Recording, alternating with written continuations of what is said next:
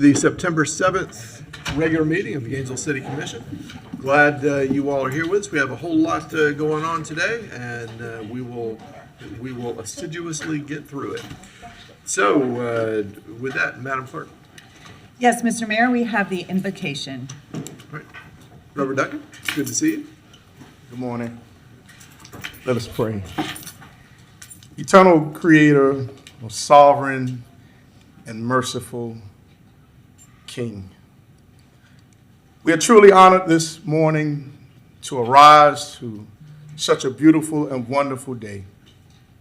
We thank you for all that you've done over these last couple of weeks, how you've sheltered us from the storm and continue to provide us with the support and the resources as a community to always help those in need. May our hearts continue to be merciful as we look towards your hills for the help that we always are certain of. We thank you for the wise counsel as one voice within this dais, that everything that is said and done in this place will reflect upon the hearts of our city to impact all of our neighbors. May we continue to look for brighter days, being optimistic for the hope that lies ahead. We know that you are in control of all things, and in all things we look to you. May you continue to have your way in each and every one of our lives, that we never become a respecter of person, but we understand the quality and the value of love through all identities. May you continually and gracefully keep us connected as we look forward in serving one another in the example of love and truth. May our communities be reflective of all counsel and all things, unified as one voice, having an impact and being a light to all cities and all communities. May you gracefully continue to reflect in your love upon all of us in this space as we share in this value. In your most precious name, amen. Amen. Amen. Thank you, Pastor Duncan. It's always good to be with you. I appreciate it. Yeah. Also want to thank Sergeant Bazooka and Corporal Houston for being with us to look after us this morning from GPD. And Madam Clerk. Yes, we have the adoption of the agenda. So moved. Sorry, we need to get there we go. You have the modifications there up on the screen. So moved with modifications. Second. We have a motion and a second to adopt the regular and consent agendas. Anyone have public comment for the consent agendas? We do not, sir. Okay. All in favor, say aye. Aye. Any opposed? All right. We have agendas. Before we move on to this, the next item, I would add for anyone with us in the auditorium or who is watching from home, if you want to make comment when we have what we're about to do, which is, I'll get you the terminology here, early public comment on agenda items. That's an opportunity for you to speak to something that is on the agenda, but that you can't stay for. Now, if you make comment on it when we give you the opportunity here, it means when the item comes up later, you've already had your opportunity to comment. But if you want to speak on something and you can't stay for it for when it comes up on the agenda, we're happy to have you at that opportunity. We have regular public comment, which comes at the 1 o'clock session, when we have a half hour where folks can say whatever they want to talk about. That is different than this early public comment we're about to roll into now. So, Madam Clerk. We have early public comment, and I don't believe we have any speakers signed up. Okay, thank you. Commissioner Buck. Thank you, Mr. Mayor. I just want to say one of the items on our consent agenda this morning was the state legislative priorities, and I want to appreciate Madam Manager and our legislative liaison, who I know is in the galley there, for putting that together. And I think it's significant that several of these items are actually consistent with some of the same advocacy of the Florida League of Cities. So I appreciate that, and I think it's a good list. Thank you, Commissioner Buck. Madam Clerk. We have our first business discussion item, which is appointments to the Board of Trustees of the Consolidated Police and Firefighter Retirement Plan. With the recommendation, the City Commission discuss the appointments to the Board of Trustees of the Consolidated Police and Firefighter Retirement Plan and take appropriate action. Okay, so we have two applicants, Yeah. Walt Berry and Steve Marvell, Correct. and two openings, correct? Correct. Two openings with two applicants. Okay. And they were invited here this morning. Anyone, Mr. Marvell, did you want to speak on that, or do you think we know who you are? Okay. Mr. Eastman. I move to approve Walter Berry and Steve Arbel for the 2 terms to the Board of Trustees for the Consolidated Police and Firefighter Retirement Plan. All right, we have a motion and a second. Any public comment on this? We do not have any cards, sir. Okay. All right, all in favor, say aye. Aye. Any opposed? All right, congratulations, Mr. Marvell and Mr. Berry, wherever you may be. I would also note that, I should have mentioned this earlier, if you want to make public comment on any of the things we're considering or choose to be a part of open public comment later in the meeting, please see Mr. Carl over here and fill out a card so that we know who you are and can call you in the right order. We try to keep it orderly in that fashion. Madam Clerk. Yes, Mr. Mayor, we have the mayor appointment, Gainesville Housing Authority. All right, so the Gainesville Housing Authority Board is appointed by the mayor with confirmation from the city commission. That's the only board that we do that with. The rest of them are full commission, requires, a different application process. There was one applicant, Craig Carter, who has been on that board, and he is my recommendation for reappointment to that board. Do you want to speak, Mr. Carter? Okay, all right. Is there any other public comment on that before we? I do not have any public comment. Okay. Commissioner Duncan Walker. Thank you, Mr. Mayor. And thank you for pulling this item from consent because it is something that I did wish to discuss. First of all, thank you, Commissioner, for being here, and thank you for your service on that board.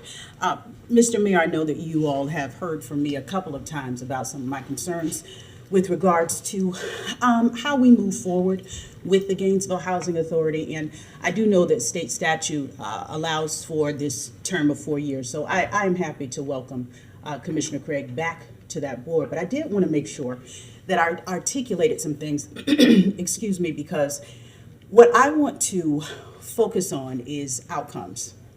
I want to focus on outcomes for the individuals that live in the Gainesville Housing Authority, and I really want to make sure that this board has the opportunity to hear from me, the District 1 Commissioner, where the majority of your housing stock is, but also so that you can hear from us as a commission, because it has been my observation that several of us on this dais are concerned about outcomes. We are concerned about the preservation of affordable housing, and there are some concerns. And so I will be bringing some things forward to my colleagues, Mr. Craig, at a future meeting that address this in a much more specific way. But I wanted you to hear my heart today. I have made a few requests of your executive director that have not been responded to. And I'm hoping, excuse me, that you, in your appointment and your continued service to this board, will be able to assist us in getting that information. We were told a few months ago that we would receive a 5-year plan. We did not receive that. I actually had to go online, pull it myself. I provided it for my colleagues at the dais one day. About a month ago, when your executive director was back again, I asked if there was a capital plan. We were told that there was, and that we would receive one. We have yet to receive that. This board has chosen to partner with you at the suggestion of our city manager. And we could partner with a number of other organizations that are providing affordable housing, but we partnered with the Gainesville Housing Authority. Now, what that partnership means is something that I'm hoping to clearly define as we move forward. I'm actually even looking forward to clarifying some potential requirements for that partnership and what that means, because we want real outcomes and because we want to help you get those things. I don't necessarily believe that our goals already different, but I want to make sure they're defined as we move forward. But I just want to make sure that I am clear that for me, it is unacceptable that a request be made from this dais and it is not responded to. We are partnering with you. We're providing resources, money, leverage for you to get more money.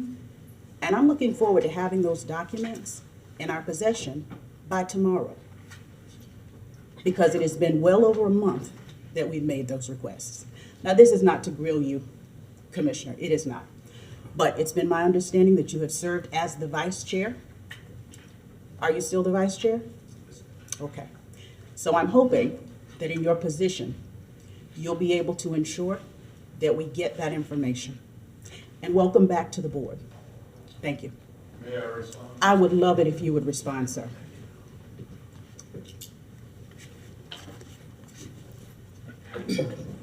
Thank you very much. Craig Carter, Vice Chair of the Gainesville Housing Authority. Commissioners, as you may or may not know, I served from 2014 to 2017 on this commission. I'm extremely passionate about housing. I was Commissioner of District 3, no disrespect to District 3, but we had a palm tree go out of kilter one day. That was our big issue. I spent a lot of time in District 1 because it was an underserved area in my opinion. And I'm extremely passionate about District 1 and about the housing of District 1. We have 50-year-old stock. We put a bulldozer or some of that institutional looking, it looked like people came home to a prison. How do you get excited about that? You see our new buildings, we're very passionate about it. Just like the city, the CEO works at our pleasure. We do not micromanage or do we get into the weeds with that. If there's a request from this board and you're not getting a response, I would love it if you guys would email all of the commissioners on that board. Because we are aware that there's been requests made. We're well aware we have some deficiencies in some of our units. We're not proud of that fact. But as you also know that we have a deficiency in money. Funding is very difficult for us and we are trying our very best. We would like to have everybody come home to the perfect house. We're having trouble with staffing. I'm not trying to make excuses, these are just facts. But any time that anybody at this board would like to come to our meetings, we would really welcome you because your input is important.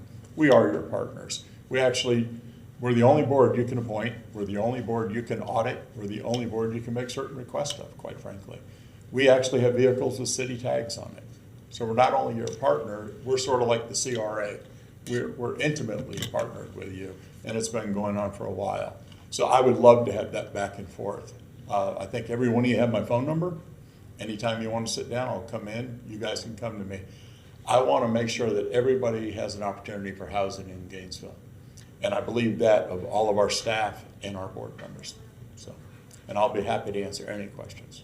Thank you, Mr. Craig. But- I appreciate your retort. Yeah, and also, ma'am, as you know, as the vice chair, I can't direct the CEO. We have to do it as a board. So I can't call her up and say, do this by tomorrow. The board has to make that decision. We have to do that. Absolutely, and I appreciate that clarity. I had actually planned on sending an email, and that is something that I will make sure that I do, because I want to I just want to make sure that we're communicating clearly.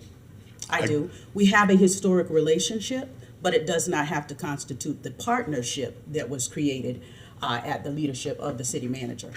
So I want to improve that relationship. We do want that information. I will follow up with an email to the entire board. I'm glad you've had the opportunity to hear from me as one of the members of its leadership as the vice chair. And I look forward to getting that information, and I look forward to your continued service, sir. Thank you very much. Have a great day. Thank you. Thank you. Anybody have a motion? Move appointment of Commissioner Craig Carter to the Gainesville Housing Authority. Second. We have a motion and a second. Still no public comment, correct? No public comment. All right, all in favor? Aye. Any opposed?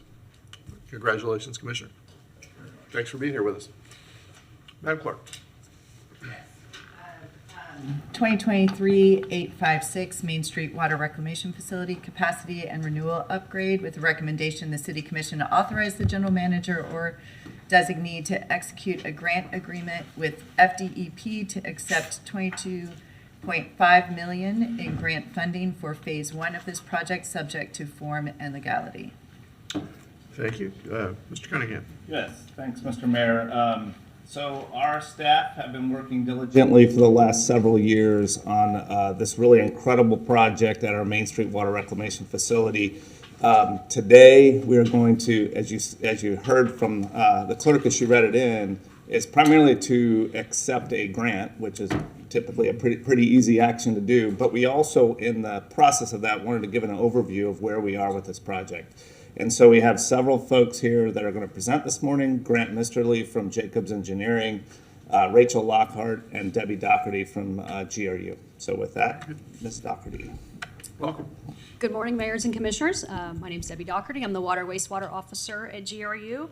I wanted to bring this project forward today. We've come to the commission several times. We've had an informational item years ago when we first kind of knew Main Street was going to need a pretty big project coming up.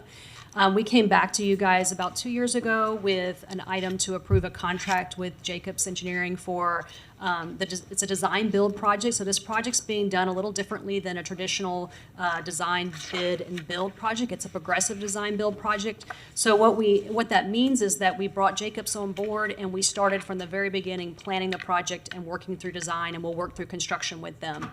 So it's a unique way, it's a collaborative way to have the experts right alongside the owner as we do the project. So we love this construction model. It's worked out very well for us. This has been a challenging project. We have some infrastructure needs that we all know. You all visited the plant, you've seen it yourself. We have some aging infrastructure we need to tackle, and we also have a capacity expansion that's needed. So, so that's kind of the drivers for the project. Like Tony mentioned, the majority of the item is informational, just to tell you where we've been since you approved the first contract with Jacobs. We did receive a grant. We want to get your approval to sign that grant agreement today. And then we want to tell you about Phase 2 of the project, which is yet to come, but we're just starting the conceptual piece of Phase 2. You know, to be very frank, the sticker shock was real for all of us on this project. It's a very expensive project. Inflation has been, the construction costs have really impacted the project. And so we wanted to bring that to you and be telling you what we're looking at, what we're finding at, and then we will bring it back for approval of that second contract. One thing I want to mention, and you may hear this several times in the presentation, the money that's in this presentation is in our 10-year capital plan in the wastewater system. It's part of the rate models that were done for the forecasted rate improvements through rate increases through 2027. It's also part of the GRU reduction plan that Mr. Cunningham has presented to you guys. So this is planned for. We put these numbers in that plan. So just wanted to kind of paint that picture. And then moving on. So this is just an overall map of our system, just to orient you. Our wastewater treatment plants are interconnected, which is a unique feature. Not all cities have that, which gives us some flexibility. Main Street is on the east side of town, on Southeast 16th Avenue, just east of Main Street. We have a small reclaim system, and then, of course, we feed to Sweetwater Park, which everyone is very aware of. Kannapolis is on the west side of town, off Tower Road, and has a reclaim system also. We're also doing the Southwest Nature Park out there, which is similar to Sweetwater. It's not the exact same thing, but it's very similar. So you guys have heard a lot about that project also. So just wanted to give you a really quick update that we had our first community open house 2 weeks ago. And overall, the meeting went really well. We had about 30, 40 citizens come by and talk to us about the project. Thank you, Commissioner Book, for coming by. He was there with us. And so it was a really good evening just to kind of get some feedback from the neighbors about the project. So that project's moving forward. So you'll hear us kind of coming back with updates in that in the next year also. So I just wanted to mention that while we were here. And then going back to the project for Main Street, when we first, this project has 5 main drivers. The capacity is a huge driver for this project. We are going to hit where in 2032 we need to have more capacity than 7.5 million gallons a day, which is what we have at Main Street. We need that expansion to 10 million gallons a day. So that's a primary driver of the project. We do have aging infrastructure. The site has been there since the 30s. We have some facilities, the concrete structures from 1967. And so those facilities need to be completely replaced, not just replacing the mechanical equipment inside of them, which is what a lot of our projects are. We're looking for O&M improvements anywhere we can save money in our O&M budgets going forward with less chemical use, things like that. We're trying to take into account. Of course, water quality is always super important to us so that we're beneficially reusing our wastewater. And reliability and redundancy is very important. We want to provide wastewater treatment 24/7. And the treatment plant is very constrained on its site. So doing a construction project there is very challenging. So we have to keep the plant operational while we do this construction project. And so we need to be reliable for the city. So those are the factors that are kind of driving those projects. So I just kind of wanted to bring that up and remind you guys of that. And then I'm going to let Rachel Lockhart and Grant Misterly take over on the technical part of the presentation. So Rachel Lockhart is our acting treatment operations director at the moment, wearing 2 hats, which we appreciate greatly. And Grant Misterly is our project manager from Jacobs. So these two work side by side to kind of bring this whole thing together. So I'll let them take over. Thank you. Welcome. Good morning, Mayor and Commissioners. Excuse me. Thank you so much for having us here today and for us to be able to present what we've been doing. We're super excited. We've been working really hard over several years. Grant and I have become very close friends through this, but it's been a great experience. So like Debbie said, I actually started out as just the project manager, so I didn't start out as the treatment operations director. I started out as the project manager for this and just feel really honored that Debbie and Tony and Brett have put that trust in me to lead this project. So it's a really big deal for our system. And what I'm going to walk through a little bit is just some history. Debbie gave you a little inkling of it. It's been around a long time. I want to tell you what we've accomplished, where we are now, and where we're going. So let me see if look at this. All right, so just to give you an idea of Main Street's timeline, Main Street has been around for a very long time. It's been serving downtown and the east side of town for over 100 years, which is pretty cool to think about. It's just been around that long. So the city actually purchased the property in the early 1900s for utility purposes. So it's a pretty big property when you look at the whole thing, but our piece of the site is pretty restrained. So you can see the C's on this diagram are our capacity improvements over time. So you can imagine that was a very small system in the early 1900s and has grown over time. Our last major upgrade was in the 1990s. And so you'll see here, that's where we reached our 7.5 million gallons a day capacity that we're at right now. And since then, we have added reclaimed water service. We've added Sweetwater Wetlands, which is a fantastic addition to the community, not just to our wastewater system. And then what I have listed on here is our Main Street Capacity and Renewal Phase 1 and Phase 2.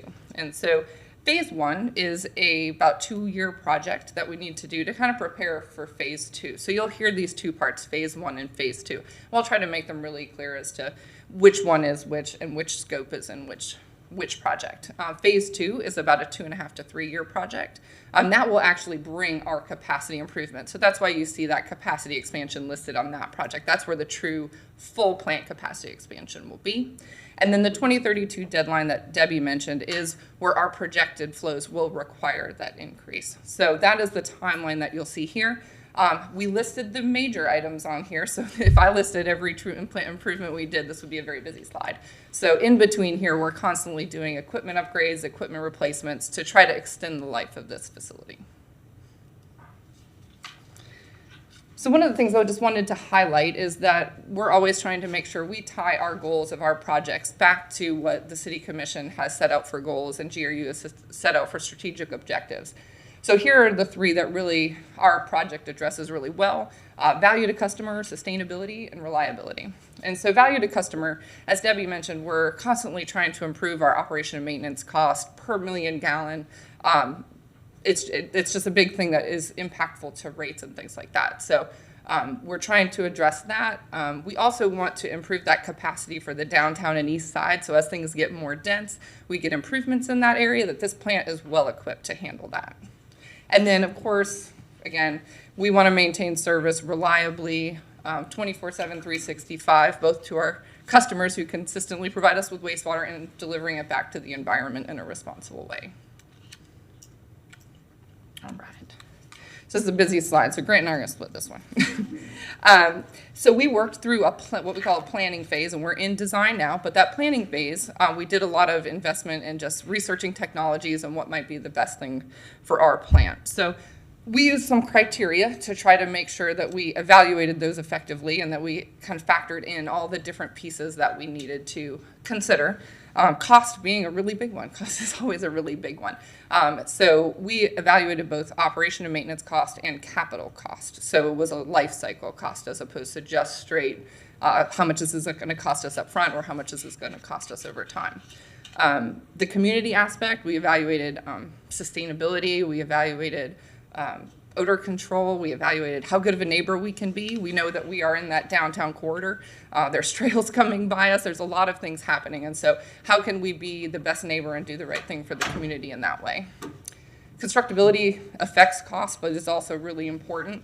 As Debbie mentioned, we're constantly trying to do this work under flow. An analogy is, changing, Tony had said it before, Brett has said it before, you're changing the tires on the car as you're rolling down the road. And being able to do that, the constructability piece is really important. So we did factor that into our analysis. And then operability and maintainability. Once you get past constructability, you've got to operate and maintain this facility. And so this is how are our operators going to handle a new technology? How will this work for us? And is it something that's maintainable to attribute to kind of lower O&M costs in that way? And then facility performance. Obviously, we don't want to buy a facility that doesn't perform the way we want. So water quality, the ability to meet that reliability factors are also in this. So that's an overview of what those factors were. Just to give a quick look, I know there's numbers on there. It can be a little bit confusing. The highest score does not necessarily represent the highest cost. So the smaller the green part there is actually the higher the cost of the project. So that is a score. It's like, you get a grade in school. The higher, the better the score is. But it was all part of the analysis. So with that, I'll turn it over to Grant to give you It's some listed by information. score, not by value. That's right. Thank you. Will you continue doing the slide turning so I don't mess that up? I'll stand over. All right, well, thank you. Again, my name is Grant Misterly. I'm the Jacobs project manager. And, want to thank you for placing the trust in us to partner with you on this project. We know it's critical and it's important and it's challenging, and we don't take that lightly. So thank you very much. And I want to kind of pick up to where Rachel left off to talk a little bit about the rigorous process we went through to make sure we're making the right selection. And as Debbie pointed out, this is a challenging project for a few reasons, but the main one is this constrained site. There's just not much space to do improvements. And so we looked at the world of ways we could do this and narrowed it down to 12 different options that we felt could accomplish this project. And with those, we did the ranking on the various factors that GRU has highlighted as important to kind of start to separate which one of those 12 might be the best. And when we did it at a high level, 4 of those really stood out as the best of the 12 options. And that's what's on this chart. And so with those 4, we then worked to narrow it down to the selected option. And so the 2 on the left there that you see, those were the ones that we ultimately dropped. They utilized a less modern technology. And when we ranked them on these criteria that were important, they kind of started to fall down, and you can see, they've got a little lower rankings. And what emerged was really this goal to set the stage for the future and bring a more modern treatment system. And the technology that emerged is really the one that was the most beneficial was membrane bioreactor treatment. And the graph on the right is the one that if we were to convert your whole plant to membrane bioreactor, that one won out. It accomplished everything, but the problem was it was also really, really expensive. And so we then developed this, what we call the hybrid option. And I'm going to talk a little bit more about that, but this is the option we ultimately selected. And it was kind of a unique thing to Main Street where, as Rachel pointed out on that graph, over the years you've had different improvements. And so you have certain trains of treatment that are at different ages. One train was built in the 1960s and it's reached the end of its life. Another train was built in the 90s and still has some useful life left in it. So what we did with this hybrid option was utilize this membrane bioreactor treatment in the part that's at the end of its useful life and then continue to use the part that still has some life left in it. So it's kind of a hybrid that accomplished the benefits of both. And so to tell you a little bit more about this hybrid option, we really see it as the best of both worlds. There's a concrete basin that was built in the 1960s that if you've been out there, you can see the age of it and the challenges with it. Through this project, that will be replaced with a new concrete basin, and that's where the membrane bioreactor treatment will go. Some of the other basins that were built in the 1990s will continue to utilize and continue using that infrastructure. But it balances improving the performance and treatment of this plant while not driving the cost too high. It accomplishes some things that were very important and honestly are keys for treatment plants like this, which is improving the reliability and redundancy. And so when Rachel talks about providing capacity, we also need to provide capacity to take units out of service to work on them and still be able to meet the treatment requirements that are set by the permits. And this one does that. And so really it emerged as the best option for this project. So I'll give you a little bit of information. So if you guys, I think most of y'all have been out to our site, and we're happy to have you again if you ever have questions. This is a map of our site, and so you'll see, does this thing have a pointer? Oh, it does. That's fantastic. So you'll see, we wanted to kind of give you a layout of our constrained site. Is it easier over here? Sorry, Grant. Yeah, that's better. There you go. So this is our site here. Here's 16th Avenue, Southeast 16th Avenue here. This is Main Street over here. This is Sweetwater, running right down here. And then this is the RTS parking lot, the old city landfill area over here. So you can see we're pretty bordered on all sides by various constraining factors. So we have to get really creative on how to phase these, phase 1 and phase 2, to try to maximize our use of the site. So you'll see that if you drove by there today, there's not a whole lot up here on the top of the site. So we're moving a lot of this phase 1 preparatory work up the hill so that we can get the best benefit that we can out of that site. So this will include some piping, some gravity piping that collects wastewater flow from the east side and the downtown quarters of town, as well as several lift stations, so pump stations. And then we'll have one main pump station here that will boost it all the way up to our treatment facilities to start that downhill roll that wastewater treatment plants like to take the benefit of. And so that is all happening up here. And then phase 2 is what we'll talk about, is the true technology and capacity expansion. So you'll see it's a significant part down here. This is that old concrete basin that Grant has referenced that might be a little scary if you walk around on it. It's a very old basin. It has some significant signs of age. But if we centralize all these facilities up here, it does give us space for that future treatment and allows us to best utilize this site. So wanted to highlight some of those facets there. All right. Grant, I think you are back. So as Rachel mentioned, this is going to be done in phases. And so I want to kind of shift gears a little bit now to just talk about the phase 1 work that Rachel pointed out on that map. The phase 1 work is about $50 million of work. We're very close to completing the design of that. It's going to be done in December of this year. And then construction is slated to begin in the spring of next year on phase 1. Now, one of the challenges that we faced through the planning of this, and we've all faced personally, is inflation of costs.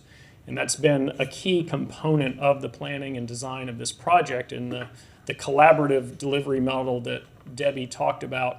One of the benefits is not only do you have a team of engineers working on this, but we have our construction arm reviewing it, who's getting real-time pricing on costs to give us feedback of, galvanized steel is going up, can you use a coating instead, to really help us value engineer the project as we go along. But I'll talk a little bit more about inflation on a future slide, but wanted you to know that that's been a key part of the design and planning and some of the changes we've made along the way to this. So phase 1 is going to include some improvements to some of the pipes that bring the sewage to the treatment plant. It'll have a master lift station which pumps the flow up to the treatment plant, screening to remove any large debris that's coming in, grit removal, which kind of as sewage moves through the system, it collects sand and dirt, and so this helps remove the grit so it doesn't damage any downstream components of the treatment plant. Obviously, to be a good neighbor, we'll add odor control to reduce any potential odors from it. And then there's some ancillary improvements to support these things that are electrical components and standby generation to provide backup power, as well as some improvements to safety and security out at the plant. As Grant mentioned, I did just want to revisit that this phase one project is part of the $50 million that was previously approved. So we're here today really to request approval for the $22.5 million of grant funding that we have. And so all of this in phase one was previously approved. So I kind of wanted to pause there because we're going to move into some future stuff, and I want to make sure there's a kind of a clear delineation on what's going forward and what we have already done. But as Debbie mentioned, this is part of the plan. All of this work has been included in our capital projects and the rates that you guys have discussed. So this is well planned for. So with that, I'm going to let Grant move into phase two, the future. The future, phase two. So this is where the membrane bioreactor treatment comes in, and I want to talk in a little bit more detail about that. One of the things that makes it such a beneficial technology, a lot of places are adopting it, but it makes it particularly important for GRU, is that traditionally wastewater treatment, each step in the treatment process is a different facility, so it's very linear. And what membrane bioreactors do is take several of those steps and combine them in one, so it frees up real estate. And what that's very important on a site that's very constrained, but also very important if you're looking towards the future, knowing that water quality regulations and water quality goals are only going to get more stringent. It leaves options open for you in the future if we haven't utilized every square inch of the site. It gives you flexibility in the future. So with the membrane bioreactor treatment, it also produces a very clean effluent, which is the water that comes out that's treated. And it allows us to use what's called ultraviolet disinfection for it because, and what that does is it gets rid of using chemicals for disinfection. So it's an improvement there. And because the water is so clean coming out of this membrane bioreactor, we can use that technology. To support that, it's going to have, similar to phase one, some electrical buildings and backup power store on the site through this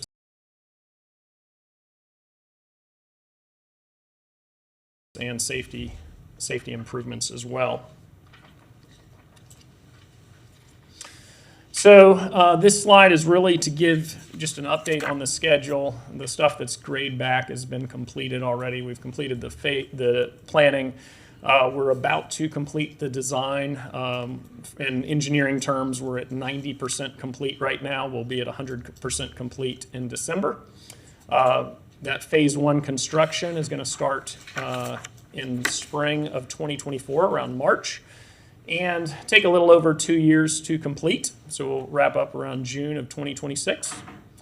The phase two design, which is where we get into the treatment with membrane bioreactors, that's underway now, but it's not as far along as the phase one design. Phase one design is almost complete. We started the phase two design in August, and so in engineering terms, we're about 20% through that. So it's at a much earlier stage than the phase one design. And the construction of phase two timing is to be determined. As Debbie mentioned, obviously it has to be done by 2032, but when in that window it actually occurs hasn't been determined yet. And yeah, I mentioned inflation before. This is a challenge for all projects and all of us over the past few years. Inflation and volatility has been significant. It's been a challenge for this project and every other one trying to nail down construction costs because they've changed so rapidly, especially 2021, 2022.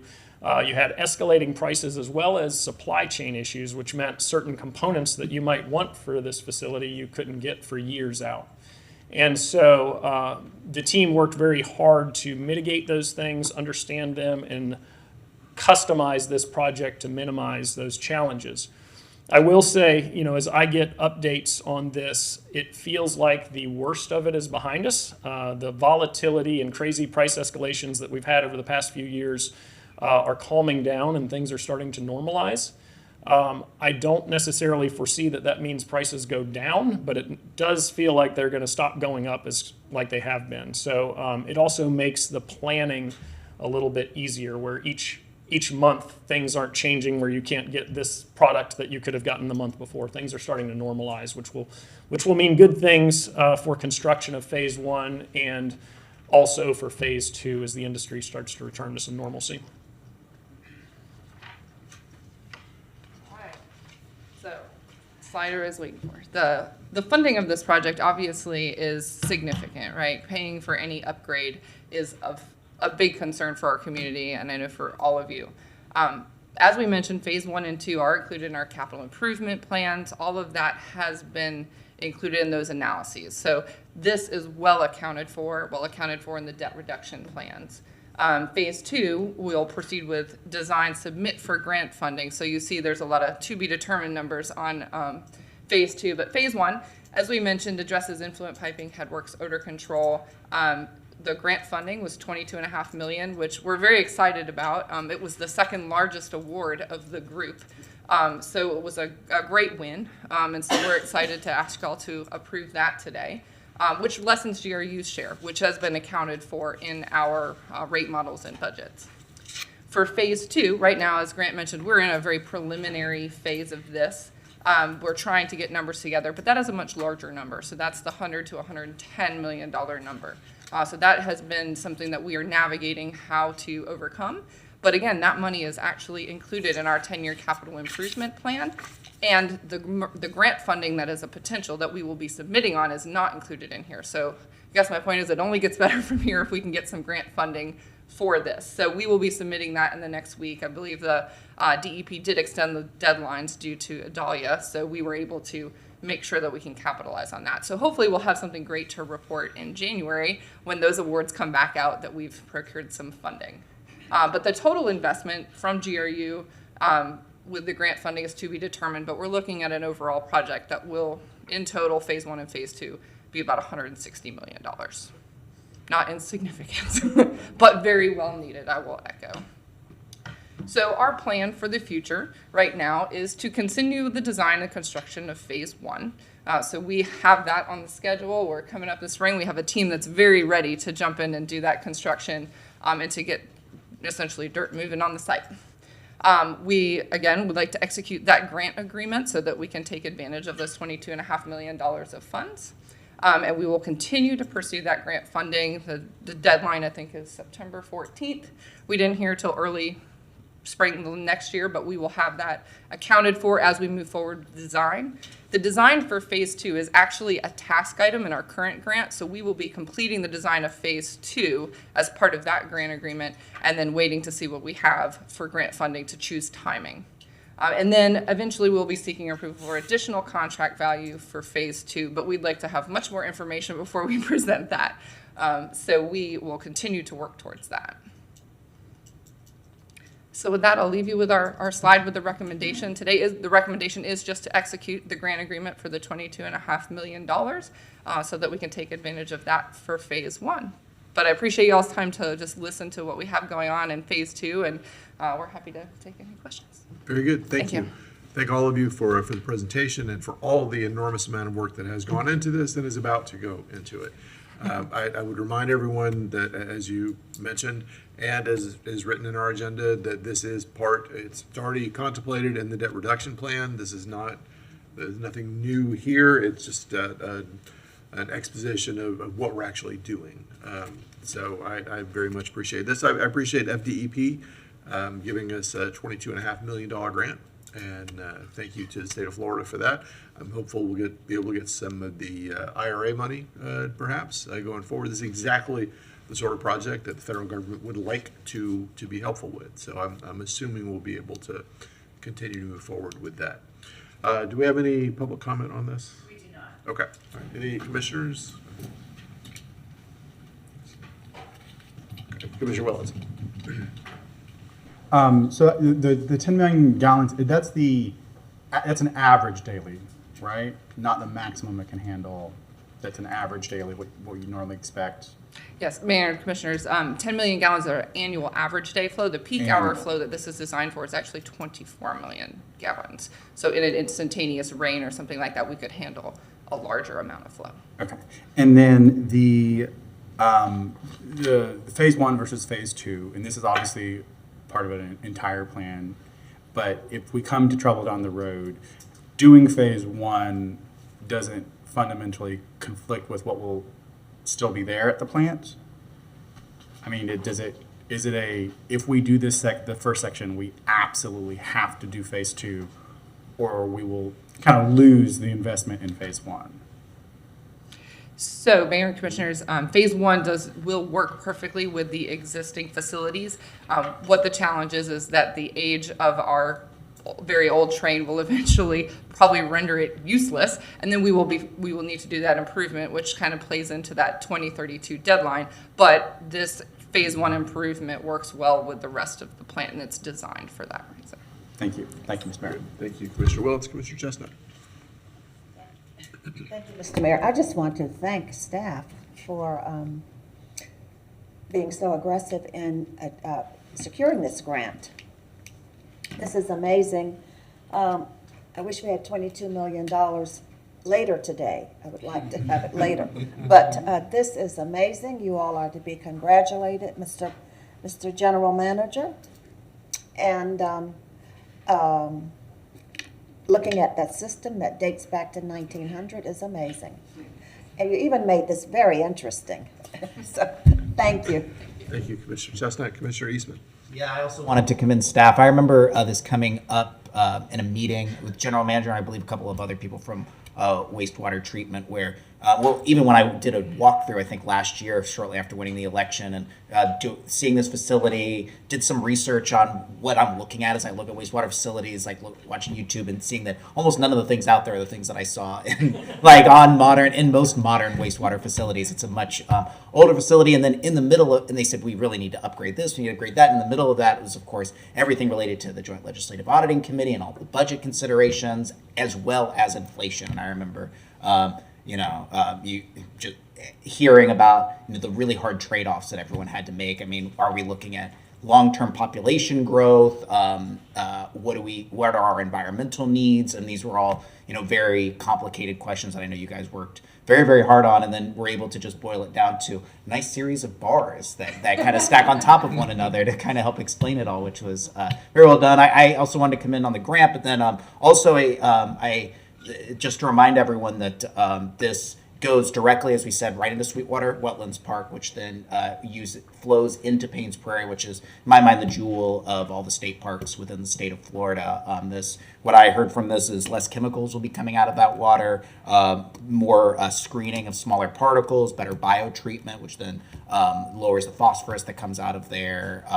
This is good just for the long-term planning in terms of our population growth and in terms of our environmental protection, which of the jewel of the state of Florida. And so I think I really appreciate all the work you guys put into this. So thank you.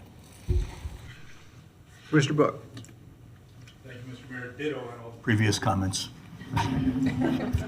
Thank you. So I hope you all feel the love. We very much appreciate what you're doing, but we're going to need a motion at some point. On page 10, or right up here. It's right up here. Yeah. I move to authorize the general manager as designee to execute a grant agreement with FDEP to accept $22.5 million in grant funding for phase one of this project, subject to form and legality. Second. So we have a motion and a second. I see no further lights. All in favor, say aye. Aye. Any opposed? All right, that passes unanimously. Thank you all very much. We look forward to lots of clean water.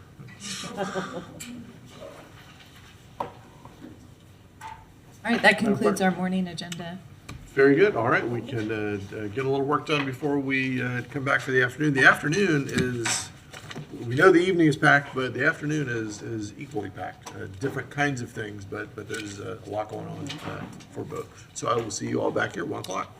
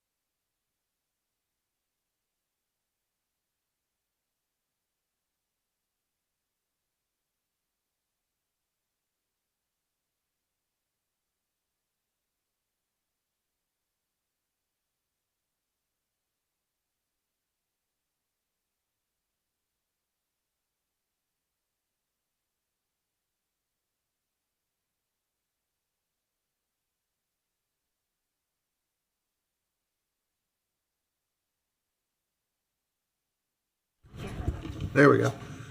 Welcome back to the afternoon session of this September 7th regular City Commission meeting. Madam Clerk, Mr. Mayor, we have the Gainesville History Moment with Miss Donna Waller. welcome.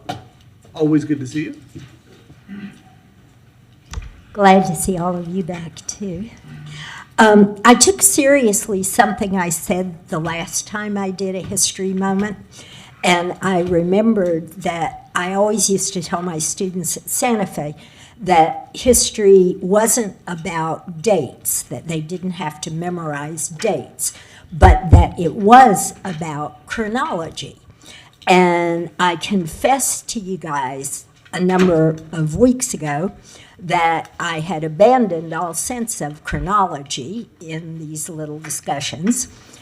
And so I thought about that, and I decided, I'll go back to the beginning. But those of you who are not historians probably can't appreciate the conflict with those words, the beginning, with any kind of historical topic. So I decided to go back to where I began. And any of you who remember my discussion of the Stephen Foster neighborhood might recall me saying, you should look at the abstracts of your own property if you live inside the city. So I decided there are two beginnings, and I will do one of them today, and then next time I appear, you'll get the other beginning. And they intertwine a little today. But if you live inside the city of Gainesville and you ever look at the abstract of your property, the first words you see are the words Arredondo Grant, okay? And I have to confess that I was stupid about this. I'm a native Floridian. I understand that St. Augustine is the oldest city in the United States. I understand the Spanish history of the state of Florida. So when I looked at those words, Arredondo Grant, I thought, from the 1500s maybe, or the 1400s, or maybe even the 1300s, if you go to the fort at St. Augustine. Well, it turns out the Arredondo Grant was not about that at all. And in fact, it was a clever political move on the part of the Spanish government between 1817 and 1818. That is the date where the Arredondo Grant comes from. And what the Arredondo Grant is about is this. In 1819, the U.S. and Spain signed a treaty that gave the United States control of Florida for the first time. And seeing that coming up, the King of Spain decided that he wanted all the land in Florida to be in private hands because the Louisiana Purchase had honored all titles and land claims that had been given in that territory before the purchase actually happened. So the King of Spain woke up and he said, I think I'll give Florida to my family and friends. And that's where the Arredondo Grant came from. It was given to two brothers who were cousins, basically, of the Spanish monarchy. So that's how the Arredondo Grant came to be. In 1819, that treaty was signed, and it appeared, because the rule was you follow international law, that the Spanish king had it correctly. What he did not count on was Andrew Jackson, who really, if you like history, read about Jackson. Quite extraordinary. Jackson, of course, wanted Florida for farmlands for his constituency, lower class white males coming in from other parts of the South. And so at his urging, the U.S. Congress passed a piece of legislation that said no land grants in any area that we acquire that are put in place after 1804 are going to be honored at all. Okay, the Arredondo grant was 1817. So what happened was the owners of the 289,645 acres of land that stretched over all of Alachua County, Levy County, and part of Marion County, did a very American thing. They decided to sue. And actually, the United States versus Arredondo was one of the most famous court cases of the 1830s. The actual claims weren't settled until after 1900. But ultimately, the U.S. Supreme Court found for the Arredondos, and the land and the profits from the sale of the land ultimately went to the Arredondo family in Spain, but not for about another 50 years. In the meantime, another beginning, by 1824, 14 people, 14 countable white males, were living in Hogtown. And by the time the Arredondo claims were settled, the people who had settled Hogtown had stretched out all over Alachua County, and there was no Spanish influence left. And the other piece of the story that comes whenever I see you again is in the court case, the discussion of the Arredondo grant says the Arredondos took possession of abandoned Seminole land. That's the exact words, abandoned Seminole land. So when I see you next, I'll talk to you about the abandonment of the Arredondo grant. Thank you so much. Much appreciated. Before we see you in here again, I will read that court case. I'm looking forward to that. Thank you. Very good. Madam Clerk. Yes, next on the agenda is early public comment, but we do not have anyone signed up. So I'll remind everyone, early public comment is your opportunity to speak on an item that you can't stay for. That's something on the agenda that you would like to speak to that you can't stick around for. But if you speak to it now, you don't get to speak on it when it comes up. So anyone who wants to speak on any of the items that are on the agenda or wants to speak at general public comment, which will be coming up next, please do try to fill out one of our speaker cards and pass that to Mr. Carl over here at the desk. All right, Madam Clerk. Next is general public comment, and we have no speakers.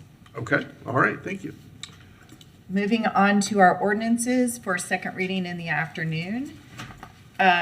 We have ordinance number 2023-528, an ordinance of the City of Gainesville, Florida, amending section 30-4.17 and section 30-10.3 of the Land Development Code, chapter 30 of the City of Gainesville Code of Ordinances, regarding dimensional standards in the residential single-family for RS RSF-4 zoning district and requirements for non-conforming lots, providing directions to the codifier, providing a severability clause, providing a repealing clause, and providing an effective date. All right, thank you. Mr. Attorney, did you have any preparatory comments to this? I wouldn't expect any, but I wanted to give you the opportunity. No, it's on second reading. I think we had a presentation before, and I'm not sure if they intend to do another recap of that, but we're good to go. Thank you. Mr. Coffey, you're the petitioner. Did you have comments? Thank you, Mr. Mayor. I don't have a presentation for today, but I am here and happy to answer any questions. Okay, very good.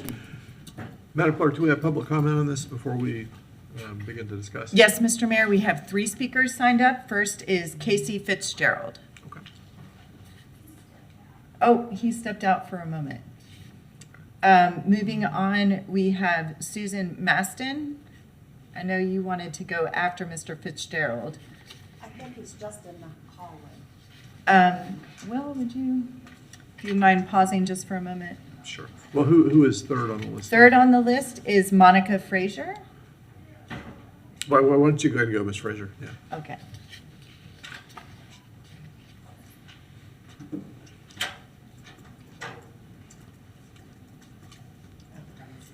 All right. Good afternoon. I'm Monica Frazier. So I am opposed to this, but I just really want to speak about the process again. I understand that the benefit of citizens bringing issues to the city to review for change, to make us all better. However, I believe that they need to be done from a strategic lens. And I do not believe that that happened in this instance. It's my understanding that the city just chose not to send out notifications to the almost 800 property owners whose land could be affected by this, simply because they just didn't want to do the work, because then you'd have to notify all of the surrounding neighbors.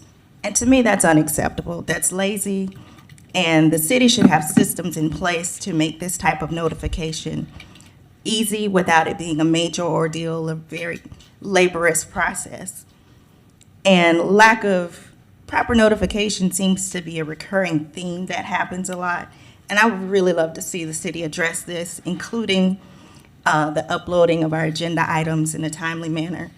I would ask that you consider, if you implement this, some type of tracking mechanism to see what is actually built and what's being monitored, because you need to know the long-lasting effects. What Andy wants to do is for single-family housing, and that's the stated purpose of what he said. However, on those other 780-something lots that he doesn't own, we don't know what those people want to do and what effects that might negatively impact all the other neighborhoods. And so, yeah, those are my comments. I'm not opposed to what he wants to do on his land, but what he wants to do should not affect 800 other people without those people being engaged. You know, city engagement, that's what the city is built on. We should come together. You represent us, but you should hear our voices in order to know what we want, in order to better represent us. And that's how I stand. Thank you. Thank you. Mr. Fitzgerald, do you want to? Go ahead and go. Thank you. Although I was hoping not to follow Monica again, it's just always seems to happen. Again, Casey Fitzgerald, here representing Gainesville Neighborhood Voices. Just a reminder, one of our primary goals is to work cooperatively together to develop and implement plans and programs that result in significant increases of affordable housing in Gainesville. I guess what I'll really do is just go straight to our recommendation from the first reading. This is what we had proposed before. And again, Mr. Coffey was kind enough to come to one of our workshops, roundtables, and talk about things. And again, as Monica mentioned, we may not have trouble with that, but the more sweeping, across the board, peanut butter spread of, I have up to, 500 plus, maybe 900 plus. I'm not sure how many there really are out there. Maybe it's 750. But to apply this across the board seems a little bit less than prudent. And so we would rather this not be, handled in that manner. So what we would recommend instead is to, revise the variance process so that it's much easier to implement. Limit the number of lots that can be done at one time as opposed to 500 to 900, and then establish mechanisms to ensure proper notice. Beyond that, I'd just like to say that we also have some concerns about, this showed up on the agenda sometime after Friday. I'm not sure exactly when. In general, we'd like to have more notice on some of these. We had to have a Sunday night emergency meeting to try to, figure out where we wanted to go with this. And I do have one other concern, which I just wanted to share, and this, I think, did get to your attorney right before the meeting.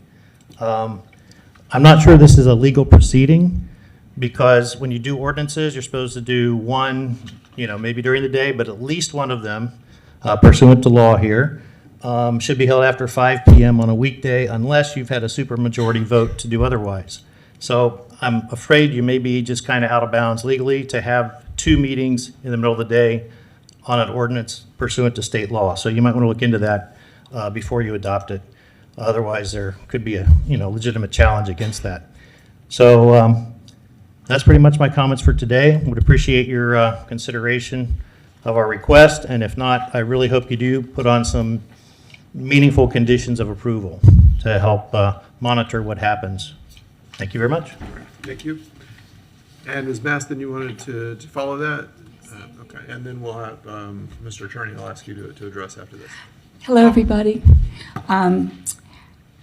I'd like to start off with saying that I had a really meaningful, sincere conversation with Mr. Coffey a few days ago, and I so appreciate that, where we really could share ideas. And one of the ideas that I started is this.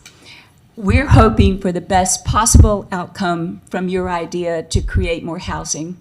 And I absolutely support small houses. I think they have their place and they work into many neighborhoods. And when they're done beautifully, as Mr. Coffey intends to do, that's a gift to the neighborhood. So I started off with, there's the best outcome. What's the worst thing that can happen? And a little bit kicking back to what my friends have said, that there are hundreds of families who may not have received or our postcard about the meeting to discuss this idea with Mr. Coffey about the RSF4 change of zonings. So here's my worst case scenario, and I can imagine that many people share this. Awakening to the sound of a bulldozer next door with no notice, no idea that it's coming, and seeing your trees fall down.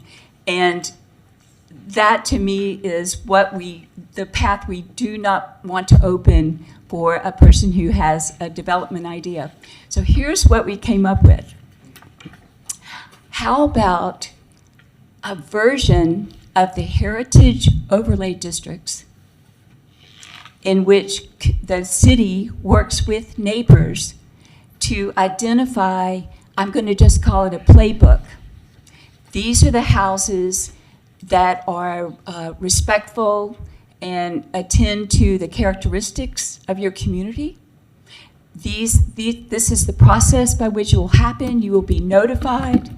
You will have an understanding. You'll have a chance to share ideas, leaving as much growth as possible around the perimeter of the land so that you have that gift of the natural world, lessening the blow, and that builder knows that the city has agreed, the community has agreed on these different types of plans for this community.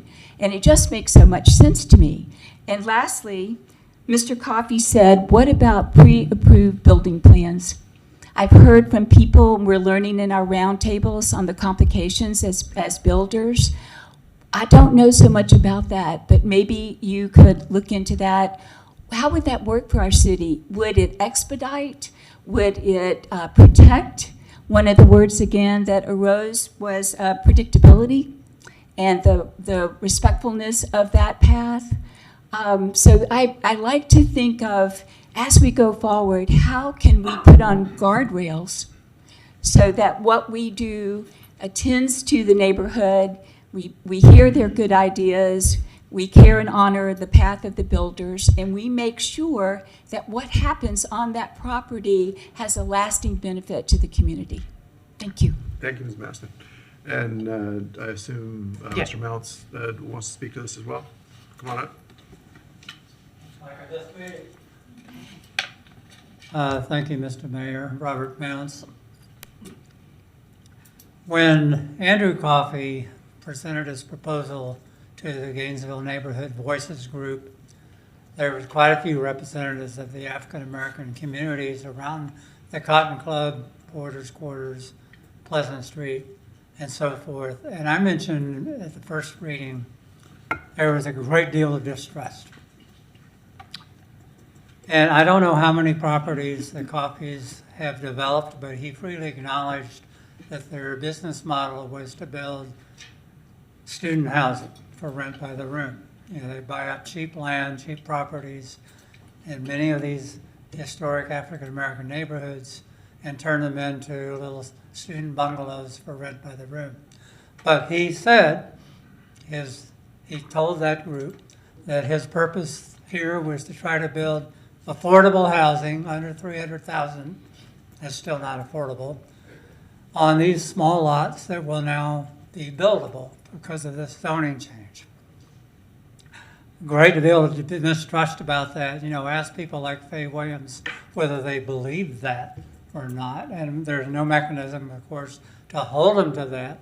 But what is true is that when you make this zoning change, whoever owns those lots, the 12 lots plus lots elsewhere in the city, that value is going to go up, and they're free to build by right whatever the zoning allows. So I would like to hear the Coffeys repeat before this audience, which I didn't hear last time, is that this is their business plan.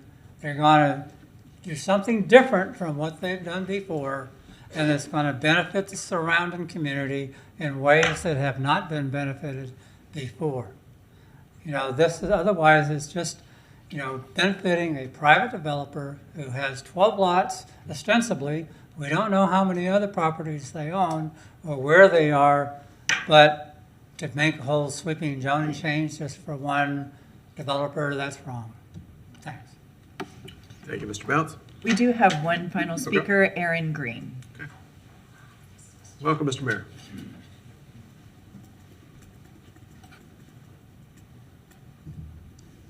Good evening, Mr. Mayor, City Commission. If passed as prologue, Mr. Coffey is not going to build affordable housing on these lots because he's built quite a few structures in the Northwest Fifth Avenue area in Porter's, and that's student housing, rent by the room. Now, I'm sure he will make any presentation that it takes to get this passed, but the larger community has not had an opportunity to know about this. And I recall your meeting on August 15th when I was here with all of these exclamations about community engagement, equity, etc., as it related to the development of a comprehensive plan.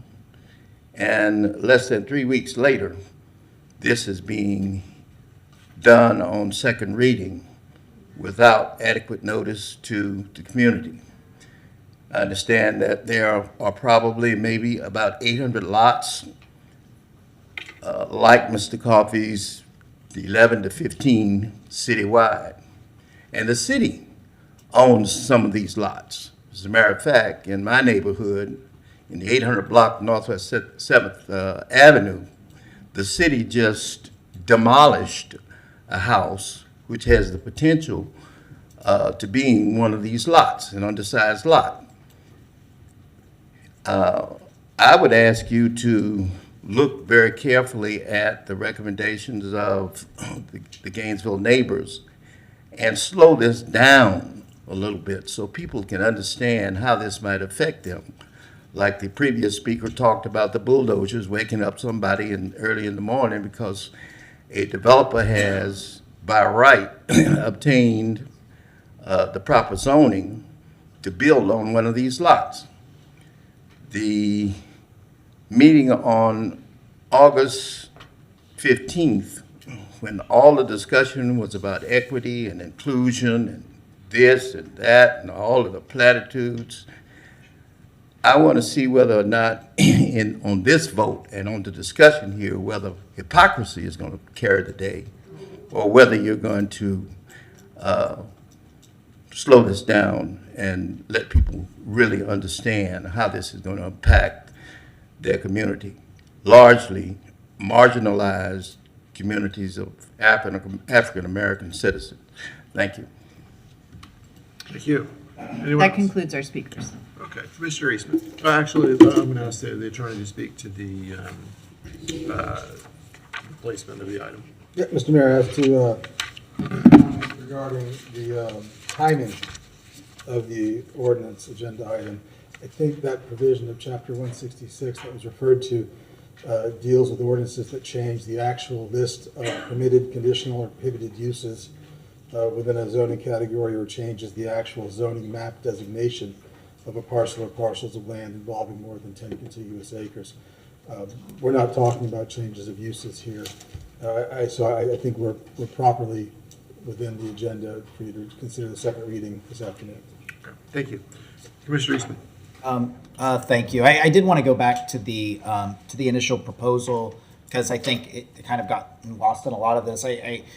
Just to reiterate from the last time I guess you could split this down into two different things, right? There's one, there are a number of lots and plats within the city of Gainesville that were already approved by government or put on the books. I'm sure how those got on the books over time have changed, but they exist, and they are lots and plats that theoretically could be built on. Some of them do not fit the standard. They are too small for them to be approved or for even to be considered for approval. And so the question is should a lot or a plat that has already been approved by government at some point able to put some kind of a building on it? And the other one is for this one zoning district, which is by far our smallest residential single-family zoning districts, less than, I think, 1% of the overall land mass in Gainesville, and I think about 3% residential single-family. Should we change the setbacks, which are currently at 7.5 feet, down to 5 feet, which is the same that the county has, the same that's in residential conservation? It's a fairly shallow change in terms of what that zoning would do. And so I know that every time we bring up questions of zoning and things like that, it gets kind of spooky. I heard questions about whether this would change single family, about bulldozers, and I want to just zoning has a very powerful impact on a whole lot of different things, but there's certain things that it does and certain things that it doesn't do. It doesn't decide whether or not your house will get bulldozed, whether the house next door can or cannot be bulldozed over and something built in its place. I believe what Andy said from before was because these lots are smaller, well, that students like larger homes. You could split a larger home up into 4 rooms, make it a 4-4, and have students split every room, and that would be a larger house. Or you could have a smaller lot. You could have a smaller home, which tends to appeal to either young professionals or downsizing empty nesters or to graduate students that tend to be quieter and want kind of a smaller space. Either one of those things could go within any of the plots that are in there or really anywhere else in the city of Gainesville. And zoning does have an impact on that, what is feasible within a location. But it doesn't decide whether or not it can be bulldozed. I heard things about whether or not who you can rent it to. We don't really have very many tools to determine whether a student can be rented to or a family. Obviously, a lot of families need a lot more homes in this community. But what we have control over is how large must your lot size be? How far from the side line can you build it? And to me, this seems like just simply adopting the county's standards for how close to the side of the lot does not seem like a radical change, and it's in fact giving more rights to the people in those 800 or so properties, or 500. I know that we're unsure exactly how many lots this covers. And so I'm happy to make a motion to approve 2023-528 on second reading. Second. There's a motion and a second. Thank you, Commissioner Eastman. Commissioner Chestnut. Okay, thank you, Mr. Mayor. I'm going to offer a different motion. This is not a simple issue.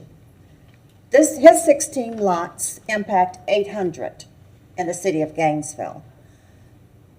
What has happened is the black community has been destroyed over and over again.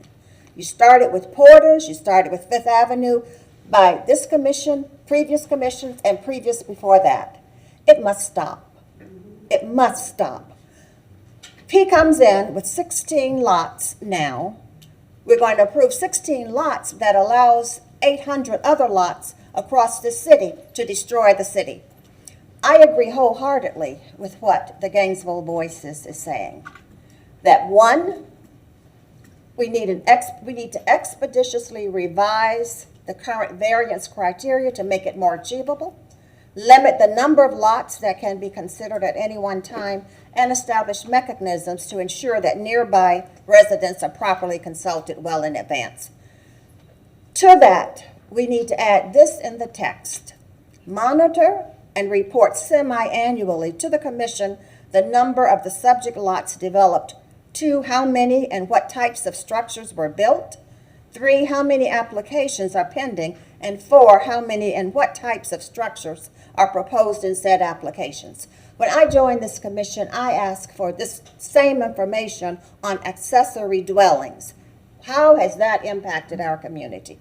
2, include a 2-year sunset clause in the ordinance such that the commission can review the required report to determine if the text change should be continued or eliminated. And then 3, develop an enhanced notification process for notifying citizens when you're coming into their neighborhood. Now, when this was heard on August 15th, you had people here talking, you had the president of the NAACP speaking on behalf of citizens because people had not been notified that Mr. Coffey was coming into their neighborhood with 16 lots that would change the whole complexion of this city. They had not been notified. However, Gainesville Voices took it upon themselves to notify and pay for citizens to be notified of this change so that they could get them to the meeting. Now, that is something that we should do as city staff. That is something that we should do. I think a few years ago, there was a proposal, a paper from 1,000 Friends of Florida that came to the Plan Board, that the Plan Board adopted 5-1. And it talked about how to better citizen engagement in zoning. I don't think that ever reached the commission, but it needs to. It needs to. We need to listen. We must stop this attack on black neighborhoods in this city. This commission cannot allow this to go on. You're destroying us. That's going to be my motion. I hope you defeat what Mr. Eastman has put on the floor because I'm coming back with this. Thank you, Commissioner. Commissioner Book. So thank you, Mr. Mayor. I think I like the fact that one builder in this particular case came forward, went to a meeting, engaged and got feedback, and then went through the proper process to essentially get variances on those properties. And I think that's the right process. It's the process we have in place. If it's appropriate, it's ethical, and it impacts the lots that builder actually spoke about. I think probably the issue I have just with this particular action is that one builder's action is now going to cut across our entire community in communities where our speed of action didn't allow them the chance to have input. And that's really problematic when you do that. Now, I know if we were to notice as a city 800 and something lots, we're going to get some neighborhoods that are going to say, we don't want it. Some neighborhoods that'll say, we need it. Some that'll probably be in between, but that's the right way that I would prefer to go about it. This kind of harkens back to the discussion that went last year that we're across a very, very divided community. And I just oppose taking one specific concrete action, not getting community input across the community, and taking that and impacting us across all four quadrants. Thank you, Mr. Mayor. Thank you, Commissioner Book. Commissioner Duncan Walker. Thank you, Mr. Mayor. Commissioner Chestnut, I hear you and agree wholeheartedly. I want to get back to something that was an issue for me and an issue that I ran on, and actually something that we have already begun to employ here in the city. So I am going to ask for staff to come forward and just give us an idea of the status of our equitable development framework and policy, because that's what this ultimately cuts back to. What I don't like, and what I'm going to need some clarity on, is when we put things forward and when we adopt things, we have to implement them. They have to become ingrained in the way that we do business as a city. And so what we said several months ago was that we were going to adopt equitable development. We were going to tie it directly to our comprehensive plan, and it was going to guide how we made these types of decisions. So I need to have a little bit of understanding about where we are in that process. Madam Curry, is any of your staff here who can speak to that? Mr. Persons and Mr. Mayor, if I might, Mr. Persons and Mr. Edelton are prepared on Zoom, I believe, to speak, but Mr. Folston has been the interface working with them, and I'm not sure if he's here. I would like to, at some point during this conversation, to hear from them, because that is a policy that we have moved forward as a body. And if we are moving that policy forward, we need to implement it. This is where the rubber meets the road. I don't want to see us create things like this and they just sit on the books collecting dust. That's not the point. I ran on equitable development because my roots go back to that Fifth Avenue community. Because I have friends and family that lived and currently live in Porters. Because, as we have stated from this day as today, we're tired. We need change. And we've said that we are going to employ a place-based policy that actually starts to create the shift, the paradigm shift that we want to see as a city. We have so often espoused equity. Well, we have a tool in the toolbox now, but we have to use it. I'm going to conclude my comments by saying I'm awaiting for staff to come and tell us where we are in that process. I will be prepared to second the motion that's been made by Commissioner Chestnut, but I want to also add to that, Commissioner Chestnut, that this equitable development plan / framework become ingrained in what we do across the board. This should not be piecemealed. We've already said it was going to be tied to the comprehensive plan, and why we're not already doing that is where my question lies. Thank you. Thank you, Commissioner. Commissioner Willetts. Mr. Mayor, I made comments at the last meeting that the idea that this came from community developers who have land, that's the where people find out what is now non-conforming and what is unbuildable is because people who own these lots, they have an idea and they come up to a barrier. The reason why the lots, particularly the non-conforming portion of this, the reason why they're non-conforming is because previous commissions made them non-conforming. Because a lot by itself is not by God non-conforming. They were developed, they were created at some point, and then other rules later made them non-conforming. And so that, at that point, decades ago, reduced the property values of those lots.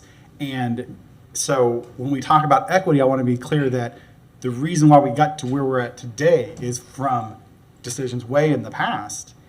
And the reason why some of these were never built on because they're non-conforming. And the only way to build on them more or less is that probably someone went by the lot next door, perhaps has a house on it, tear down one, combine two lots, have something bigger. And that's what we have seen in a lot of our neighborhoods, is that because that is the only model available, once you have two lots and you combine them to get good use of that other piece of land, then you are talking about larger structures and that have lent themselves to more of these like 4x4s, right? Which a 4x4 home is very good for students, but most families, as I say, most parents do not want to scrub 4 toilets. There's no way they're going to buy one of those 4x4 apartments for a lot of other reasons. The toilets are what terrify me. Everything can go wrong. But we get here, we are here today, these lots are here today because of previous decisions stripping away people's rights, stripping away their property value. And in that time, that property obviously has changed hands when someone realizes, can't really do anything on this, it's not much value to me, perhaps not value to anybody else. And those lots end up with people who either own a bunch of them or they buy it to add on to their property and it's just extra lawn, or an extra driveway or whatnot. But those don't provide any homes, don't provide roofs over people's heads.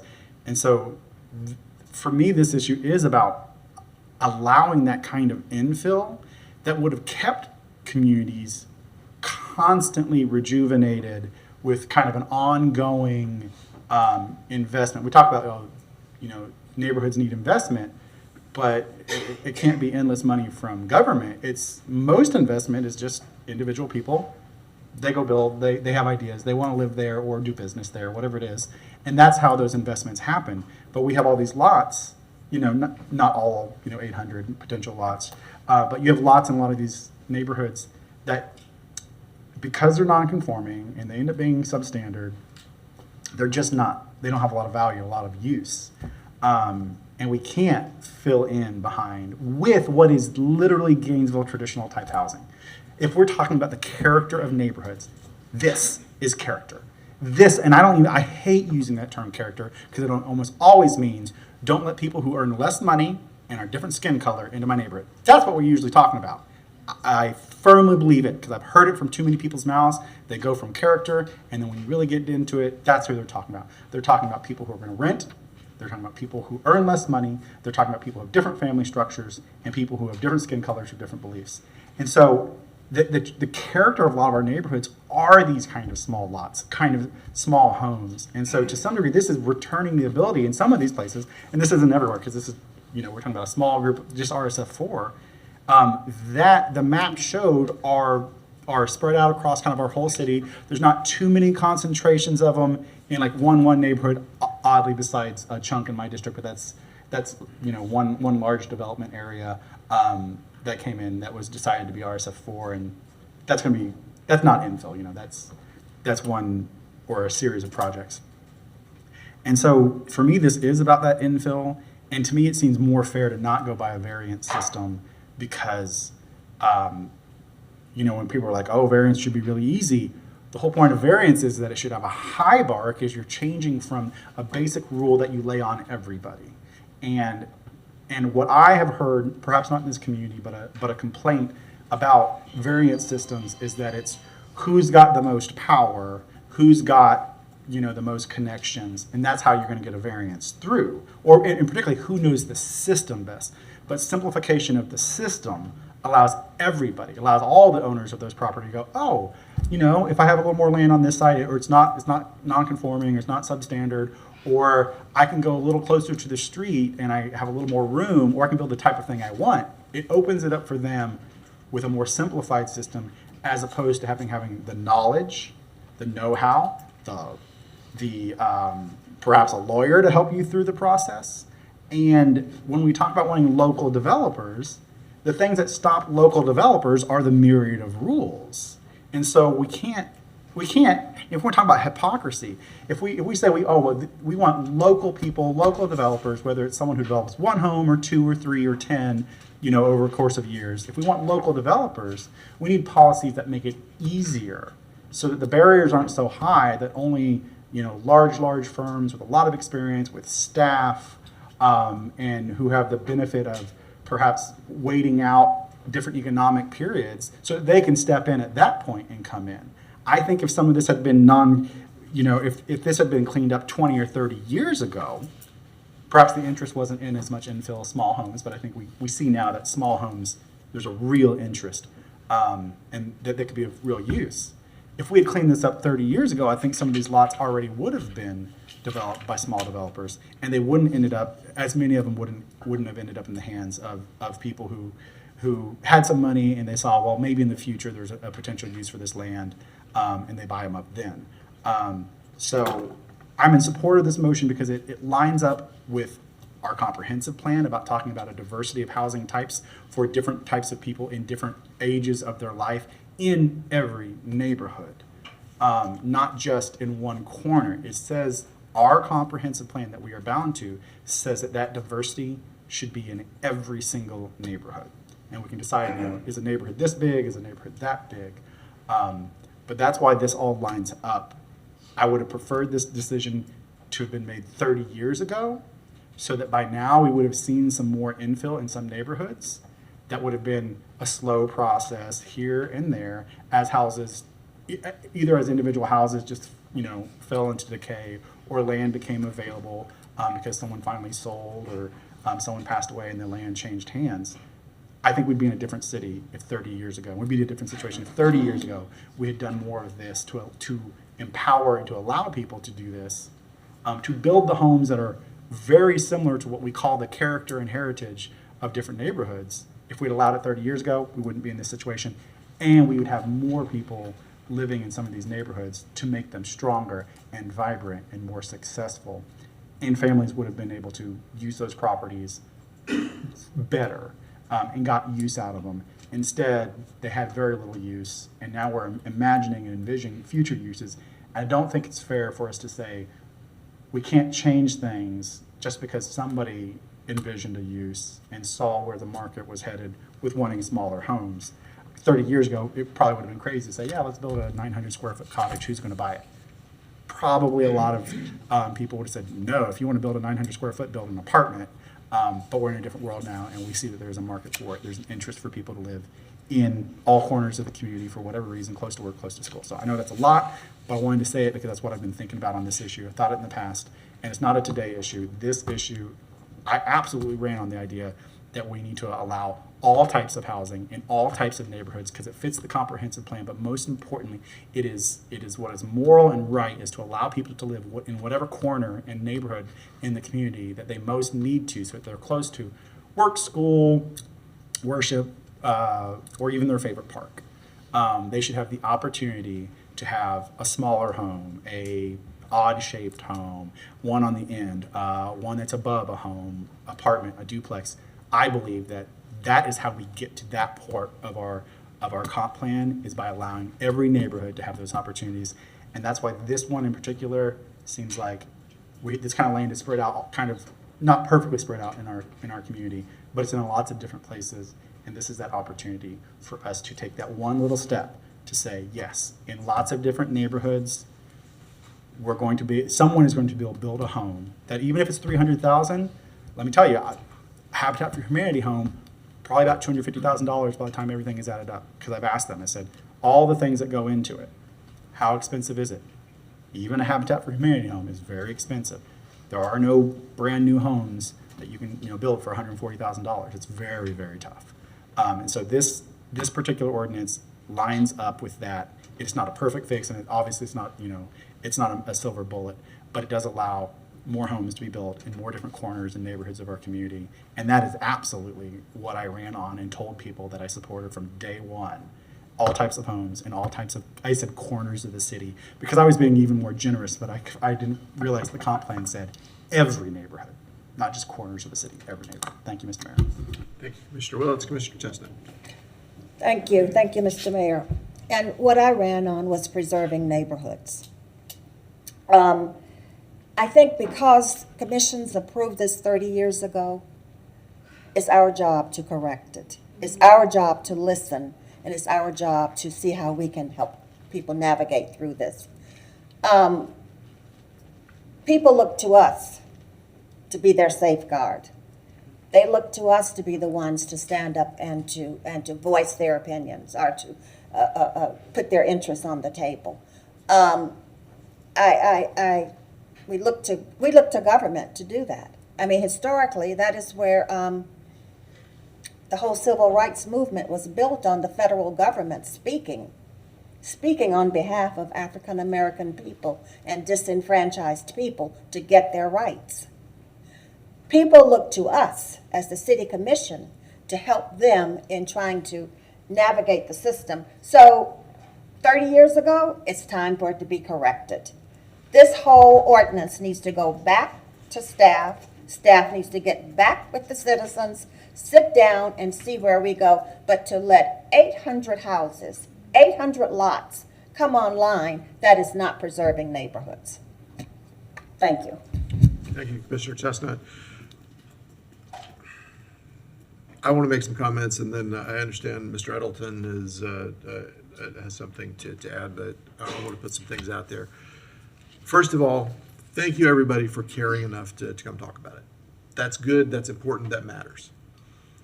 Doesn't mean we're all going to agree with each other. There are going to be people who walk out of here who are very disappointed no matter what decision gets made.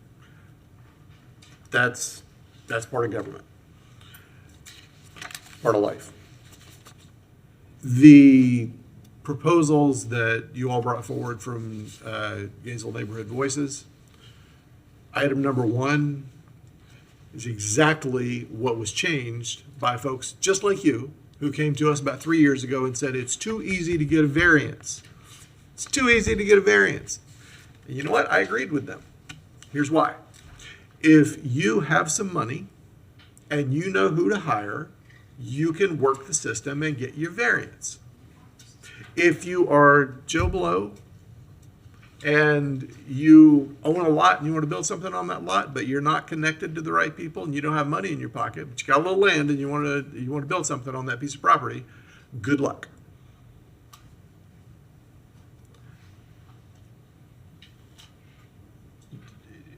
The variance system is challenging by its very nature. It's supposed to be challenging because it is a variance. We take what's predictable and then we say, if you want to do something different than what's predictable, there's a process. Making it more predictable generally is a good thing. And honestly, that's what's before us today, is making things a little more predictable for people who own these lots. I have not gone to the work of seeing exactly who owns the lots, but I'll tell you this. Non-conforming lots, somebody correct me if I'm wrong, but non-conforming lots tend to get collected against the interests of poor folks. If you know what you're doing and your lawyers can come talk your way through things, your lot doesn't end up being non-conforming. It's people who can't fight the system who end up with non-conforming lots. That means poor folks. Poor folks in Gainesville and across the South has often meant black folks. I'll bet you will find, could be wrong, but I'll bet you will find that most of the non-conforming lots end up being lots that are owned by black folks, or at least a higher percentage than normal. This gives a right to people who have a non-conforming lot to be able to do something with that lot, which is generally not worth much if it's non-conforming. You have an empty lot that doesn't conform to standard practices and you can't go engage a team of land use attorneys, your lot is going to continue to be non-conforming. This helps that. This helps that. It does not, and I feel like some folks may have understood differently, but it does not allow big apartment buildings to be built. There's nothing in this that does that. And that's always the fear that folks come up with, and that's a very reasonable and well-earned fear. But this doesn't do that. This is going to primarily affect smallish homes. Again, I'm willing to be corrected on that, but it doesn't, there's not capacity in here for 100-unit apartment buildings, because that's not what you could put in RSF 4. What this does is fix those non-conforming lots, which we ought to have fixed at some point anyway, and makes your buildable space on a lot a little bigger. And I mean a little bigger, what, 5 feet? Okay. So we're not talking about huge changes. The process of reaching out to everybody who is within 100 feet of every one of these properties for something that isn't even going to be built. I mean, we're not talking about things that are actually going to be built. They still have to go through a permitting process and all those other hoops that we put out there for people. This is not something that is going to tomorrow end up with 850 lots built on. It's just not. I do absolutely think that we should be tracking that. I think we should be tracking and dashboarding all the building that is going on in Gainesville and reporting that back. My understanding is, and our promise from staff is that those dashboards are coming. And I want to be able to track that. I think that's important. That's how we know whether things are working or not. If there's a sudden push to build a lot of stuff, then we ought to be real careful about what's getting built. Usually there's not. I mean, we've had maybe a couple of dozen ADUs built in the last 3 years. Might be up to 3 dozen at this point, I think, but I don't know exactly. But those dashboards are something I'm definitely interested in. But again, we made variances harder because a room full of folks just like you, and I think some of you actually, came and asked us to do that, so we did it.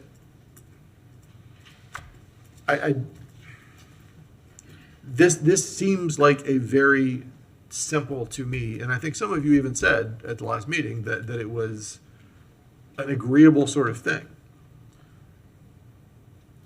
It is a bigger change, but it makes things better, and I like the idea of folks from the community coming and saying, here's something that would be better, will y'all consider it?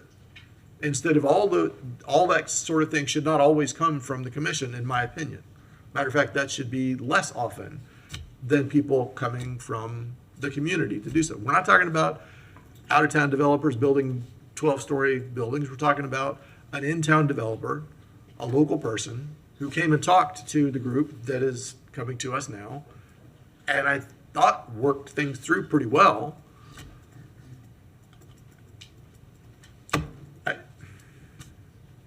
I feel positive about the motion. I don't feel like this is going to destroy the fabric of Gainesville. I think it adds value to a whole spectrum of Gainesville owners. And that's where I am on. Does Mr. Edelton still have anything to add? Mr. Manager, do you want to? Mr. Edelton is prepared to at least address the equity development piece, and Mr. Folston is here as well. So Very good. So let's get Mr. Edelton and let's have Mr. Folston come back. Thank you, Mr. Mayor. Forrest Edelton, Acting Director of the Department of Sustainable Development. Thank you all.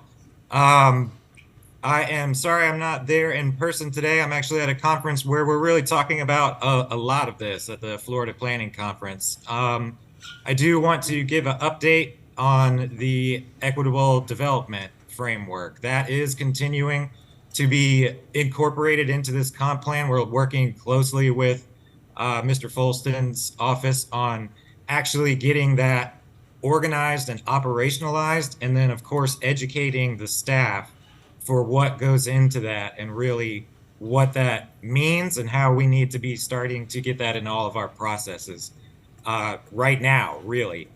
And how that relates to the comprehensive plan, you know, I think it will help in decision making just like this going forward, which of course we've all discussed so far. So we are continuing to move forward with that, and I think Mr. Folston can give some more details about the actual program that they're working on developing with us and rolling out to staff on our side.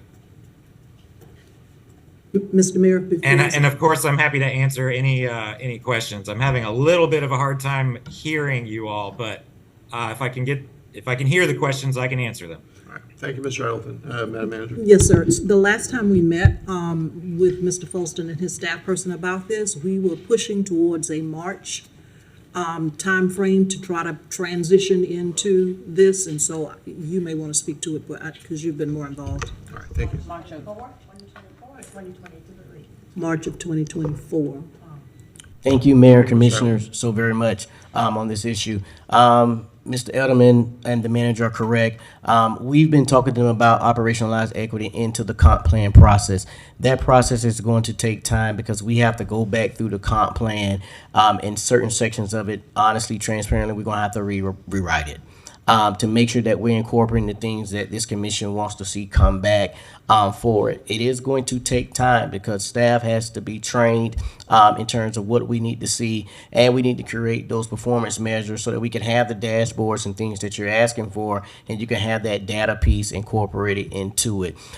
Decisions like this are always tricky for us from an equity standpoint as it pertains to the culture of the climate that we want to see in our communities, simply because home ownership is one of the major ways that minority groups gain generational wealth.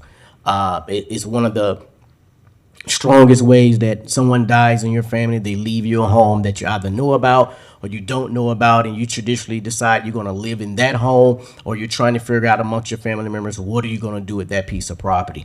For some families, that decision is to keep it, is to develop it, to live in the neighborhood. For others, it's to turn and sell it to try to bring some type of generational wealth to their communities.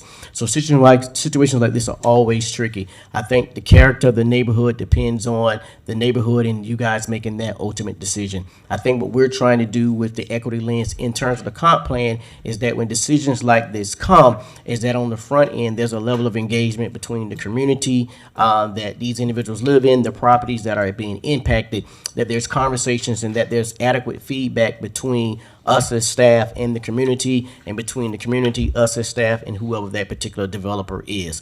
I think at the end of the day, once those conversations are had, the comp plan should be able to allow us in this new equity lens to be able to say, hey, listen, are these uses equitable to our community and the things that we want to see as a board within those particular communities? And that's a decision that's going to fall with you guys. But I think what we're proposing to do with the manager and Forrest in terms of that equitable developer framework is to provide that framework that when these decisions come up on the front end, that we can have the type of conversations that we need to have with the commission, with the not just the commission, but with the community partners, as well as with the developers, and then ultimately with you guys to decide, hey, what do we want these swaths of our community to look like? So we're working with Mr. Elderman and the manager's office on it. The timetable for that may still be March, but we may have to push it back to make sure we get in the adequate training that they're going to need as we begin to start rewriting large swaths of the comp plan. So the comp plan may look very different from an equity standpoint when we bring it back, because there are certain errors that we need to go back in and incorporate some things that we can get the metrics that we want to see in the long run. Any questions? Mr. Dr. Walker. Thank you very much, Mr. Mayor. Not so much questions as just comments. Thank you for that point of clarity. Equitable development was what I ran on. And there was a very specific reason that I ran on it. It was because I understood that there would need to be in place a mechanism to make sure that these historic conversations that we've been having about how communities are developed, but let's be very, very honest and transparent and candid about how Black communities begin to receive the type of attention that frankly they've never gotten. And so it does bring into its fold a whole lot more than just race, but race is a major part of this. And it's something that we cannot continue to ignore, because at the end of the day, there are impacts to people as a result. I want to take just a moment to read something briefly from the Environmental Protection Agency. Equitable development is simply a place-based approach for encouraging environmental justice. Environmental justice. In the context of environmental justice and planning, equitable development improves public involvement, supports collaborative problem solving, and makes a visible difference in communities that are underserved, under-resourced, and overburdened. I'm grateful that staff has given us the update that they've given us. I'm very sorry to hear that it will be March of 2024 when this actually comes back to us, because a lot can happen in that time frame. But I do look forward to, when we do get this back, being able to utilize it from this dais in a very meaningful way, so that we can actually begin to actualize those things that many of us have been dreaming about seeing for a very, very long time. Because see, it's easy to say, what you're going to do. But it's something different when there is a policy that actually holds you to it. So I'll conclude my thoughts and my sentiments with that. Thank you. Thank you, Commissioner Duncan Walker. I see no further lights. One last chance. This is a roll call, correct? Roll call. Okay, go ahead. Commissioner Book. Nay. Commissioner Duncan Walker. Nay. Commissioner Willets. Aye. Commissioner Eastman. Aye. Commissioner Chestnut. Nay. Commissioner Sacco. Aye. Mayor Ward. Aye. That passes 4-1 with Book, Duncan Walker, and Chestnut in dissent. Yes. All right. All right, hold on, we've got some items here. Commissioner Chestnut. Mr. Mayor, I'd like to put a motion on the floor that is related to this Sure, item. go ahead. Thank you. That is to have staff to, on this ordinance, to monitor and report semi-annually to the commission the number of the subject lots developed, 2, how many and what types of structures were built, 3, how many applications are pending, and 4, how many and what types of structures are proposed in the said applications. 2, oh wait, I got some more. Yeah, some more. Yeah. 2, include a 2-year sunset clause in the ordinance, such that the commission can review the required report to determine if the text change should be continued or eliminated. And then 3, develop an enhanced notification process that would include notifying all residents within 500 feet of the proposed project within 30 days of the receipt of an application. Second. All right, we have a motion and a second. Thank you. Let's see, Commissioner Book. Thank you, Mr. Mayor. So I did have a question related to the motion, Commissioner Eastman and Commissioner Chestnut. A question related to the motion, and it kind of overlaps with both motions. This sunset clause, was this something that relates to both motions? I was a little confused by that piece. No, it's It's on this particular item we're on. it's the reporting mechanism. So it would only be the recording and nothing related to the non-conforming lots. That's what I thought the motion was, but I just want to make sure. That's why I was looking at both of you at the end. So. So there's reporting on there, and then the 2-year sunset clause, and then the last one, is that supposed to be for all new developments, that we are now changing our ordinance related to what, like, all notifications surrounding new developments, or is it only for the RSF4? Okay. It's on this particular one. However, I think we do need a notification process if we're not notifying people of what's changing in their neighborhood. So I am specifically on this at this point. That's the clarification I needed. I didn't want to get us 2 steps beyond where we were on the preceding motions. I'm on this issue. Understood. We do need better notification systems. There's no doubt about that. So where we have one particular isolated notification that tells us, oh, let's change 16 lots and there's a variance, we go through that, we approve it or don't approve it, we give notification to a neighborhood or a community or a platted area, and we move on with a decision. And part of the notification system for us is just really adhering to our own guidelines, which is if we have agenda items and backup amendments for land use and zoning, we need to get them up as backup so people know at least a week in advance. I know probably all of us, I know myself early on, violated one of those very things and put a backup item very close to when it was coming up. And I wish I had have just kind of been a little better in my planning to do that. But if we do that, that's an automatic notification to anyone who pays attention to anything we do, anytime, anywhere, any day. And so I think we really do need to be mindful. I didn't feel like that was a discussion related to the particular motion on non-conforming lot, but it certainly deals with the way we do business as a bureaucracy and as government and as the city of Gainesville. So that's really, really important. That's just a statement I make, and it kind of ties in, Commissioner Chestnut, to what you're talking about. And then for variances, we've had some interesting conversation about variance. We do need to strike a balance, Mr. Mayor. I think you talked about just a few years ago, you went to essentially, it was either too cumbersome or too easy. We moved one way and then we moved the other way. And we always need to strike a balance between making sure a community supports what we're going to do, that we provide adequate notification, that a builder who comes forward and does the right things has the capability to navigate that system without too many impediments to it and without too many expenses. But we have to balance that against the opportunity to find that community input and see what they think. So those are my comments. Thank you, Mr. Mayor. Mr. Mayor, Mr. Rook, yeah. Mr. Persons would like to be able to weigh in as well. Okay. Mr. Persons. Thank you, Mr. Mayor. I did want to, I think, say a few comments. One, I wanted to remind the commission that you actually did change your notification process early, I think last year, to actually beef up the notification process.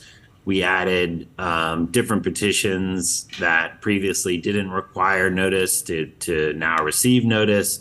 We changed the notification materials that are done and how developers or people that are doing projects or rezoning have to notify not just property owners but also residents, tenants. There's an additional notification or a public report that gets filed with every application. So you actually have beefed up your notification process recently. I did want to point out that currently we don't notify, and just tying it back to the context of your previous vote, the properties that we're talking about are residential single-family zone properties, and I think as the mayor pointed out, the petition doesn't change the uses that are allowed. So basically these are lots that have been zoned for a single home and will continue to be zoned for a single home. And we do not do notification of individual building permits. So if your neighbor has an empty lot next to you and they're building a home and it's conforming with the underlying zoning in terms of uses, there's not a notification process that is in place. And that's for a number of reasons. One, because that's a use by right, meaning that the existing zoning provides the private property right to that owner of the property to build or construct the uses that are already been approved by the elected body, which is you all. The other sort of part of that is more of a practical sense. We have a budget in sustainable development that goes towards doing notification, and notification, as you all know, spans the gamut from posted signs on the property to postcards that go out to owners and residents in the area, as well as advertisements in the local newspaper. And we are currently advertising both in the Gainesville Sun and in the Main Street Daily News. Practically speaking, our budget will not be able to support, and most of your staff will be dedicated to doing notification if we are notifying on individual building permits. That is, in my experience, not something that any jurisdiction does. So I did want to sort of point out some of those things, and I think we're happy to do sort of any monitoring if this is an issue, unlike other issues that you all have passed that you feel like needs additional monitoring. We're happy to provide that. But on the notification side, I did want to point out that you all actually did change your notification requirements not too long ago, and that we do notify for pretty much any development over I think about 10 residential units as part of your process, but that we don't do it on individual building permits for all the reasons I mentioned. So happy to answer any questions if you have any. All right, thank you, Mr. Persons. Anybody have questions for Mr. Persons? Or okay, go ahead then. Yeah. So, Mr. Person, so what you're saying, if someone has a land use by right, then there's no notification? Is that correct? Unless it's of a certain scale that would trigger the requirement for a site development plan, Okay. and that's usually anything above. I think in Forrest or Mr. Edelton can correct me if I'm misstated. I'm a little rusty. It's over 3 units. Basically, if somebody's building like a quadruplex or a small multifamily building, something like that would require a site plan. And when that site plan comes into effect, that's when there's the requirement for the neighborhood workshop, the neighborhood notification process. All right, so then you're saying because Mr. Coffey's here for 16 lots that he has by right, that there was no need for notification? Yeah, what you're I saying? want to maybe clarify. So, what the commission voted on was not Mr. Coffey's 16 lots. It was a change to your land development code. So in the case of meaning it doesn't apply to any one given property, even though in this case it's a private petition by a private property owner, which your code provides for, to change the text of your land development code. But in the case of those lots, those like pulling essentially applying for a building permit to build a single family home, which is already a use by right in that zoning district, does not require notification. It doesn't require and has not required notification in the city in the past, and I think for the reasons that I mentioned is what we would caution the commission in terms of that notification piece. Okay, thank you. Thank you. Commissioner Willetts. Thank you, Mr. Mayor. And thank you, Mr. Persons, because I had a concern about the notifications, because as I understand it, we have lots of notification processes. We have rules, we have regulations, and they apply all differently in different situations. But that because this was changing in the land development code, it didn't change the use, it changed how those individual lots can be developed. And so the same way, if we wanted to change the front setback in RSF1 from 20 feet to 18 to allow homes to be a little closer to the street in RSF1 huge chunks, we wouldn't then go notify every single person who lives within X number of feet of every single RSF1 lot, because we're talking about huge swaths of the city. So that's why our current procedures, policies on notifications didn't necessitate as much notification, personal outreach on this last proposal, correct? Yes, that's correct. The state law provides for, I think as Mr. Nee indicated, anytime that the commission is changing the uses allowed in a zoning district, then there's requirement for notification of those property owners. On occasion, this is probably too much information, but there are sort of legislative zoning scenarios when you're doing sort of big, large scale, like similar to what the city did back in 2017, where we rezoned big chunks of the city. Those are legislative processes, so those also require less sort of direct notification, and direct notification meaning direct mail to individual property owners that we do on other types of applications. Right. So, for instance, if something creative, if we wanted to change the use of, I don't know, the number of data servers you can use in a home because you're mining Bitcoin in residential, we would, but if it's all across one area, we wouldn't individually notify everybody. That's something we would notify the world through the media that we had a change planned or in discussion.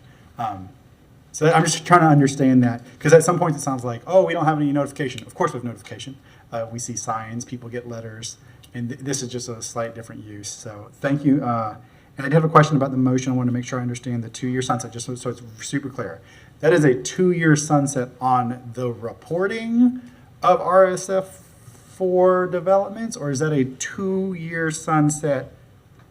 I mean, we can't, in one motion, sunset the ordinance that we just voted on. So I just want to be clear, that's about a 2-year sunset on the reporting.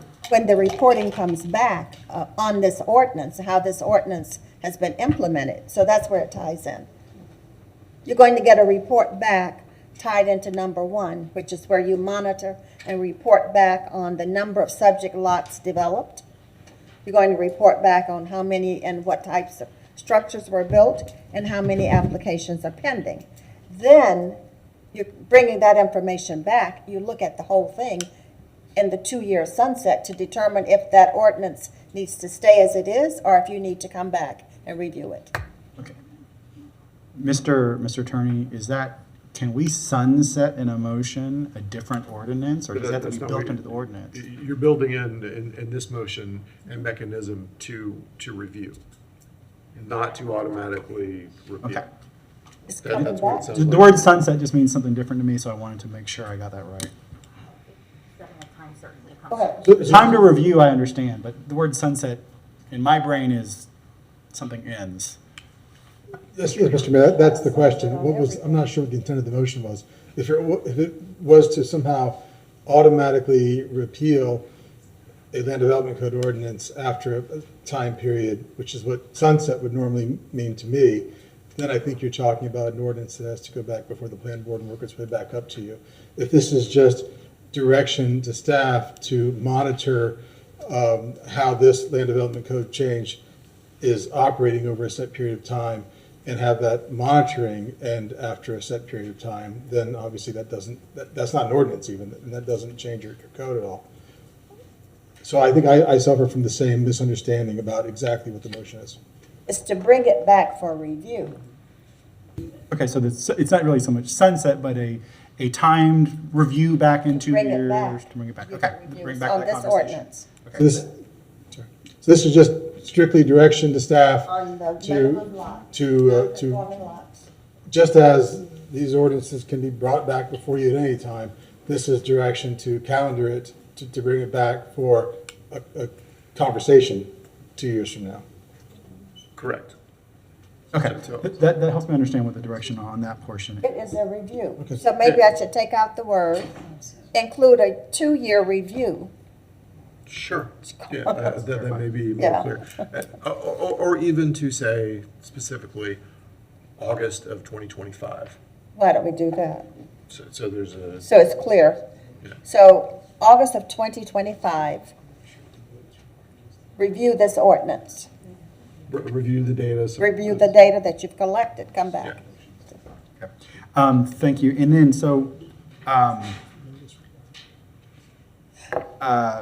for the third piece about notifications, I worry about in one meeting saying we need to change notifications. If it is go back and look at our notification process through the whole process that recently changed and that was bulked up. And then we made some small change about, was it something, certified mail? That was a real small change, right? Sometimes we make some small. It ended up being very, very financially impactful. Yeah. Right, and so sometimes there are small changes we make, but I would want, if this is about directing staff to bring back what they already understand about notification, that's one thing, just come back and kind of inform us. Well- But if I worry about on one individual issue, one specific type, to kind of get into all of that as opposed to a more thorough or cyclical, like, every few years, go back and look at notification. Things change, right? So the recent update, I wasn't there for that. I remember reading just a tiny touch about it. So that's why. So let me clarify. Okay. Let me clarify. I think what this ordinance has done is it has triggered a lot of questions that we perhaps didn't have before. But when Mr. Persons explained the notification process, from what he said and what I'm understanding is that because this is a use by right, no notification was required or is required. That's what I heard him say. Is that correct? Is that what you said? Yes, that is correct. But there is a scale component too. So something like we have zoning districts that allow for multifamily. So even though multifamily is a use by right, your code also says if it's over a certain number of square feet, or if it's over a certain number of residential units, then it requires a site plan to be developed, and that requires notification as well. So it is a use by right, but in this case, or in this previous case, all we're talking about is building a single family home on a single lot. And so that does not require notification. Okay. Thank you, Mr. Mayor. That's all I have. Thank you. Commissioner Eastman. So I don't really need number 3. If you, could you, are you? Yeah, you don't want- so what I'm saying is I don't really need number 3 Okay. in this instance. I need 1 and 2 to monitor, And review. gather the data, and then 2 to review. But we don't need number 3. Okay. I think that's I will skip over that last part then, and the portion of the sunset clause. So I'm glad you scaled that back a little bit more, because I'm always happy to, reconsider any policy that we brought forward. I think that in government, there's this tendency to pass policies. They tend to linger for a while. Everyone forgets why they were put into place in the first place, and then they just sort of exist on the books. And I think actually this is a really good example of that. If we were to create if we were to sit down and say, there's no such thing as single family zoning, what are we going to come up with? I don't think we would say that we wanted lot size restrictions that are 50% larger than the national median. We wouldn't say that the county should be 5 feet and we in the city should make it hard, should have more restrictive setbacks, which this, as I mentioned, brings it, all this really does is reduce the setback size from 7.5 to 5 feet. It's 2.5 foot difference, which matches the county. I don't think we would do any of those things. But in 1958, we passed what we have now as kind of the baseline of what our single family zoning code is. And it just sort of lives here, right? And so I think I am always happy to kind of go back, say, why did we originally pass these policies? What were we hoping to get out of them? What do we want for them going forward? It seems to me that the worst that will come from this is you'll have more smaller single family homes instead of merging lots together and building larger single family homes. I don't know what data will come back that would change our view of one thing or another, but I know that I have wanted more data as it relates to infill single family homes just in general. You can kind of see it on the development dashboard. When I was asking for the housing updates to come back to the commission, I was kind of hoping for a little bit more in terms of what the private sector is doing, or what is just naturally happening within our city as it relates to infill single family homes. I'd like to see more of them get built. And so I'd happily have that data come back, and then hopefully they could expand not just beyond RSF4, but what are we seeing? And also in comparison to what we're seeing sprawling out into the county, how many single family homes are being built out in the county area or inside of some of our newly annexed areas, like on the southwest side. So I'm happy to have data come back, and then I'm always happy to go over any policy that we've ever passed in the history of the city of Gainesville. I think it's always good for us to kind of, poke and prod and make sure that everything that we're doing still makes sense for what our goals are as a commission, and not just let things linger. I think that's good for our day-to-day lives and for government as a whole. So I'm comfortable with the scaled back motion. Yeah. Thank you, Commissioner Eastman. Commissioner Willetts. Mr. Mayor, I had to Commissioner Eastman's point about having the data and getting reports back, kind of what's happening across all the city or all different zones. That I have a little bit of that concern as well, because things happen and we go on, we move on, and so particularly when I talk about different types of houses in all corners and neighborhoods and welcoming people to our community. And after redistricting that saw, District 3 shrink because more people lived there, more and more and more. And District 1 grow in size because fewer and fewer people lived there. Having that kind of information come back to us, not just every 10 years, but to show, yes, we did, and we pass it, but then to look back and say, well, no, and we added X number of bedrooms in several of these different, particularly I'm thinking Southwest Gainesville, to say, look, Southwest Gainesville has welcomed X number, 1,000 extra new, probably one per bedroom in most student housing, most apartments. That's, 1,000 bedrooms we welcomed into, our corner, our neighborhood. What's going on in the rest of the city? particularly in between downtown and the university. There's some very large projects. I think we forget, like, oh, there are going to be an extra, 500 people probably walking to class crossing 13th, and we kind of forget it. And so I like a little more of that coming back to see how it's worked. The same way the ADUs is a much smaller number than we're talking about, but I think there's been a lot of attention on those specific types, but not the recognition of, in 10 years' time, we can add a lot of people to Southwest Gainesville. And my harping about a park is on purpose because there's already a lot of people. But we need more park facilities, more rec facilities. And even in the the past 8 months, I think the completion of a new, very large apartment complex on Southwest 34th. And then there's going to be the one on Old Archer Road within the next probably a full year from now because they're not really that far along. So I like that idea. This motion I think I'm fine with, because it's one particular thing, let's look at it. But that kind of like awareness of everywhere else as we add in stuff, because it's too easy to forget about it. And we kind of mind, there's a project, and we remember, we approved it. You might have driven by it or not. If it's not on a main road, you probably don't notice it. But then that's not just a new complex. That is like 1,000 extra people, or 500 extra people, or 300 extra people. So I want to make sure I want to make sure that care and concern also happens in my district, is frankly what I'm talking about. So thank you, Mr. Mayor. Thank you, Commissioner Willets. Commissioner Duncan Walker. Thank you, Mr. Mayor. Really quickly to Commissioner Willett's point, I came across a request that I had made a few months ago, and I wonder if I can ask, because perhaps this might feed into what you're saying, Commissioner Willets. I had asked that we start taking a look at what it would take to create that map, that housing map. And, it was affordable housing, I believe. I believe that was the context that we had used.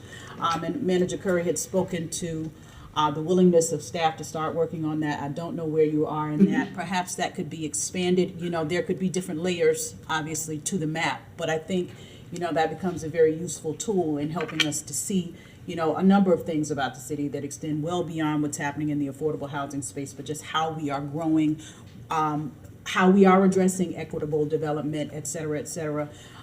Is that a slight smile I see on your face? I'm sure it is, if you're referring to Andrew. If I might, Mr. Mayor, when that discussion was held by the commission, or led by Commissioner Duncan Walker, I know that Andrew picked up on it. He has had some conversations with folk over at the county, because I think it was Kim Tanzer who was here, who said that the county probably had something that we could build on. So those conversations have taken place. But what I'm also hearing is that I think the city has taken a leap in terms of where it's been in the last 18 months with housing. I think there's been a lot of other things happening on our agenda that has caused us and staff to not be able to maybe push the housing agenda as far as maybe we can, not so much in terms of development, but just in terms of infrastructure, in terms of how the data and everything is collected and reported out. And so I'm hoping that next year, with this budget behind us in October 1, with the Housing Summit and other things that we're going to do, that we have the opportunity to do a little bit more as it relates to housing and the information that you're getting to give you some perspective on how things are cropping up district by district, if that is how the commission is looking at it. But Andrew, if you could right now talk a little bit about where we are with the dashboard and with the information that you've been talking to the county on. Sure thing. Yeah. So I'm actually talking on the back end with Reggie Hayes, who's our GIS analyst in sustainable development.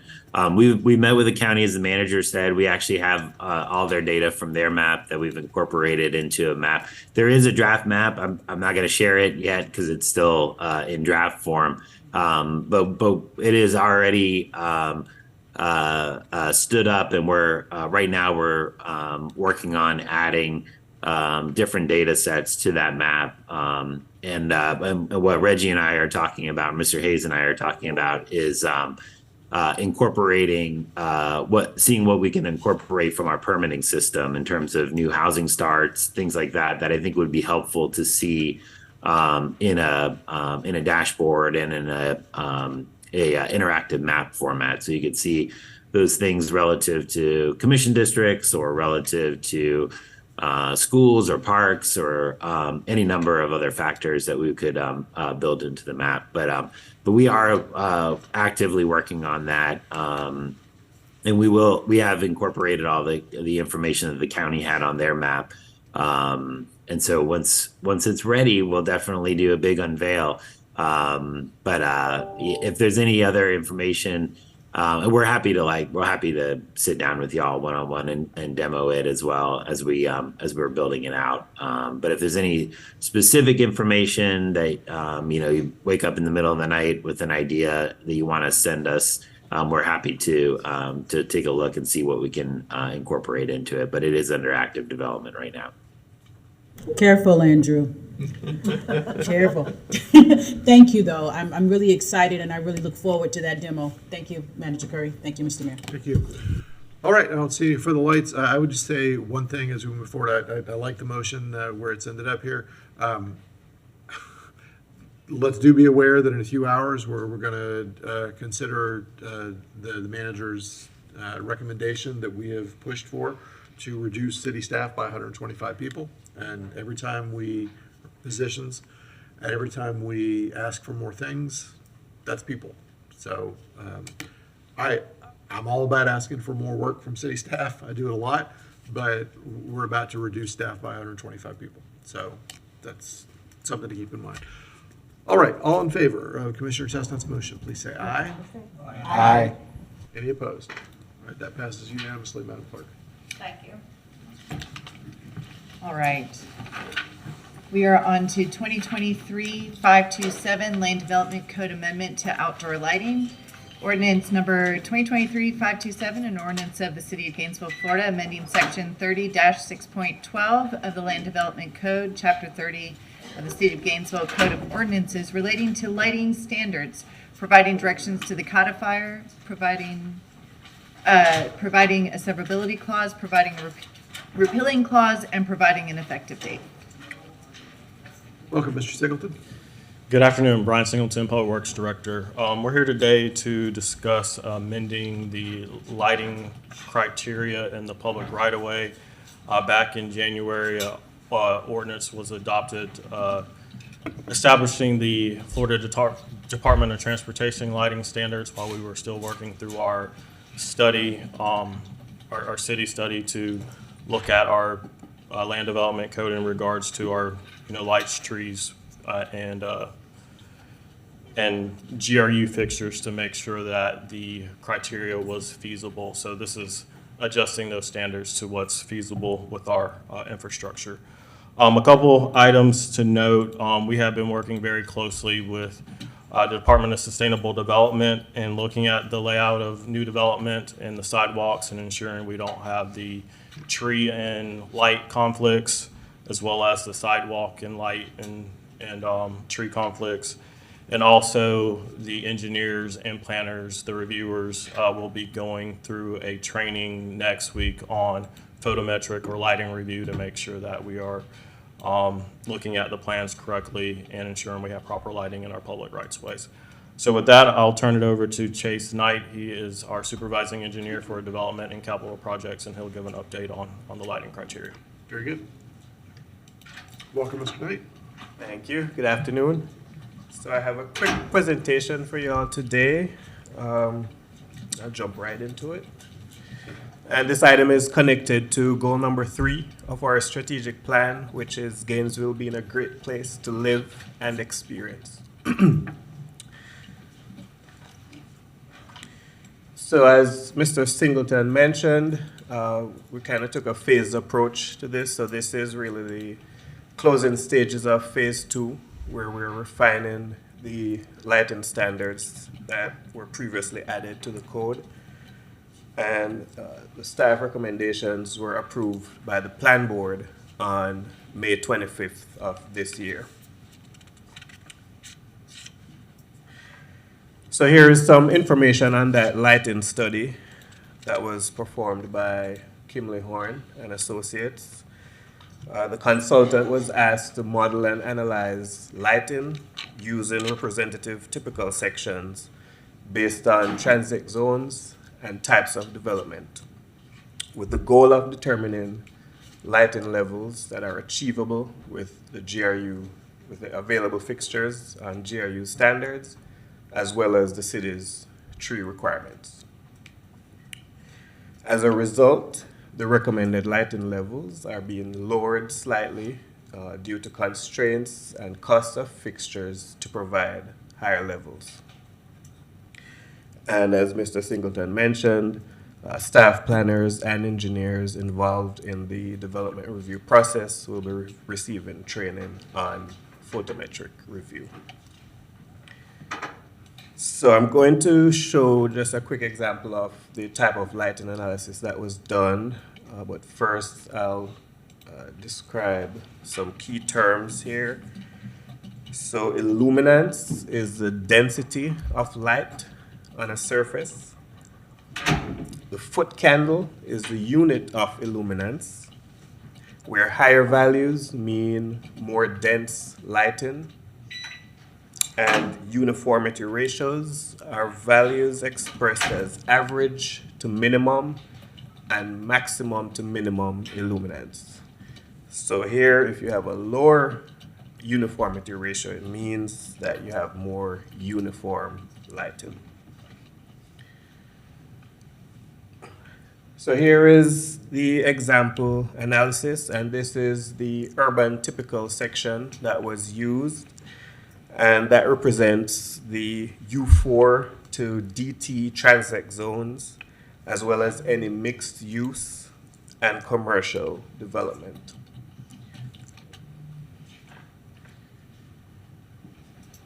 And this is a screenshot from the type of analysis that is performed using the specialized software. And ultimately, here are the recommended lighting levels being proposed in the code revision. So your illuminance values are there in bold, in foot candles, or FC for short, and the uniformity ratios as well, the average minimum and maximum minimum values. And that is all I have for you today. Thank you for your time and attention. Very good, thank you. So do we have anyone signed up for public comment on this? We do not. Okay, all right. To the commission, questions or perhaps a motion? Commissioner Book. Just one statement, Mr. Mayor. So what I like about the lighting study is while we've lowered some of the foot candle in space, our lighting technology allows us to still be just as effective in the areas that we do. So I fully support the work that's been done by you as the project engineer and the department. And I did want to mention that this falls in line with crime prevention through environmental design. It's one of many, many aspects of how we make things safer in what we do in the environment. So I'd say I don't think that there's a lot of conflict as it relates to this. I doubt there will be up here also, but I appreciate the work by city staff. I'll be prepared to make a motion, or if anybody else can do that also. Thank you, Mr. Very good, thank you. Commissioner Willens. Thank you, Mr. Mayor. I want to make sure I understood that is some of this, there's change in technology, LED lighting, does it allow for that more uniform lighting? Is that part of where we're moving on this, or is that a different thought? So the lighting values themselves they're based on the fixtures, but they can be achieved regardless of what technology. Okay. These specifically were done using the LED lighting technology, which is standard now. But as technology changes, perhaps it would help with not having to have as many fixtures if there's, better technology. Okay. Thank you, Mr. Mayor. Thank you. Commissioner Eastman. Thank you. I'll make a motion. I move 2023-527 on first reading. All right, we have a motion and a second. I see no further lights, and this is a roll call. Madam Clerk. Commissioner Sacco? Oh, I apologize. I just realized she was out. Commissioner Willets? Aye. Commissioner Duncan Walker? Aye. Commissioner Chestnut? Aye. Commissioner Eastman? Aye. Commissioner Book? Aye. Mayor Wood? Aye, that passes unanimously with Commissioner Sacco absent. We are on to the next item, 2023-775 fiscal year 2023 sixth budget amendment with the recommendation the City Commission review the proposed budget amendment resolution and adopt the proposed resolution. Yes, Mr. Mayor. If I might, Mr. Mayor, members of the commission, on August 31st, we had a Finance Committee meeting that was chaired by Commissioner Chestnut and attended by Commissioner Book, and they recommended that this item be passed forward for your review and approval today. As you know, when we receive additional revenue, we have to amend the budget, and so this is the sixth budget amendment, the final one for the fiscal year. It is amending the general fund as well as the special revenue fund, the proprietary fund, and the capital development fund. We went through all of the ins and outs of those transfers with the committee, and our request today is for the commission to approve the amendment. Commissioner Chestnut? Thank you, sir. Make the motion. Thank you. Move staff's recommendation to adopt resolution 2023775, the sixth budget amendment to the 2023 budget. Second. All right, we have a motion and a second. Do we have any public comment on this? We do not. Okay, thank you. All right, this is also a roll call. Commissioner Willits? Aye. Commissioner Eastman? Aye. Commissioner Sacco absent. Commissioner Duncan Walker? Aye. Commissioner Book? Aye. Commissioner Chestnut? Aye. Mayor Ward? Aye, that passes unanimously with Commissioner Sacco absent. Next, we have 2023-806, amended and restated ConnectFree resolution with a recommendation the City Commission adopt the proposed resolution. All right, thank you. Madam Manager, did you want to lead this one off? Yes, sir. Mr. Mayor, members of the commission, Corey Harris is here. We have some amendments to this particular resolution. He's worked with GRU staff, Mr. Cunningham staff to reach consensus on some changes to this particular resolution. Mr. Harris, if you might go through those changes. Welcome, Mr. Harris. Thank you, Mr. Mayor, to the commission. Again, Corey Harris, Director of Housing and Community Development. I'm here to speak to the ConnectFree resolution, the amendment. As many of you are well aware, the program has been in existence for more than 20 years. There was a modification in 2016, and the last modification or amendment was done in 2021. The goal for the modifications here recently really was to provide some clarity, oftentimes from staff, from the administrative perspective, and also from the end user perspective. I can remember being on the opposite side requesting these dollars, it wasn't as clear. So we feel like the amended resolution provides a lot of clarity. Some of the modifications that you'll see, and I guess before I go much further, just as a reminder, the ConnectFree funds are generated from surcharges on new construction or new connection, in unincorporated parts of GRU service area. These are not, and I think a common misconception is these are on a regular basis collected, but it's really on new connection charges, not on an ongoing basis. So each year, ConnectFree funds provide about $500,000, a little over $500,000 into the funding source. And again, the goal is to increase the number of ratepayers, thus increasing financial viability, also increase equity by subsidizing the development of new construction or new affordable housing projects, increase public health and safety by subsidizing the connection of units with failing wells or septic tanks, and improving water quality. So, as the manager stated, we just wanted to restate some things and provide some clarity, so we added some definitions, also to provide some clarifying language that will also assist not only end user, but also staff with the administration. And to the manager's point, we work with the legal department as well as GRU to get this resolution to where it is today. And what Mr. Harris, if I might add, Mr. Mayor, prior to, there was a focus on single family. We've added some multifamily affordable housing language in here to allow for more flexibility in using the funds. And we have some not to exceed amounts in here to also be clear about, that. So, Mr. Harris, you may want to go into that, but I do know that we are highlighting the fact that we're giving the housing affordable units. Yes. More So visibility here. yes. So to Madam Curry's point there, previously as staff was administering this program, oftentimes it was viewed as a program geared towards nonprofit development entities, and the clarifying language now adds a language that allows for-profit entities that are focused in affordable housing to also access these funds, because that wasn't as clear to the manager's point. And so we have caps as well. We increased the cap so it can provide up to $40,000 per unit for development to offset their connection and charges. And so, again, the resolution is there before you if you have any additional questions. And it also, I think right now that fund is a little over $2 million. And like you said, annual collections are around $500,000. But Correct. right now, we're a little over $2 million. Yes, ma'am. That has not been allocated, and we would like to be able to, as quickly as we can, have a process in place, which would be similar to the NOFA, the Notice of Funding Availability, that was used with ARPA to be able to get these funds out so we can continue to build on the developments that are needed in our community. Very good, thank you. But that is not part of today's package, yes, well, that's a future meeting, right? Okay, thank you, Mr. Harris, thank you, Madam Manager, Commissioner Chestnut. Thank you. Thank you, Mr. Mayor. I will move staff's recommendation. I have two areas I'd like to just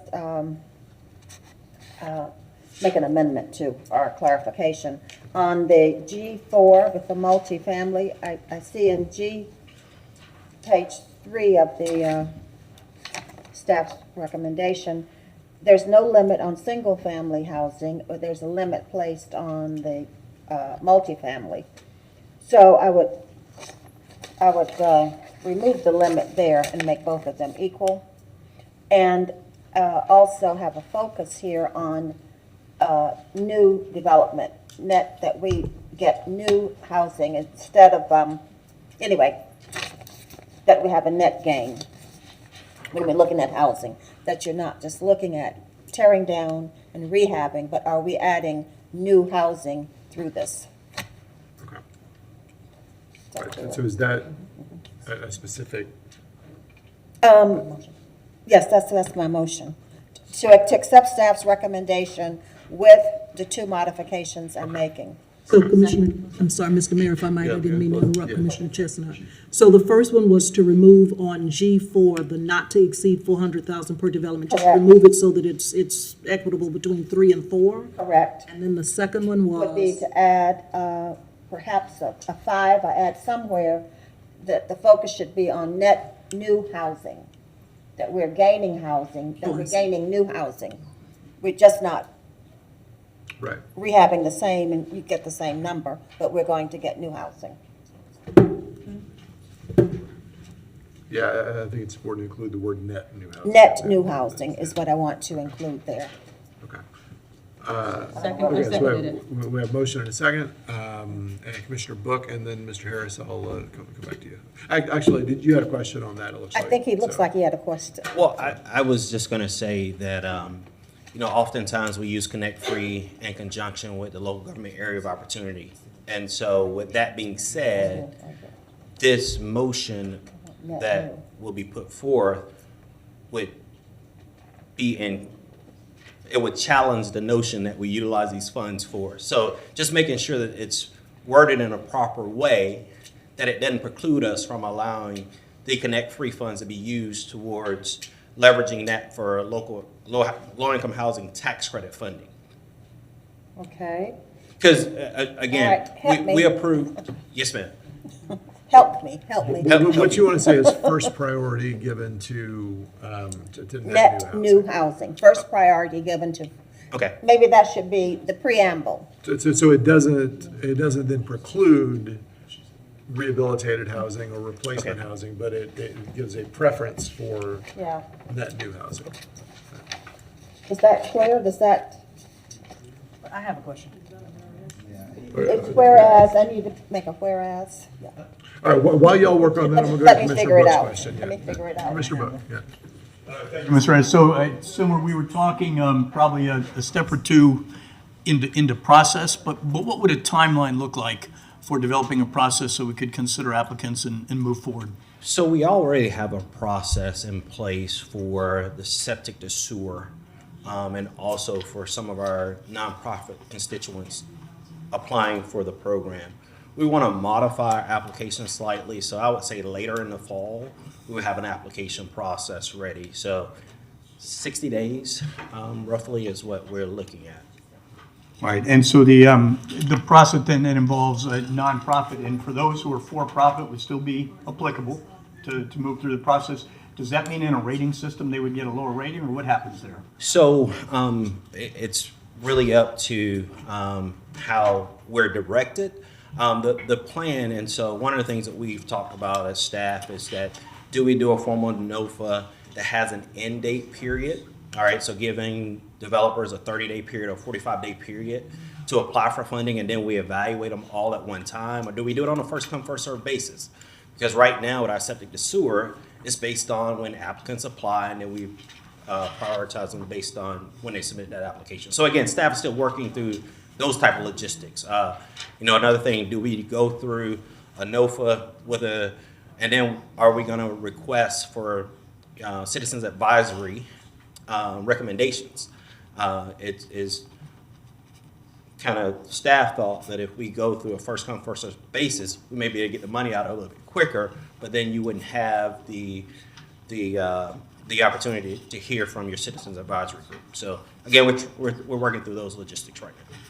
So that makes me think just a little bit on the nonprofit versus profit is, I do not think we should score lower for something that's private development, because that does a few other things for us also. It provides development, it provides tax revenue, and that in itself is a driver for additional work in the affordable housing. So that would just be me. I can't speak for the remainder of the people, the other members of the dais, but I think that those are important.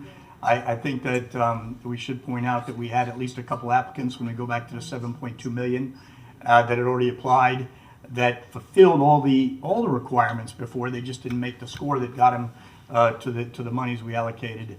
And I just want to make sure we do a really good job ensuring that we're providing the same thing we talked about before, notification out to the community, to give a lot of applicants the opportunity to apply, because this is valuable. And I do like the emphasis on newer units as opposed to demolishing old units, because that's what we're here for. We're here to basically improve the stock while increasing the stock. Thank you, Mr. Harris. Thank you, Mr. Mayor. Thank you. And what's going to be important to me is that you bring back a couple of options, so that it's not just, here's what we have to do, but give us some room to move on it would be useful. So, Commissioner Eastman.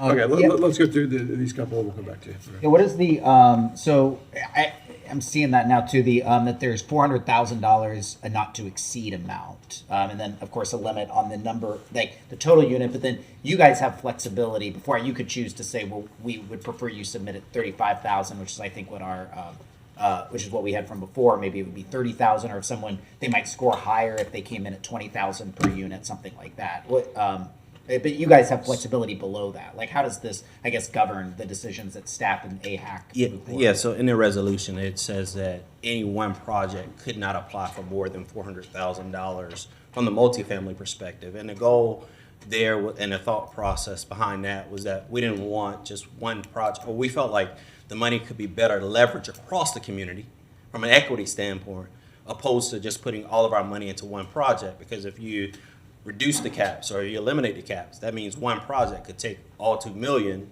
and it only benefits one area. So again, this is just what was put forth in the resolution, is that we cap the multifamily. Reason why there's no cap for single family is because historically we've gotten those for infill project, not subdivisions.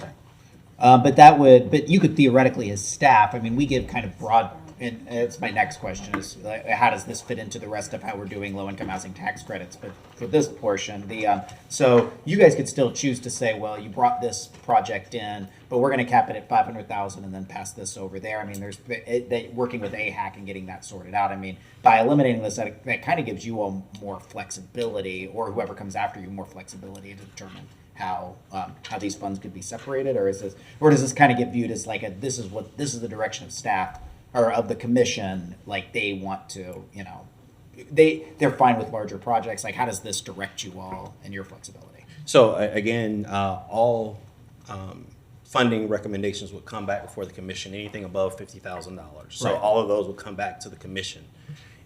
In the event that we proceed with the way that the resolution is written, then staff would be able to know how to recommend those back to the commission or to submit the proper documentation back to the commission so you guys can make that decision. But anything above $50,000 is going to be a commission decision anyway. Right, we serve a couple of different roles. I mean, we give direction for what our vision is, and then of course you guys take that and then also use your expertise in this area to say, well, we think that this would be more useful to put more homes over here, and this could be a 9% low income housing tax credit, which would get us more, but then we don't want to put all our eggs there, so maybe we'll put a little 4% over here. There's a lot of discretion on your part as well, based on the feedback that we're giving and what you're hearing from the community as to where we want to go. And this would, by eliminating this cap, that would give you more flexibility if there is a project that says, oh wow, this would be this is a really great one.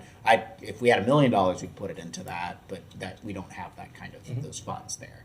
It will give more flexibility to staff or to whatever recommending authority, whether that's AHAC or whether we do just forego the AHAC committee and just go with staff recommendation, or on a first come, first served basis.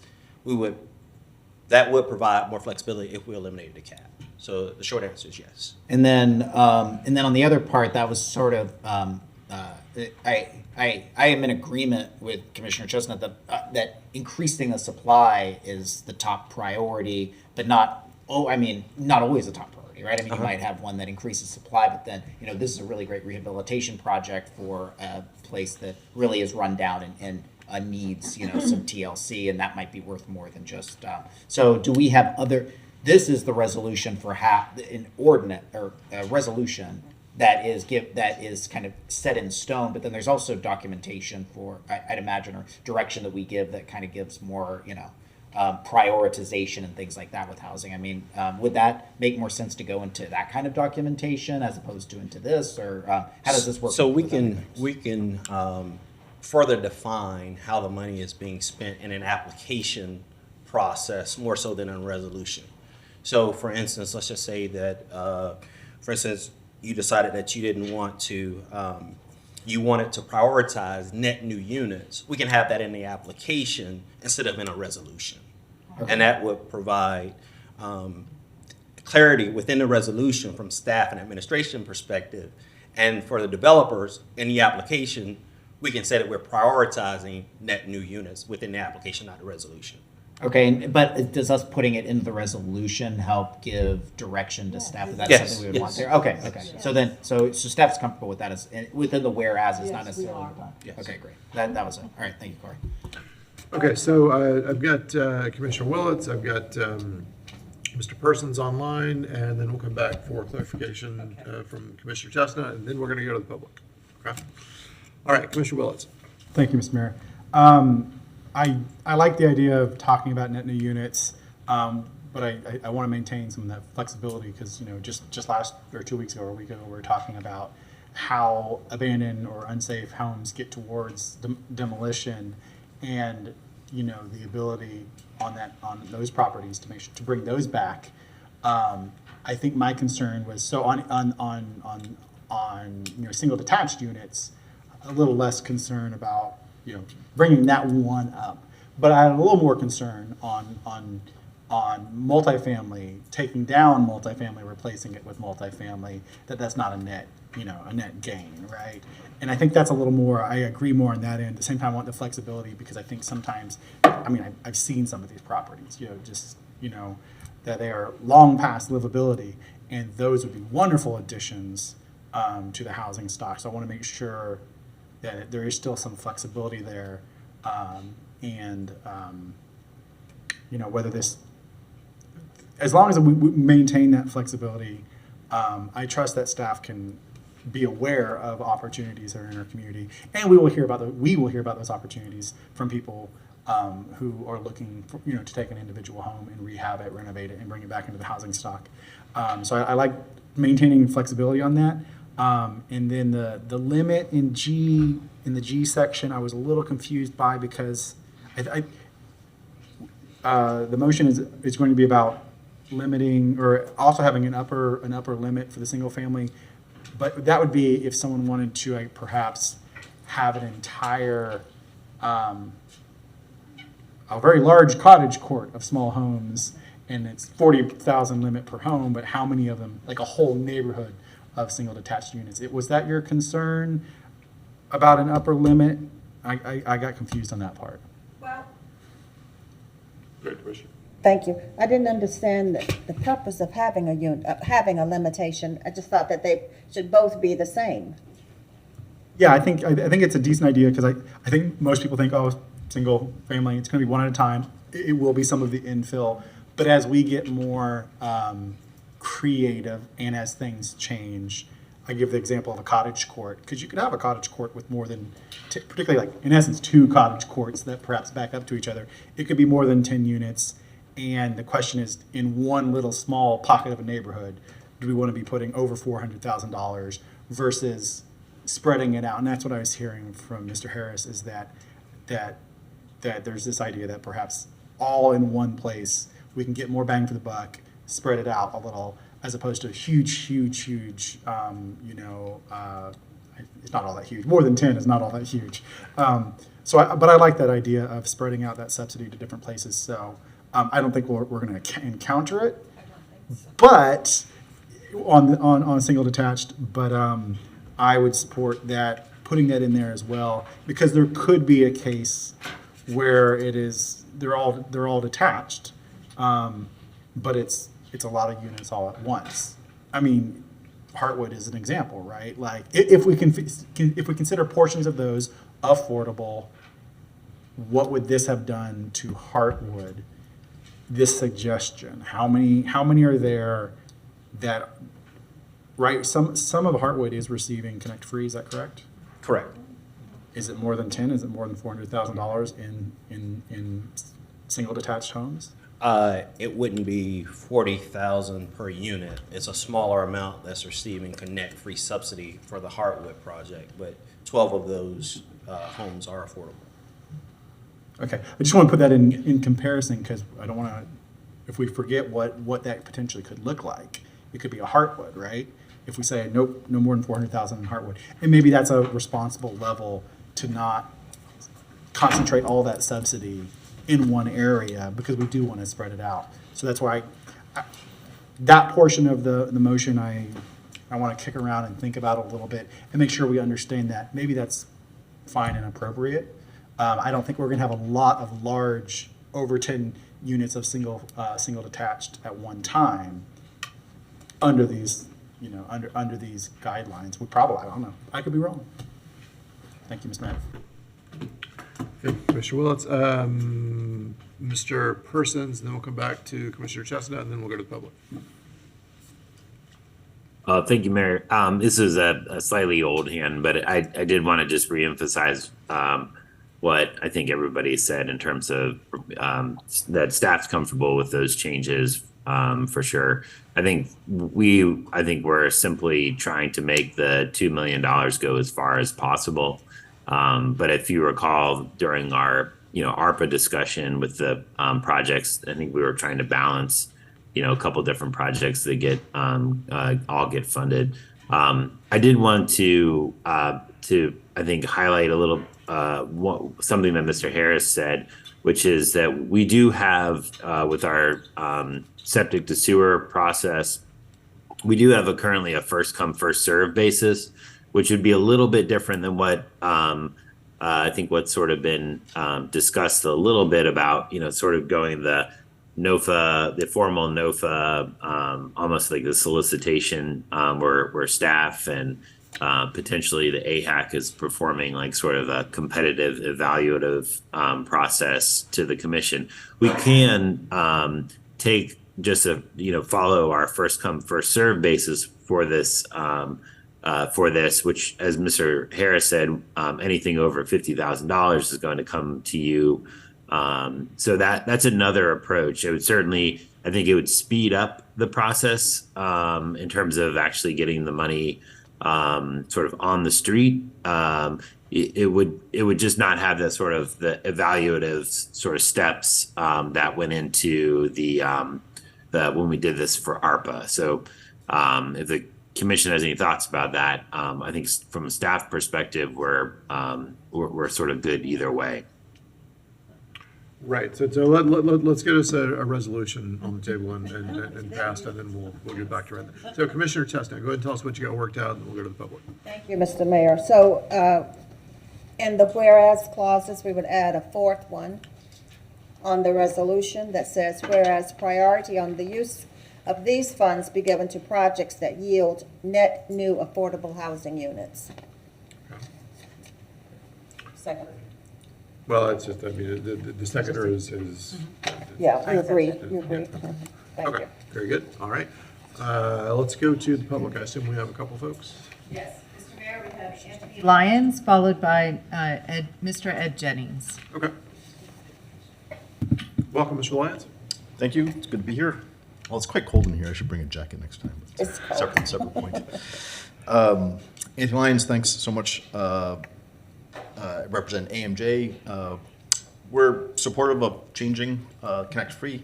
Obviously, we're a for-profit private developer, engage in affordable housing, but it's market rate. We do a number of units that are considered affordable, but aren't subsidized with other funds, state, local, or federal. We're certainly in the process of developing a property downtown, which, as you all know, will have a significant number of affordable homes. Just for the record, we're about 50% design drawings for that. Just we'll come back at some point with a better update, but just so folks know that's moving in a good direction. A couple of things. What we're building is a far more expensive affordable housing project. It's a multi-story project, which is different than single family. These kinds of funds are very important to offset for a project like this because there is no tax credits because of how it's conceived and how we're funding it. And so our cost per unit is much, much higher than what it may be at a single family home, for instance, or even a new development on greenfield, things of that sort.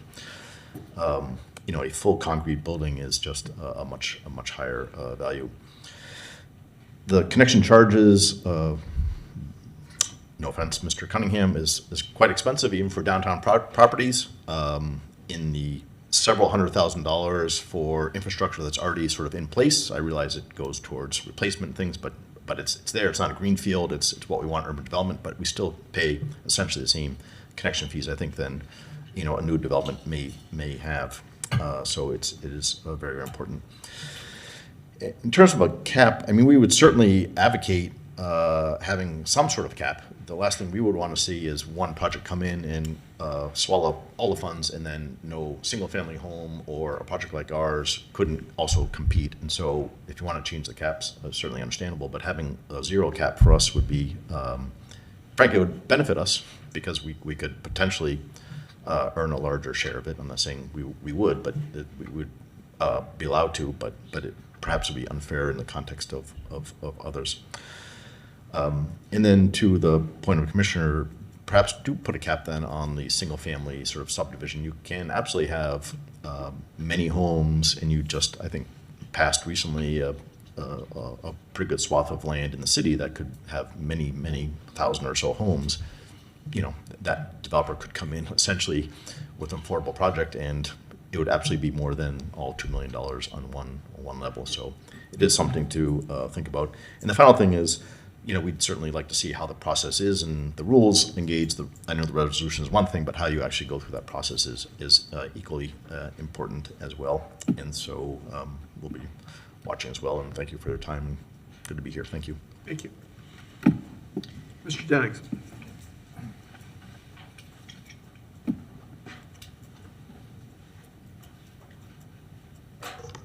Good afternoon, Mr. Mayor and Commission. For the record, thank you, Mr. Mayor, Madam Mayor Pro Tem, Mr. Chestnut, all those that I've chatted with the entire Commission for moving forward this process to see the ConnectFree program open itself up for some more varied uses than it had previously. Thank you for staff, starting obviously with Madam Curry, Ms. Curry, as well as the Housing Community Development staff for looking at this issue as relates to the couple points that been addressed in regard to caps and numbers and what have you in prioritization. I hope we reflect to ourselves what Mr. Harris said in regard to the purpose of the program is to create new connections. So that's why there should be a priority, either exclusively or a priority set forward with those particular projects, because that's what the money is for. The money is to the opportunity to create new unit, new connections, more payers into the program. So that's purposeful. The idea that there would, for projects of any size, whether it be single family, like a prior to Hartwood, respectfully, 25 years ago, there was a Cedar Grove 2, 100 units thereabouts that you could have used, and you could have far blown away the 400,000 cap. That would be a great thing. That was an all affordable housing project that you all put, SHIP and other supported housing, so that would give you an opportunity. I think the entire city would love to see another Cedar Grove 2, wherever it would be put, and using the money for that would be great. The idea for those of us in the affordable housing area, that because of size and scale, as the project you just approved, your opera process, for them to be 70 units, 80 units, 100 units or more, the idea that all the money in 1 year could be used would make sense, but you would keep replenishing. You're going to keep replenishing with more and more tap fees, more connection fees, being charged. So that's a good thing. The last question I would have is that as projects having some kind of time frame with the usage of the funds, so such that they don't, if you've got some money out right now, that if it's not utilized, that money then would go into the pot. So if you've got prior funded projects that aren't able to use the money that you just had a month ago, you had $2.5 million. You allocated some other money. If that project doesn't go forward, or if other projects that you allocate don't go forward, that then whenever a rolling application is done, whether it's done individually, first come, first serve, or an application process, I can go either way with that, let you all figure that part out. But it will be the amount of money that's in the pot at the time, or will be expected to be in the pot, because hopefully what will happen, you got $2 million now, you got $460,000 outstanding, you will be generating up to $500,000, maybe even more this year, that you can look at how to do that. And the idea also, for if you want to be even more creative, you might decide, depending on what happens respectfully with the future of GRU, we'll leave that right there, that you may have multi-year opportunities to fund projects. So everything might not be funded in 1 year. You might be able to fund something over a 2-year cycle, assuming the funding is still there. So thank you, Mr. Mayor, for the opportunity. Definitely support of the changes that Commissioner Chestnut put forward for this item. Thank you so much. Good. Thank you. All right, any other public comment? We do not. Commissioner Willits. Thank you, Mr. Mayor. And I had forgotten about City Grove, because just recently, most of the single detached neighborhood for affordable housing has been small infill. We think of habitat for humanity, 1 at a time, 2 or 3 at a time, but I'd forgotten about that. And so that's why that limit I did wonder a little about, because it may not, I don't know, it may not be the best, it may not be right for that particular example. Or maybe it's that 400,000 is right, because for a single unit, the 40,000 is really prioritizing perhaps infill, and it really is a great project, and we get the best use out of it. And for the other priorities that are listed further in this resolution, but that in a very larger community, that a larger development, 400,000 is enough. So I have some thoughts about that that Mr. Jennings brought up as well. So that's the part I'm less comfortable about, just because it's a little limiting, and I don't have all the imagination of what could be in the future, or as proven what was in the past. I've forgotten about that. So yeah, that one. But for the multifamily, I still feel comfortable with that limit. I think I do, because it's. I like the idea of encouraging smaller multifamily, more spread out, and that's been part of my thought process all along. Thank you, Mr. Mayor. Thank you, Commissioner. All right, I see no further lights. No other staff comment. Commissioner Eastman. Go ahead. No? Okay, all right. This is a roll call as well. Roll call vote. Commissioner Chestnut? Aye. Commissioner Sacco? Aye. Commissioner Eastman? Aye. Commissioner Willits? Aye. Commissioner Book? Aye. Commissioner Duncan Walker? Aye. Mayor Ward? Aye, that passes unanimously. Thank you, Madam Clerk. And thanks to everyone who has worked on this to this point. We'll look forward to process coming back to us fairly quickly and be able to distribute some more money. So thank you. All right, we have commission comment. Commissioner Chestnut. Well, that. I'll come out. Okay, Well, Commissioner Eastman. I just wanted to put something on everyone's radar that came up earlier this week. Commissioner Duncan Walker, you mentioned earlier in your view, your definition of equitable development as being putting focus on minority communities that have not had that focus in the past. And we have really great opportunity, I'd say, generational opportunity to do that through our Gainesville CRA. We have talked for many, many years about investments in East Gainesville and the way that, of course, and lots of promises have been made, lots of promises taken back over the years, but also the way our CRA was structured before, where we had these separate CRAs that would be in there, where money wasn't really going to blighted areas per se, or areas that really needed it. It would stay in areas that were already doing okay. And then we changed that to allow it to become citywide. I just want to put on everyone's radar, it came up recently at a county commission meeting that there was a discussion that certain commissioners don't like some of the budget cuts that we had made here at the city of Gainesville.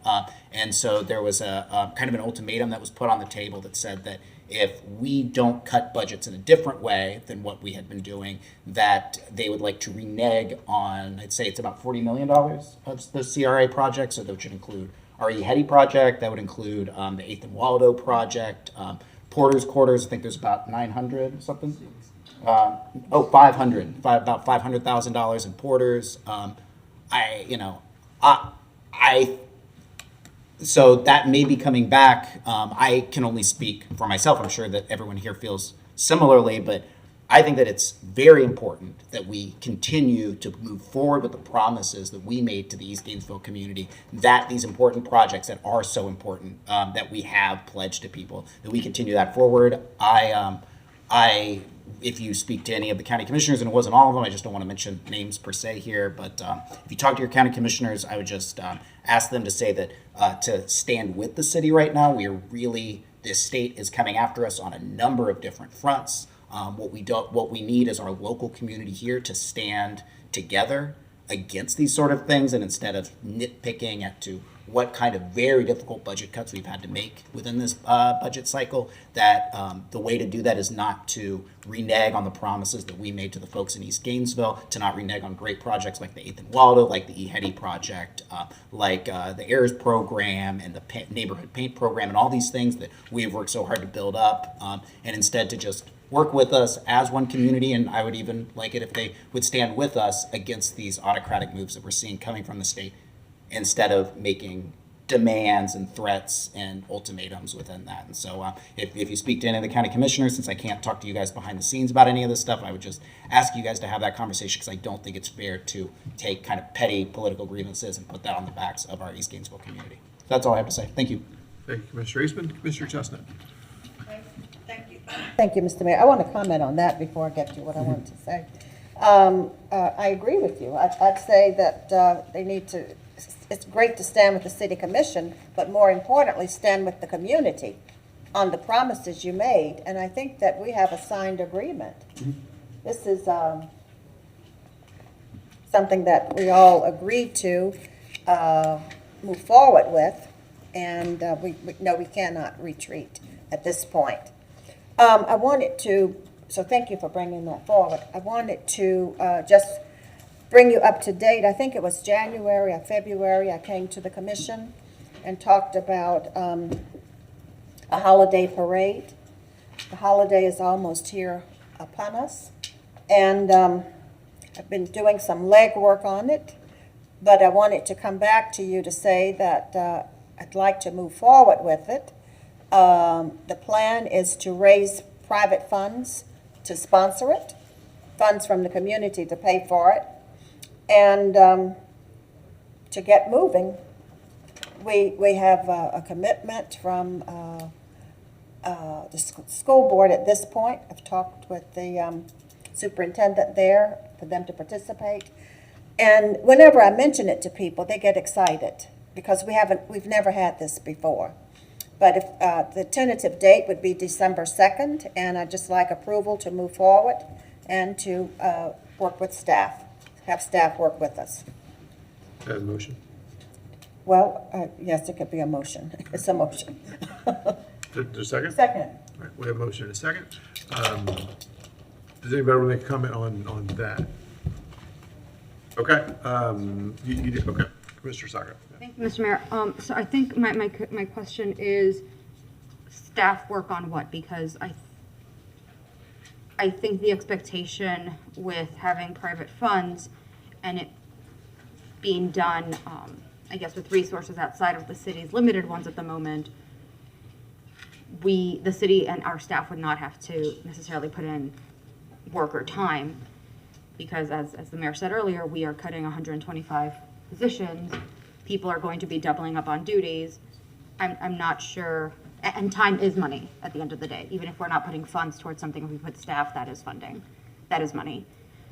So I think my question is, could you elaborate on how staff or what expectations you have of it? Thank you. It would be a combination of people from the community who've had experience in doing parades before would join with staff in working together to pull this off by December 2nd.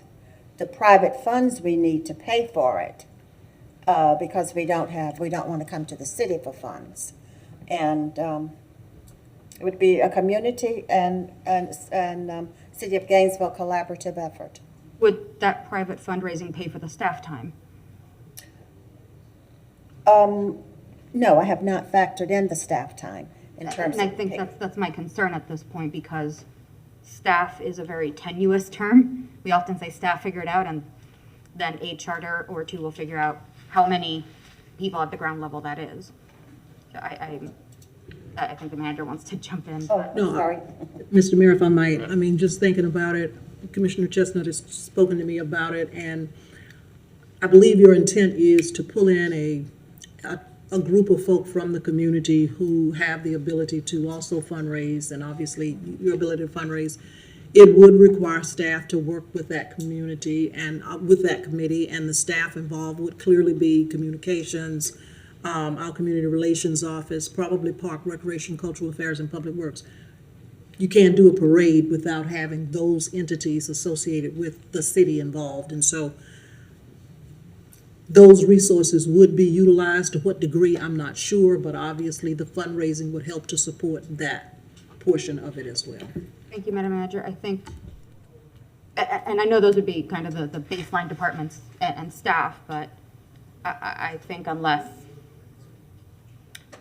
given the financial situation we are in and the decisions we'll be making later tonight, I don't feel comfortable,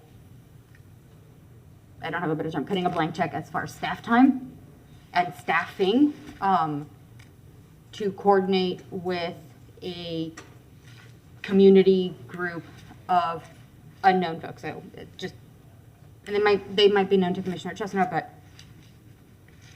it's kind of just saying, here you go on. And we have very little detail about it as we authorize what will probably be at least 100 hours of staff time in total among different departments. I don't feel comfortable giving blanket approval of staff being utilized for something that is nice but is not necessary, especially in light of the other vote we're making tonight. Thank you, Mr. Mayor. Thank you, Commissioner Saka. Anyone else on this topic? Commissioner Willetts. Thank you, Mr. Mayor.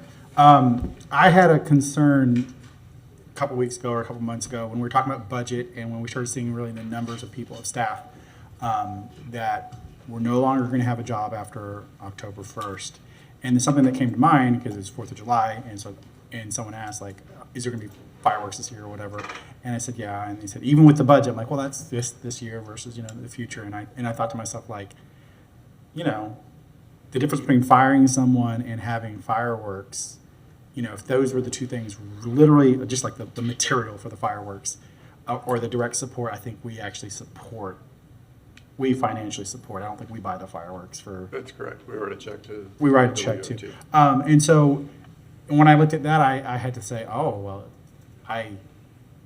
I can deal with no fireworks as opposed to firing an extra person, an additional person. So I had that concern, and I talked to a few people about it, a few friends, and they said, well, you still have to have something to like sell, overall living in our city should still be fun, it should still be great, and it should be, sometimes we got to celebrate, right? And still celebrate.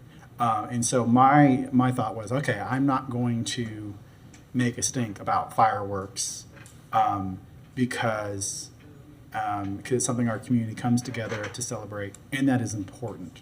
And I think in the same vein, a holiday parade is very similar to that. But in my mind, we get, with the severity of cuts we've done this year and cutting staff, in my mind, I kind of want to have one or the other. Pick one that we do. We do a check for 4th of July, or we plan a holiday party, a holiday parade. If another organization in the community wanted to really get behind and fully flesh out and have a great parade, they could do it all on their own. And I think that would be great. But frequently, holiday parades are done by municipality, I understand that. And so where I'm at on that is that I think I would, particularly because of the amount of additional staff time, and I hadn't really thought of it, to Commissioner Sacco's point, that it's, to some degree, it's a blank check at this point, because maybe it's the biggest, greatest thing ever, right? We got to plan for, 30,000 spectators. We don't know. It's probably not the first year, right? That did worry me a little bit.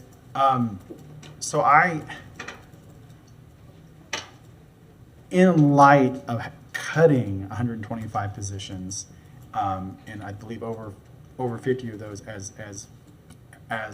filled positions, I don't know that I want a holiday parade when we have laid off, though attempted to fill a lot of them back into spots through our pipeline committee, which is tremendous work. I'm so glad we did that. I think we really did right by those of our community builders. I have a hard time if it's a completely free thing, or if it is we need to contribute basic GPD. If it's a private organization that's doing it, and this added on as one of the things that we're going to give. I'm trying to remember what it is. Basically, free services from GPD to assist, similar to those other grants. And if it's something like, parade, great, give them $5,000 worth of whatever. The in-kind, I'm sorry. $5,000 worth, that'd be cheap. I worry about the staff time though, so I'm in the middle on this because of what we've asked and request. Like we said, in any other year, let's go. We got lots of people to help and potentially, better funds. But in this year, I don't know. I don't know what I feel about it. Particularly, it'll literally come almost exactly 2 months after we have let go of 125 positions and close to 50 people. Hopefully, they got into a lot of other open positions, though. Thank you, Mr. Mayor. Thank you, Commissioner Willits. So we've got a few more lights here, but I will tell you, just jumping in as we move down, that I don't want us to get into a situation of the meetings will continue until morale improves kind of thing. I don't want us to be there. I mean, there's some level of spirit that must be maintained in the community, and our manager is very good at managing staff resources when we ask her to do so. I would say that. So, Commissioner Duncan Walker. Thank you, Mr. Mayor, and I was kind of going to piggyback off of that point as well, and then kind of speak to the idea that, for sure, this is an unprecedented situation that none of us up on this dais have had to deal with. None of us, are happy about being in a position and having to make the decisions that we're having to make. But there's something about Christmas. And so I'm curious, Commissioner Chestnut, I was thinking along the same lines as Commissioner Willits to a degree about this group of people that is coming together. How much they're able to do. I mean, is it possible that these folks are experienced enough that they could literally do the lion's share of the work and possibly only have to rely on the city for permitting or maybe police presence? In other words, in the most scaled back version of the city's involvement, what would it look like? And I'm sorry to ask that from the dais, but it's just that I hear the concerns It's okay. of our colleagues here, and I'm just curious what that would look like. Okay, where the staff's time comes in is why we have to raise the money. We're raising the money to pay the city. Okay. I have to pay the city for public works, I have to pay the city for the police department, we have to pay the city for the fire department, we have to pay the city for everything. That comes to about $60,000 that we have to raise the money to pay the city for these services. So the departments, while they may be involved, they're being compensated for the time that they put into this. The private citizens that will be working on this have had some experience in doing parades. So the bulk of the staff's time is going to be, I would say, probably, well, I can't say, but it's going to be limited. The time that is being utilized will be paid for, because you have to raise the money to pay it. We can't have the parade without public works and without paying public works. Right. You have to pay for all of it. Okay. Yeah. All right. Okay, thank you. I'll conclude. I don't think I have any more questions, but I may come back with a comment after that. Thank you. Thank you, Commissioner Eastman. Thank you, and thank you for bringing this up, Commissioner Chestnut. I guess I have some of the same concerns other folks have. But I guess more the like at least everything that I've ever done with you, I know that if you do something, every time I've worked with you on it, you want to make sure that it's done well. You want to make sure it's done right. You want to make sure that it matches what your vision is. I worry about for the first. This would be the first time we've had a Christmas parade in the city of Gainesville. It would be under the banner of the city of Gainesville. We'd be asking folks to do this in about 3 months, right? So it's now September. What's the date today? September 7th. September 7th. 3 months with a significantly reduced Parks, Recreation, Cultural Affairs staff. They're the ones when we made these cuts took the biggest amount of hits. I worry that there is the worry of staff time, but I worry about if we decided to, in this year, do this Christmas parade, is it going to be, for the very first time that people come out and they say the city of Gainesville is putting on a Christmas parade, is this going to is this going to be the type of thing that would, I think, hit the expectations that you would have for anything that you put on or anything that the city puts on? It's I know that if you asked me to put on an event within 3 months, I'd say, oh geez, and that not a parade you got to shut down streets, you got to make sure that there's community involvement in. And I've not put on a parade, but my understanding is it's a very long lead time you need to make sure that if there's a band, like high school band has to prepare it ahead of time before they do before they go in there. I wonder if this is the right year for this sort of thing. Not one, I do worry a lot about staff time, but two, just making sure that it is a good parade that is being put on. And if maybe this makes a little more sense in a future year when things have settled down a little bit here at the city and we have a little bit more time to really get this thing moving. So anyway, those are my thoughts. Thank you, Mr. Mayor.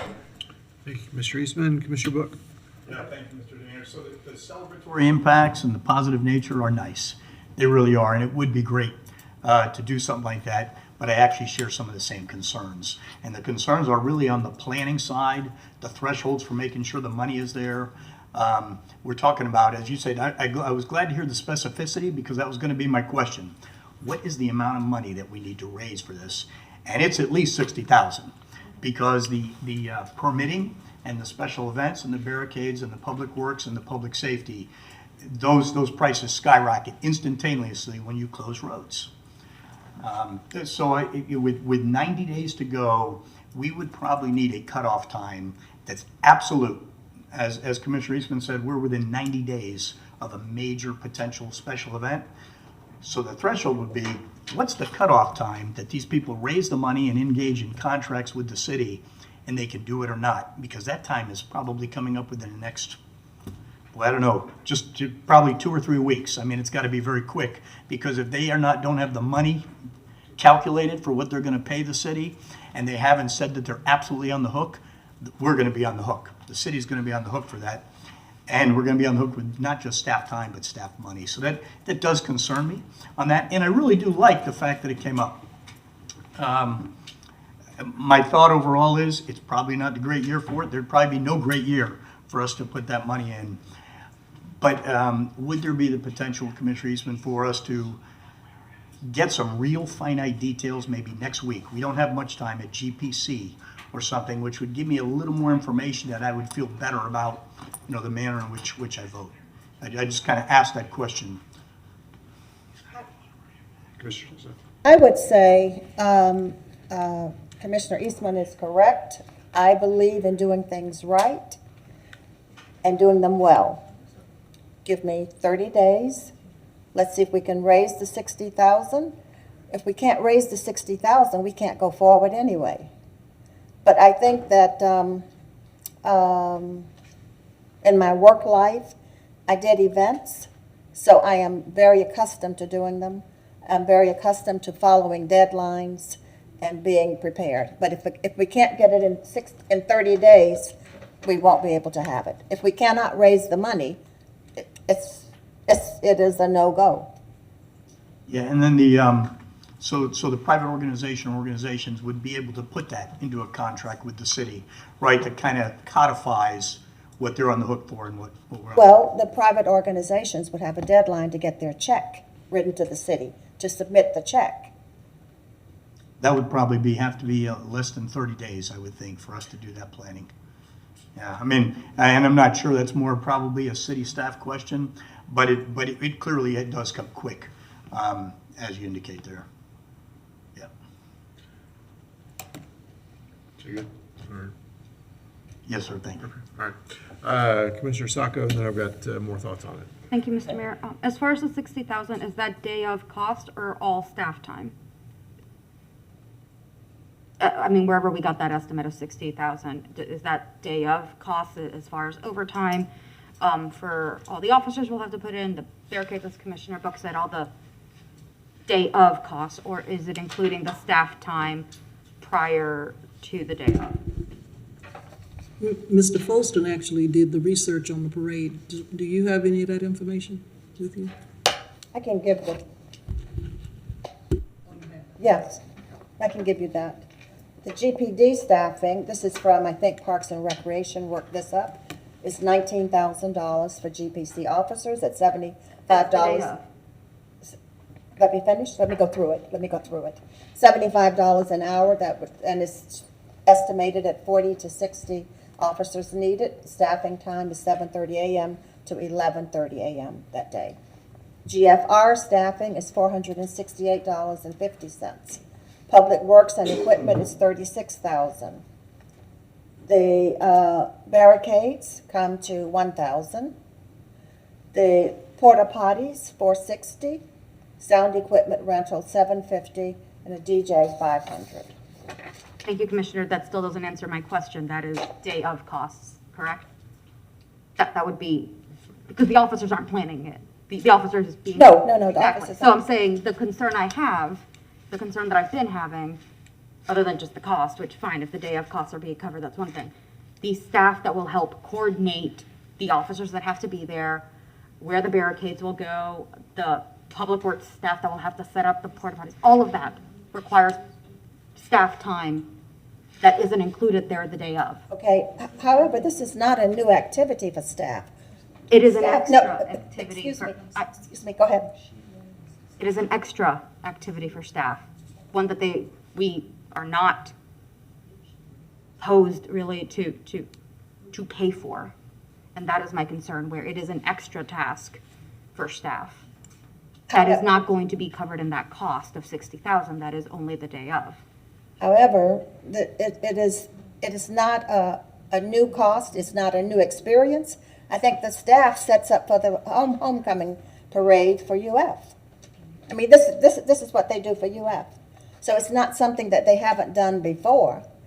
It's something they're going to do in a few weeks, and then it's something they would do again in another few weeks. And if I have done dishes in my own home at my kitchen sink, doing dishes in somebody else's house or in a restaurant is not as you say, a new task, but it is. It is a new task. It is an extra task. It is an additional task. But it's Even the if same something I've street. done before. It's the same street, it's the same dishes that are being washed. So we don't plan the homecoming parade. My understanding is the Florida Blue Key does, not us. I think Florida Blue Key then contracts with us for some staff. Okay, you know what? I won't be supporting the motion overall. I can't. Thank If you wanted to plan something and have the funds ready for next year, great, because that's enough lead time. That is actually having the cash in hand. That is a better accounting of the time that it would take behind the scenes, not the day of. Fine.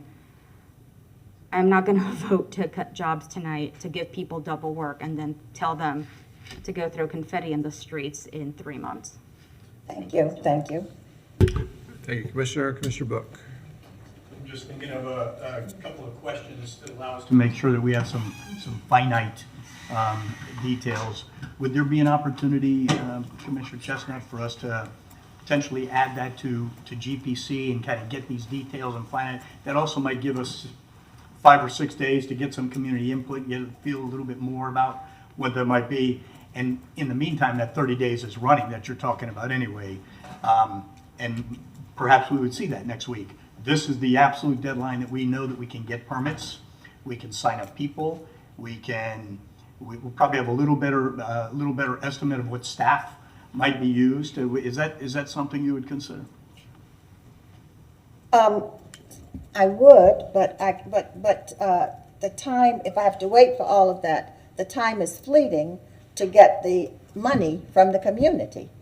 We need to be able to collect the dollars now if we're going to be able to do it. No, I agree with that. The time is running as of, we just started talking about it. So I agree 100%. I thought we have kind of a presentation by that group that tells us what they're prepared to do, what their expertise is. They'll probably give us what you just gave as far as that spreadsheet of dollars. And with that absolute, I hate the term, but the drop dead date is for understanding that we can pull it off. They can pull it off, and they can pull it off with the assistance of the city and the city manager saying, yes, we think we can allocate the staff on that day, yes, we can schedule it, and those type of things. So I agree, the time for fundraising is probably already started. My question is, could we wait on a decision and hear a little more finite detail next week, on next Thursday? That also gives us the opportunity to maybe hear from some more of the community and make a decision with more information. That's what I was asking.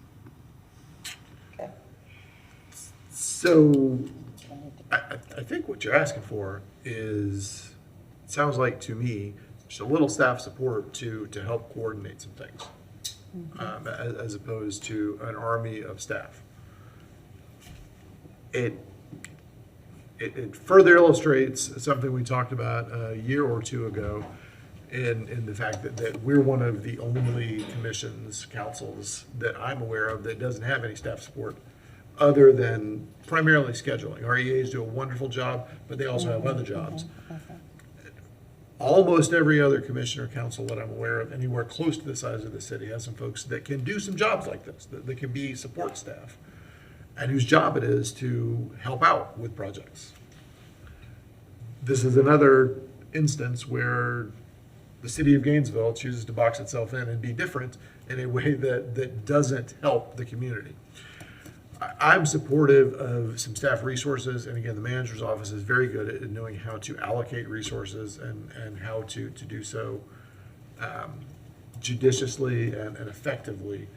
And at least for the next, even if we got a report back a week from today that would tell us about where we are on things and how things are going, to have a little staff support in the meantime, I feel like would be useful and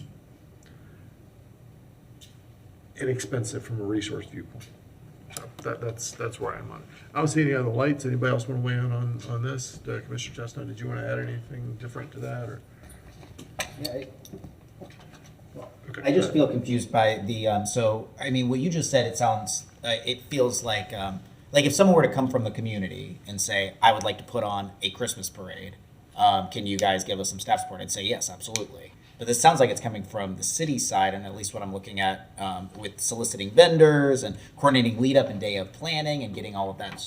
Like there's a difference between, I guess, going back to an old conversation, convening a Christmas parade versus working with outside groups. And so, I mean, that what you just said sounds different than what the proposal on the table is. And so I guess I want some clarity as to what we're looking at. I mean, are we the ones putting on a Christmas parade, or are we the ones who are just kind of working and saying, well, we'll be happy to help support where possible?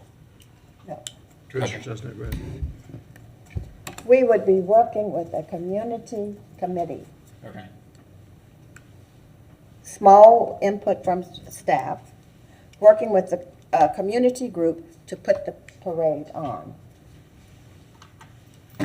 Raising the funds to pay for what is required to do it, the $60,000. You're talking about support staff Support for your staff. major efforts Yeah. to do it? Yeah. Okay. Commissioner Eastman? That's all. Thank you. All right. Commissioner Sacco? Thank you, Mr. Mayor. I think my concern remains, sorry, I completely lost track. I lost that train right there. I will just have to pass on that. There was a concern triggered by Commissioner Eastman. That's what it was. Got it. From a legal point of view, when we say the city is collaborating or working with some group, that is a very passive statement. I think what Commissioner Eastman is asking, I think what a lot of us are concerned about, who would be the principal agent, who would be on the hook for things. Because as it's being described right now, it is, well, so-and-so is raising the money and they will give us the money and then we will pay the things, but we are contracting, but so somebody else is giving us, that still puts the city on the line for things. That is a very muddy, messy way of organizing anything or writing any contract. And at this point, I still don't know, to Commissioner Eastman's question, who the principal agent would be, who would be ultimately. The city of So it is the city. City of Gainesville. So it is the city on the hook. The city is the one putting on, to Commissioner Eastman's question, the city that is putting it, not supporting community groups who want to put this on. The city is deciding to do this and taking on that burden.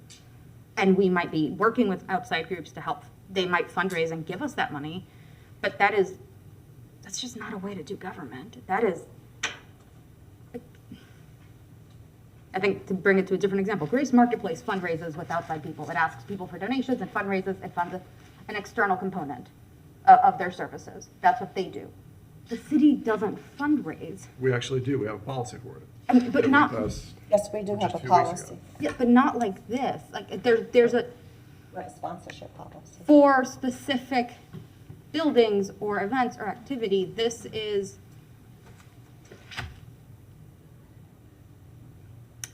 asking for money for an event that we have not finalized with. I still haven't heard. I know you said a little staff support. That could mean any number of things, and it's not quantified. And there's just a lot of things that aren't quantified or clarified, and they need to be in black and white, especially when we are giving, and I am sure it's not going to be only $60,000 and staff time. Like, quite frankly, I'm gonna sound like a monster for a second. A Christmas parade does not keep people housed or fed. And I know what you said, like, we keep, and Commissioner Willis as well, like, we need some joy. That doesn't matter if you're homeless at the end of the day. If we had $60,000, if people want to frankly, anybody who helps me fundraise $60,000 for people to throw confetti in the street, I'm going to ask them why they didn't help raise $60,000 for Grace. And if those people are associated with businesses, I'm never going to go in those businesses because I see they prefer confetti and balloons over housing people. So if we're going to put staff time behind something, if we're going to put money behind something, if we're going to put our energy behind something, if we're going to put the time we've still been here past the actual agenda on a parade, that's a little disgusting. Thank you. Commissioner Willis. So a question for staff, just so I really clearly understand this. My best example is Pride Parade. North Central Florida, the Pride Community Center of North Central Florida, they apply for a permit. They get their own insurance, correct? It's the best example of not the big monster UF parade. A smaller parade hasn't happened in a couple of years, but I don't know if they're going to do it this year. They're not. But they're not going to do the parade this year. That's right. They used to do it in the past, but they pulled a permit, or they applied for a permit, for a parade permit, and they applied for their own insurance policy, correct? Yes. But when the city does an event, we're covered under insurance, existing insurance, correct? And we don't have to, in essence, do our own permit, but we have our own notification, obviously, and we communicate particularly to the state government about university or any state roadways, right? Okay, so it sounds like this is something where, rather than a different group doing it, and we're just going to do the normal staff support as kind of an in-kind to it. The idea is that it would be a city government function. I think this year is perhaps not the right year for it, but I'm going to push back against Commissioner Sacco's idea that we can't have that joy and that the city can't, participate in it, and because this committee, this commission has supported the Pride Parade or the Pride Festival in general. A little contribution. It's not super big, and it's something we do. It's become a hallmark in our community of something that happens, I think, on a non-football weekend in October. And so that is one thing that we do participate in. So I am not against the helping. For me, it really is at this year when we have told staff what we're doing, and I don't want to pit homeless, and I don't think it's productive in this situation to pit these two different things against each other. But for me, it comes down to we really have reduced the staff specifically in communications, a lot in communications, community outreach, parks and recreation, public works. This is literally where we have centered our budget cuts. In the four departments mentioned, this is where we've centered our budget cuts. And I worry about that. We're going to cut you on this end, and then we demand more work out of you that we direct, as opposed to a community group comes in, they've applied, they meet all the classification, everything they meet, and then we're just going to say, yes, parade, you paid for everything, we run your permit, we do that. Though this is, the thing is, this is very close to, if they achieve their fundraising, it's much closer to a private organization wants to have a parade, great. And so that's where it's weird, and I share the sentiment with Commissioner Sacco that the private funds need to pay for all of it, including all staff time in this year. That's my concern this year. But that's why I'm very torn, because it's very close to being that. If they're going to pay Public Works for the things they have to pay, GPD, they won't pay our premium on the insurance policy, I don't assume, but because normally an outside organization would pay that. I don't know what it is. I'm sure it's not major in the grand scheme of things. So that's why I lean back towards. I lean right in the middle, because I don't want to pit people against each other. I don't like that. Thank you, Mr. Mayor. Commissioner Willetts, Commissioner Book. So I was thinking very, very similarly to what you were just talking about, Commissioner Willetts. If it's the City of Gainesville Holiday Parade, that's one thing, because then we're on the hook for all the permitting and the planning and the insurance and the liability. And if it's the Gainesville Community Organization doing it, then they are responsible for doing that permitting. They're responsible for the contracts with us. And then we are a strong partner that probably gives them some staff time and ability to help. And I would be in favor of that. If it's the City of Gainesville Holiday Parade, I think personally, I would not be able to make that decision today. I'd like to hear from the organization in very short order where they're at and what they're expecting directly from the city. And we would certainly support the efforts. But it's a little different if it's the Gainesville Holiday Parade versus whatever the organization, like you're talking about, Mr. Willetts, where it's the Pride Parade or any other organization that puts a banner up and then engages in a lot of the legwork that creates the event. And they do that in support from the city. So those are just kind of my thoughts as it relates to that. I really don't want to be a Grinch this evening, or this afternoon, I can tell you that. I want to help you not be a Grinch. Well, thank you. I would. Does that make you Cindy Lou Who? Yeah. No, it's. Mr. Mayor, what I would suggest, I would suggest is that I take the recommendation that Commissioner Book made earlier, and that is to come back to GPC next week with a finite proposal. Then you can Okay. decide. We'll make room, if you want to take the, just remove the motion and I'll put room on the agenda for next Thursday. For next, we'll do it then. Special meeting, right? Yes, it's not GBC, it's a special meeting. Madam Clerk, go ahead and make that If item. the mayor puts Yeah. it on the agenda for the special meeting? Right, for next Thursday. You know, and thank you very much for considering that. I was thinking, so in mid-December, I'm working with 3 organizations, and it's kind of similar in nature, so I thought now it's appropriate time to bring it up. 3 organizations in the community that are probably going to do a downtown cleanup. We're going to call it downtown refresh, but they're going to drive the bus. You know, in other words, those organizations are going to do it. I've talked to the Madam Manager, and it may tie in with GCRA types of things, but why are you smiling, Madam Manager?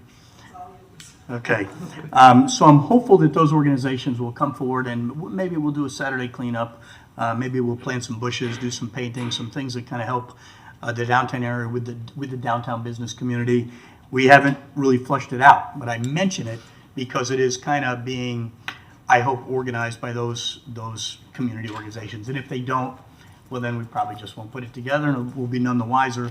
But it may involve city solid waste under Public Works picking up the trash, for example, or planting bushes under the GCRA, the Alachua County CRA auspice, but will really not involve planning or permitting or active staff time other than what they would normally already be doing. So I only mention it in the interest of the fact that you have this on December, and we were kind of thinking about that for mid-December also on a Saturday. Thank you, Mr. Mayor. Thank you. Okay, so that'll be on the agenda next Thursday with more fleshed out detail. Okay, anyone else on the commission comment? I'm sorry, Mr. Mayor, this might be a good occasion to inquire regarding the scheduling for next week. I think the plan is to replace the GPC meeting with a special meeting such that some items that had to get moved can be addressed then. Is that the will of the commission as a whole, or is that being done at the direction of the mayor alone? It's cleaner, I think, if it's the will, the commission as a whole is to cancel the GPC and replace it with a special meeting. 928, I think. 928, I'm sorry. Yes. We already did. So we already we're already I'm good sorry. on the 14th, but the 28th, we want to do the same thing. Right. Yes, so, oh, go ahead, sorry, I thought you were. Right. This item is coming September 14th Right. on the Correct. special meeting. I Correct. conflated the two, I'm sorry, but That's in terms okay. of 928, though, just for the future schedule. Right. No, someone will make a motion to delete GPC on 928 and replace it with a special meeting on 928 at 1 o'clock. So moved. Is there a second? All right, the motion and a second. Any public comment? No. Okay. All right, all in favor, say aye. Aye. Any opposed? All right, that passed unanimously. Commissioner Willets. Thank you, Mr. Attorney. Thank you, Mr. Mayor. And this is a little delayed. Thank you, everyone. This was to Commissioner Eastman's conversation that he brought up and during member comment. And I just wanted to urge us to also to look at that the GCRA, when we help make those decisions, when we collaborate with staff and the community, we make those decisions, a majority of this commission was voted on by, everyone gets to vote in the city on a majority of us, 2 at-larges, their district, and the mayor. And with the recent change in the makeup of the county commission with districts, even you only get to vote on one of them, and you don't get to vote on the majority, and so that's an extra layer that has been removed from that decision-making process. And so I think that's something we need to point back out to the county commission. Previously, everyone got to vote for the commissioners, for a majority of the commissioners who might be saying, we want to control the spending of those tax dollars, those GCR tax dollars.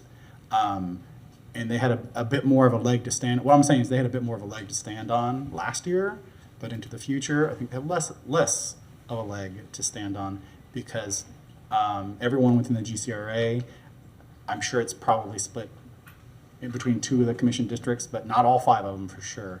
So I just wanted to bring that back out there because the structure of our county commission changed. We haven't changed in a while. We went to longer terms. So when we get elected is a little different, but they changed truly how representation and democracy works in the county. It got changed, rather, the voters changed it. So that's something I think we should know and point out, that previously, if you had a opinion, and of course you can always talk to all five county commissioners, but before it was I'm one of your voters, I want you to continue to do this or that on the GCRA funding, the decision-making process. Whereas on this commission, they can still go to four of us. And of course, the other three are there to listen. But the people living literally within that GCRA, so it is the purpose of it is very geographically focused, perhaps for county-wide impact, but it is very geographically focused. And not all commissioners in the county directly represent now those voters. So I just wanted to point that out, that they change, and we should recognize that. Thank you. Thank you. Commissioner Duncan Walker. Thank you. Really quickly, because I'm sure all of us are ready for our break. I did want to just kind of, the flip side of that, we've heard some comments about the county, but I do want to send a very special thank you to them for taking up the issue of gun violence and moving forward the task force. That is not lost on me. I'm looking forward to continuing my leadership with them as they chart that path forward with Santa Fe. So thank you. Thank you, Commissioner Duncan Walker. I want to thank the county too, rhetoric notwithstanding, for moving forward with plugging the gap for homeless services. It is true that we have, over the last fiscal year, the city of Gainesville provided more like $3 million and not $1.5 million to homeless services. Very well documented in a document that was in backup for our joint meeting that the city manager's office put together. It's important for the community to understand that the city of Gainesville has not just been meeting that $1.5 million obligation for years, but going well above and beyond that through a variety of other sources besides just the general fund, through GCRA, through ARPA funding. We have been meeting the need of homeless services far above and beyond the $1.5 million figure. We are facing in this coming year, of course, as we've talked about many times, and we'll talk about again this evening, budget difficulties. And I appreciate the county being willing to step up and meet that gap, which in the great scheme of their budget is not an enormous amount of money, but I understand making changes at this late date is difficult. So I appreciate what they did. Again, rhetoric notwithstanding. So I'm very glad to see that obligation to homeless services will continue to be met. So, anybody else? All right, we are in recess. We'll be back at 5:30. Thank you.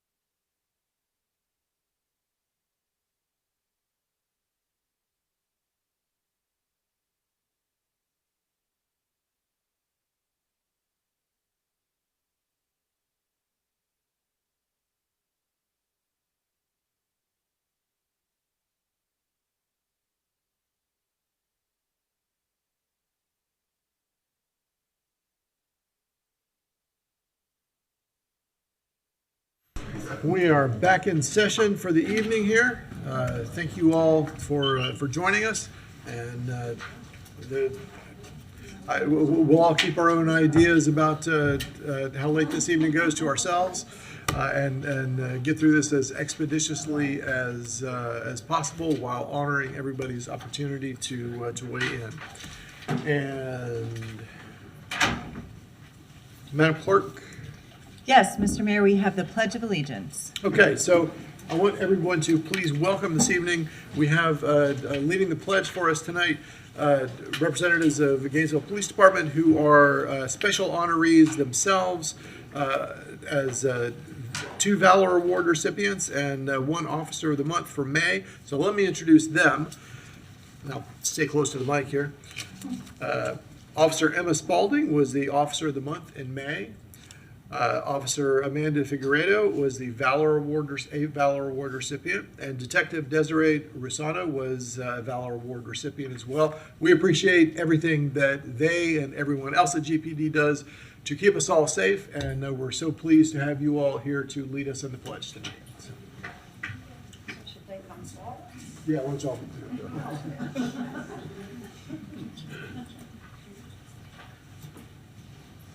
And when we're done, stay with us and we'll come around and shake hands and get pictures and such. So, thank you. Pledge allegiance to the flag of the United States of America and to the republic for which it stands, one nation, under God, indivisible, with liberty and justice for all. All right.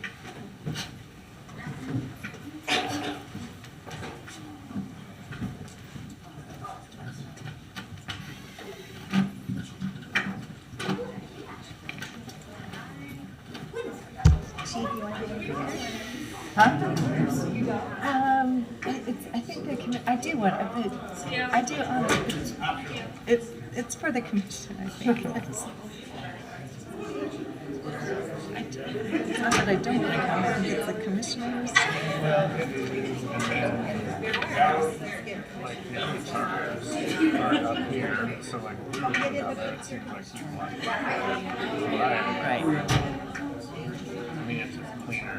Yeah. Ms. Curry, you might be photobombing the.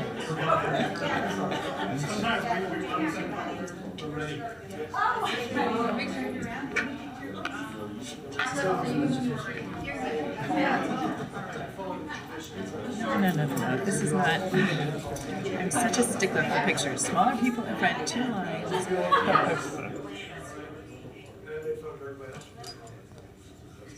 we get everybody? 1, 2, 3. 1, 2, 3. Thank you.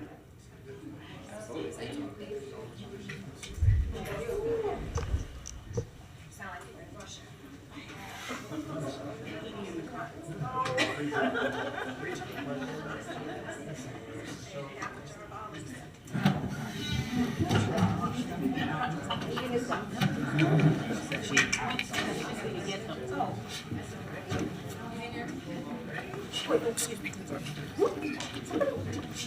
I moved the shot. I went to the wrong side. Did you get Not your chair, though. Someone moved your chair? I did not. Must be the chair. Was not me. All right. Madam Clerk. We have early public comment. Okay, I'll remind everyone, early public comment is an opportunity to speak on an item that is on the agenda later in the meeting, but you can't stay for. When you make the early public comment, it means you can't speak when that item actually comes up. All right, Tana Silva will be speaking on 2 items. Okay, so you get a total of 5 minutes, Ms. Silva. Thank you. All right, thanks. First is GRU. These are just questions that I would ask, not for any comment after I speak, please. These are just kind of questions for when you get to these items. Thank you. One, GRU debt service, looks like it's $135 million this year, which would be like $11 million a month going to Wall Street or wherever it goes. But I think I saw last year at May budget presentation of 2022 that it was $63 million or something. And I realize interest has gone up and all of that, but anyway, so that would be something that is curious to me. There's a transfer to the utility plant improvement fund of $46 million, I think it is. And is that, the last that I saw, the improvement fund was going to be used for AMI, for the smart meters and CIS for the, so, I mean, is it going to utility plant improvement or is it going to smart meters? Can the smart meters be slowed down? It's replacing 100,000 functioning meters for I don't know what reason. And I think that ties into the peak rate.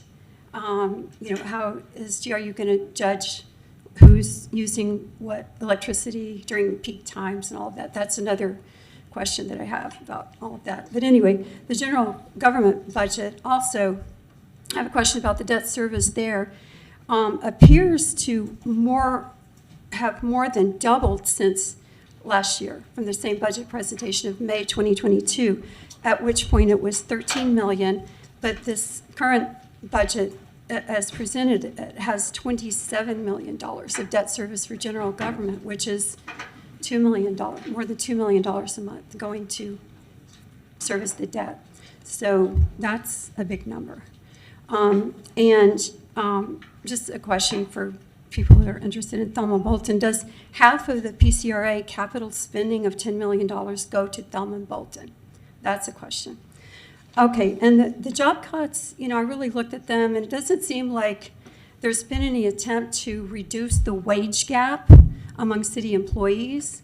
It seems like it falls kind of top heavy on admin as opposed to, not getting cut, instead of actual on-the-ground people, auditors, nature operations, code, planning, but not on consultants. The city has spent huge amounts, more and more, on consultants for work that staff used to do. And I'm sorry that embedding CHW in the city manager's office for $375,000 for 2 years, plus maximum travel expenses, that's just not right. Plus the incentives, all the incentives, including GCRA, which, anyway. So another question on the general government budget is, what is technology? It's more than double the budget on the line item to $5 million this year, and it goes from 0 to 10 employees.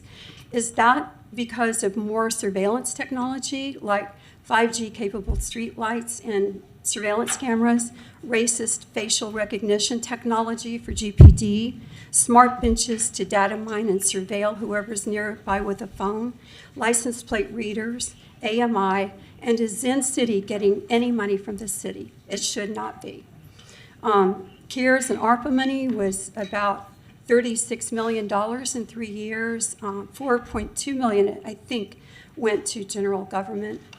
But, there's a lot of questions about what happened to the rest of it. And I saw the list, but I still have questions. And I think 1.35 million is still earmarked for AMJ on Lot 10, which has not started development in the 2 years since the deal was passed. And the terms have changed enormously since the deal was approved to the company's favor. So anyway, in short, there's a bunch of questions about the budget, but if I had a history moment of my own, it would be about the wrecking ball that was taken to city government and governance in 2015, the end of 2015, with the hiring of somebody who had no business being anywhere close to the city manager's office, and the damage that was done to the way city commission functions, to exclude the public increasingly from participating in sound policy making and other decision making. And we're ending up, I feel sad for you all. I really do. Those of you new coming in don't have any experience of what it was like. Anyway, the ones that are still on the commission. I see that you're just caught in a riptide, really, and I hope that you can work soon to put back a true priority-setting framework for the City Commission and for the public and for the benefit of the city. Thank you. Madam Clerk. We have our first business discussion item, 2023-857, Consolidation of Budget Administration Policy and Budget Amendment and Other Revisions. The recommendation, the City Commission approves staff's recommendation to consolidate the budget administration and amendment policies. Mr. Mayor, members of the commission, this item is before you because what we've had in the past are two policies, a budget administration policy and a budget amendment policy. What we're doing today is asking the commission to approve the alignment and consolidation of the policy for budget into one document. And that is what is before you today. The name of the office that basically works our budget is changing to the Office of Management and Budget.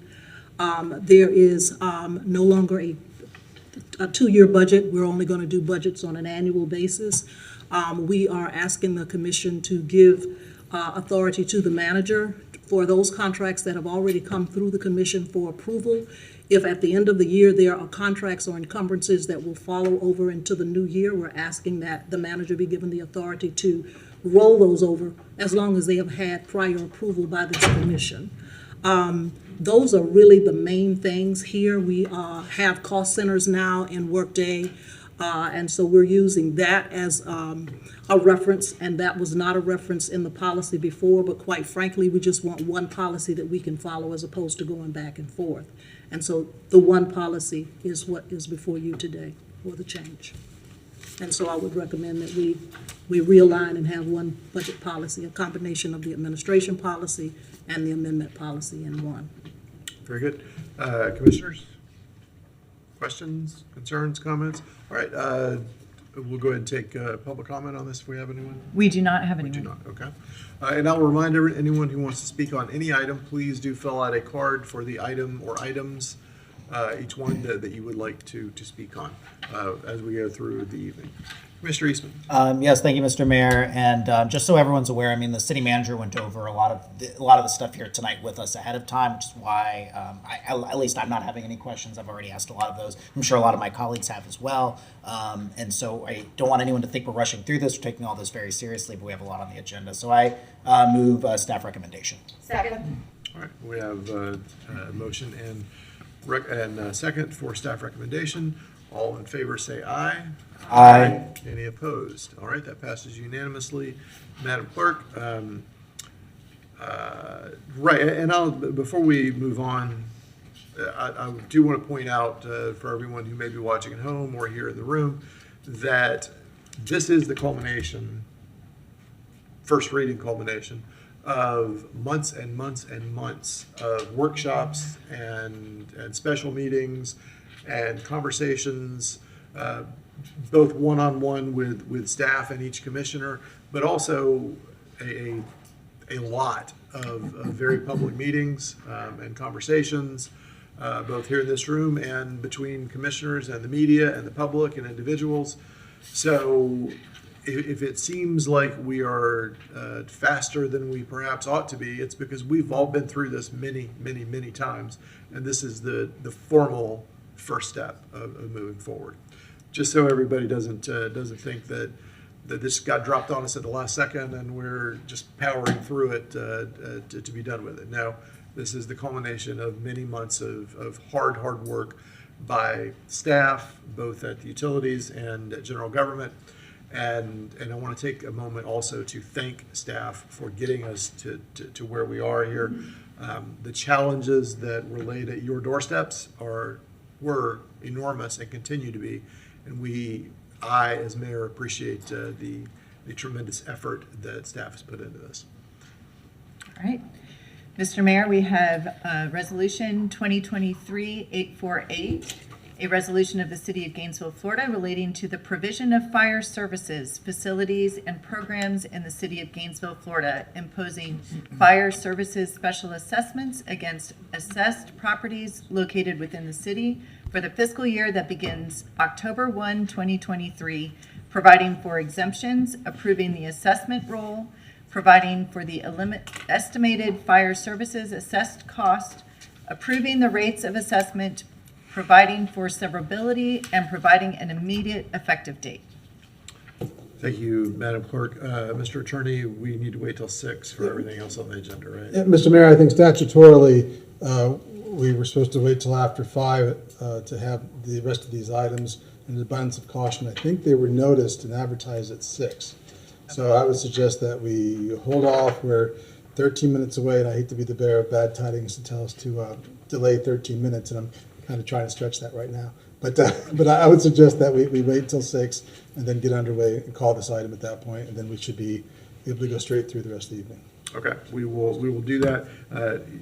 The attorney knows what time I picked for us to be done this evening, and I think he's just trying to help me get closer to it. All right, we will be at recess until 6 o'clock.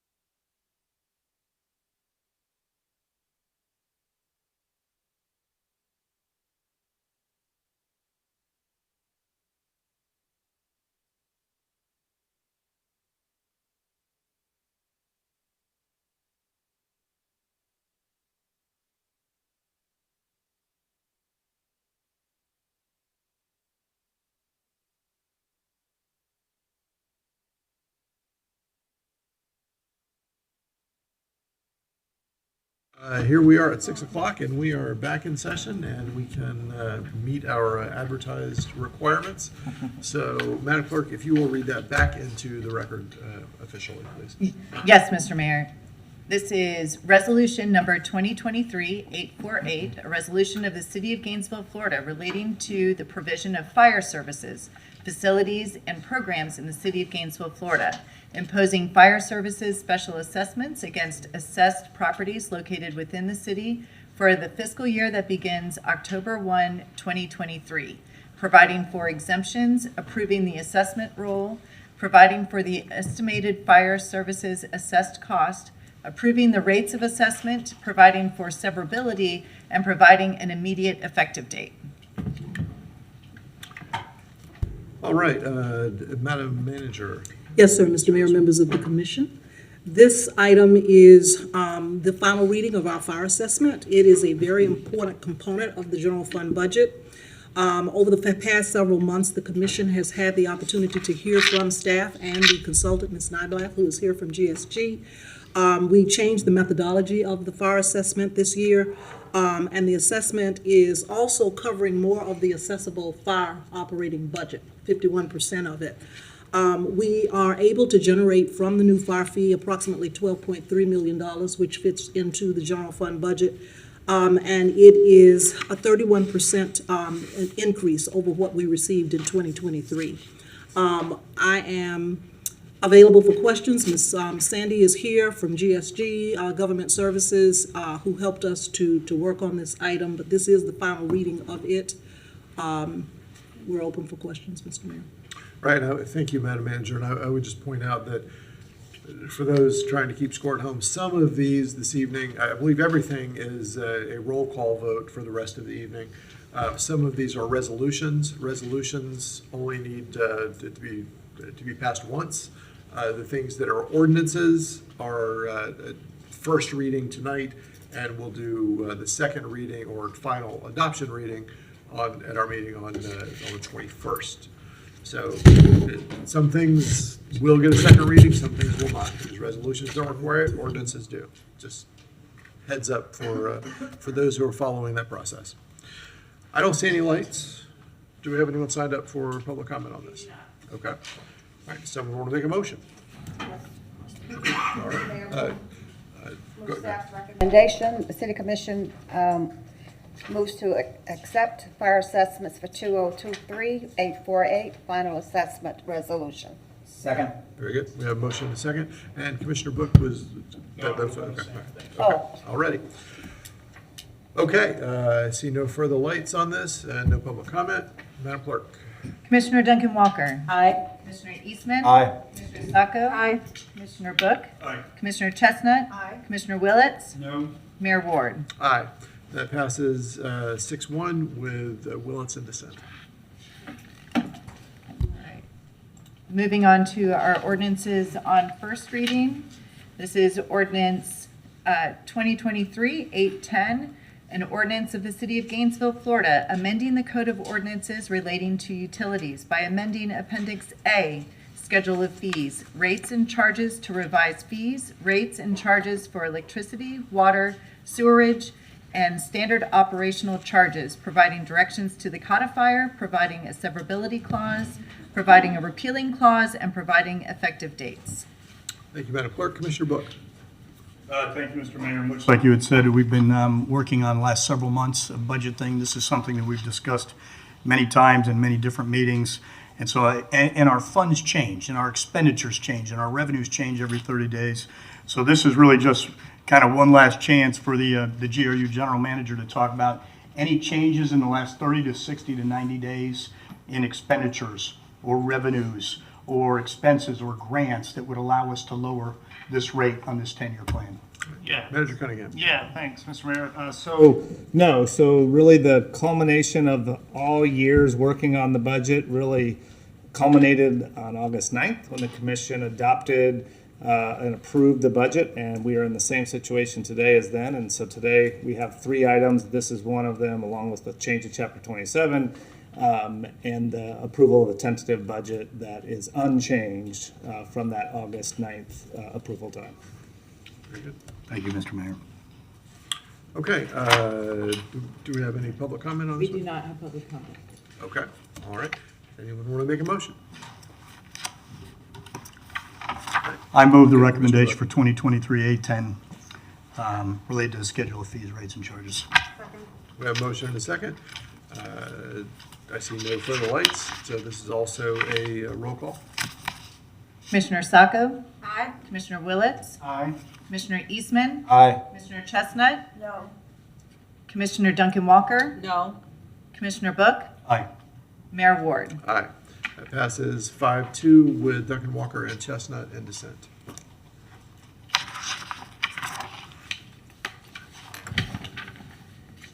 We have ordinance 2023-809, an ordinance of the City of Gainesville, Florida, amending Appendix A, Schedule of Fees, Rates and Charges of the Code of Ordinances by revising fees, rates, and charges for the following: adult performance establishment, escort service, escort licenses, alcoholic beverages, cemetery, controlled vehicular parking area decals, permits, fire and rescue, health and sanitation, parks, recreation and cultural affairs, peddlers, solicitors, canvassers, police, registered domestic partnerships, right-of-way public, obstruction permits, right-of-way public use by utilities, secondhand goods, streets, sidewalks, and other public places, traffic and motor vehicles, utilities, solid waste and recyclables, utilities, stormwater management, and vehicle for hire, providing directions to the codifier, providing a severability clause, providing a repealing clause, and providing an effective date.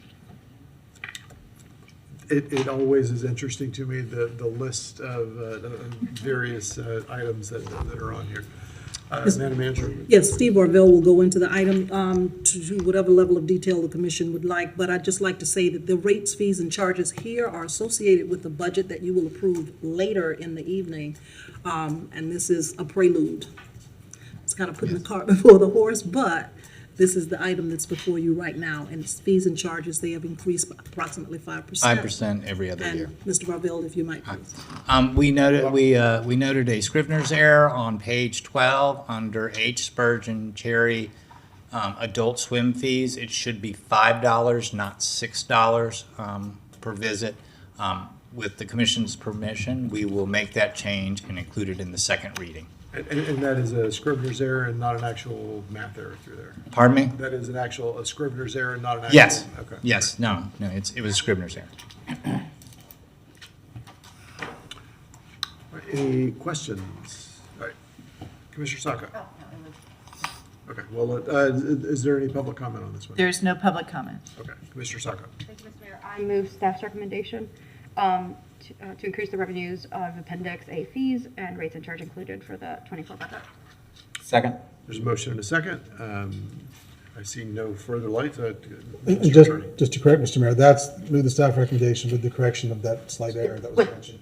That'll be made before it comes back in second reading. Yep. Okay, I see no further lights, so let's call the roll.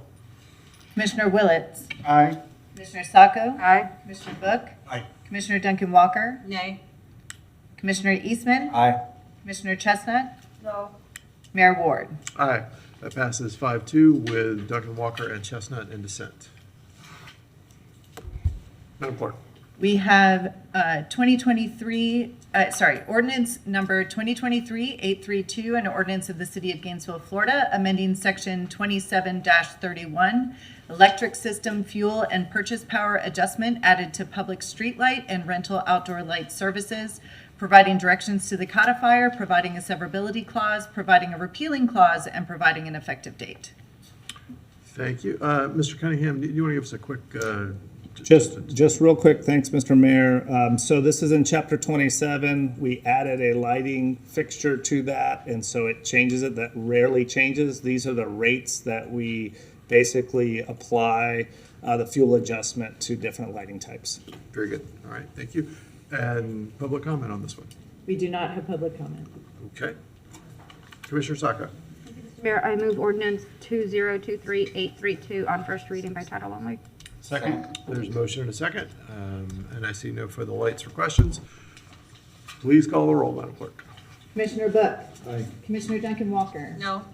Commissioner Willetts? Aye. Commissioner Eastman? Aye. Commissioner Chestnut? Aye. Commissioner Sacco? Aye. Mayor Ward? Aye. That passes 6-1 with Commissioner Declan-Walker in dissent. Madam Clerk. Per Florida statute, this is item 2023-858, establishing a tentative millage rate for fiscal year 2024. Per Florida statute, section 200.065, the City Commission is required to establish a tentative millage rate for fiscal year 2024. The proposed tentative millage rate for fiscal year 2024 is 6.4297 mils, which is 0.9297 mils, or 16.9% above fiscal year 2023 millage rate of 5.5000 mils. The proposed tentative millage rate is 1.4533 mils, or 29.20%, more than the rolled back rate of 4.9764. Based on the July 1, 2023 certified tax valuation of $10,100,886,842. Oh, I see. Sorry. Apologies. 10,000,000,886. Yes, sorry. 86,842,781. The proposed tentative millage rate is estimated to generate $62.9 million in property tax revenue based on a 96% collection rate for the general fund, $15.4 million, or 32.4% above the fiscal year 2023 estimated property tax revenue. All right, Commissioner Chestnut. Just want to move staff's recommendation. Okay, this one we actually have to have I'll come back to you when we get there, but we have to have the city manager make a presentation on this one. Thank you, Mr. Madam Mayor. Manager. Thank you. Ms. Ramos, if you could help me with the PowerPoint. So, Mr. Mayor, this, and Commission, this item obviously has been the subject of discussion for many of the workshops that we have had over the past probably 3 or 4 months. This is the first reading for the tentative millage rate, and later this evening you will hear the tentative final operating plan budget for the city. We will move from tonight, if we are successful with the passing of these, into the meeting on the 21st, which will be the final millage rate and the final financial operating budget for the city. You have the presentation in the front of you. You have your books that were provided, but you also have the handout that was provided. So I'll move forward with the presentation, just giving you some of the highlights that make up this budget. The taxable assessed values and millage rates, as read a little bit earlier, we have our July 1st certified taxable value. It is $10,186,842,781, which is an increase of 13.6% over last year's taxable value. We can keep going because we've addressed the fire assessment already. The second bullet here, the taxable assessed values have increased for the 11th consecutive year. And you can see the chart that is associated with this. The millage rate proposed is 6.4297. It's a 16.9% increase, higher than the fiscal year 2023 millage rate, which was 5.5000. The increase in the property values and millage rate is projected to generate an additional $15.4 million in property tax revenue in 2024. If we had remained at the 5.500, we would have raised an additional $5 or $6 million, yeah. And if we go to the 6.4297, which is proposed, it will give us an additional $9.3 million, which would take us to the $15.3 million increase that we have. So it is a $15.3 million increase. The tentative millage rates, the commission approved a couple of weeks ago the not to exceed millage rate, which was the 6.4297. We are proposing this evening that we maintain that millage rate. Again, a 16.9% increase. The statutes, Florida statutes 200.065, it requires the city commission to adopt the tentative millage rate for 24 for our general operating purposes. The rollback rate is calculated for us by the state through the trim bill.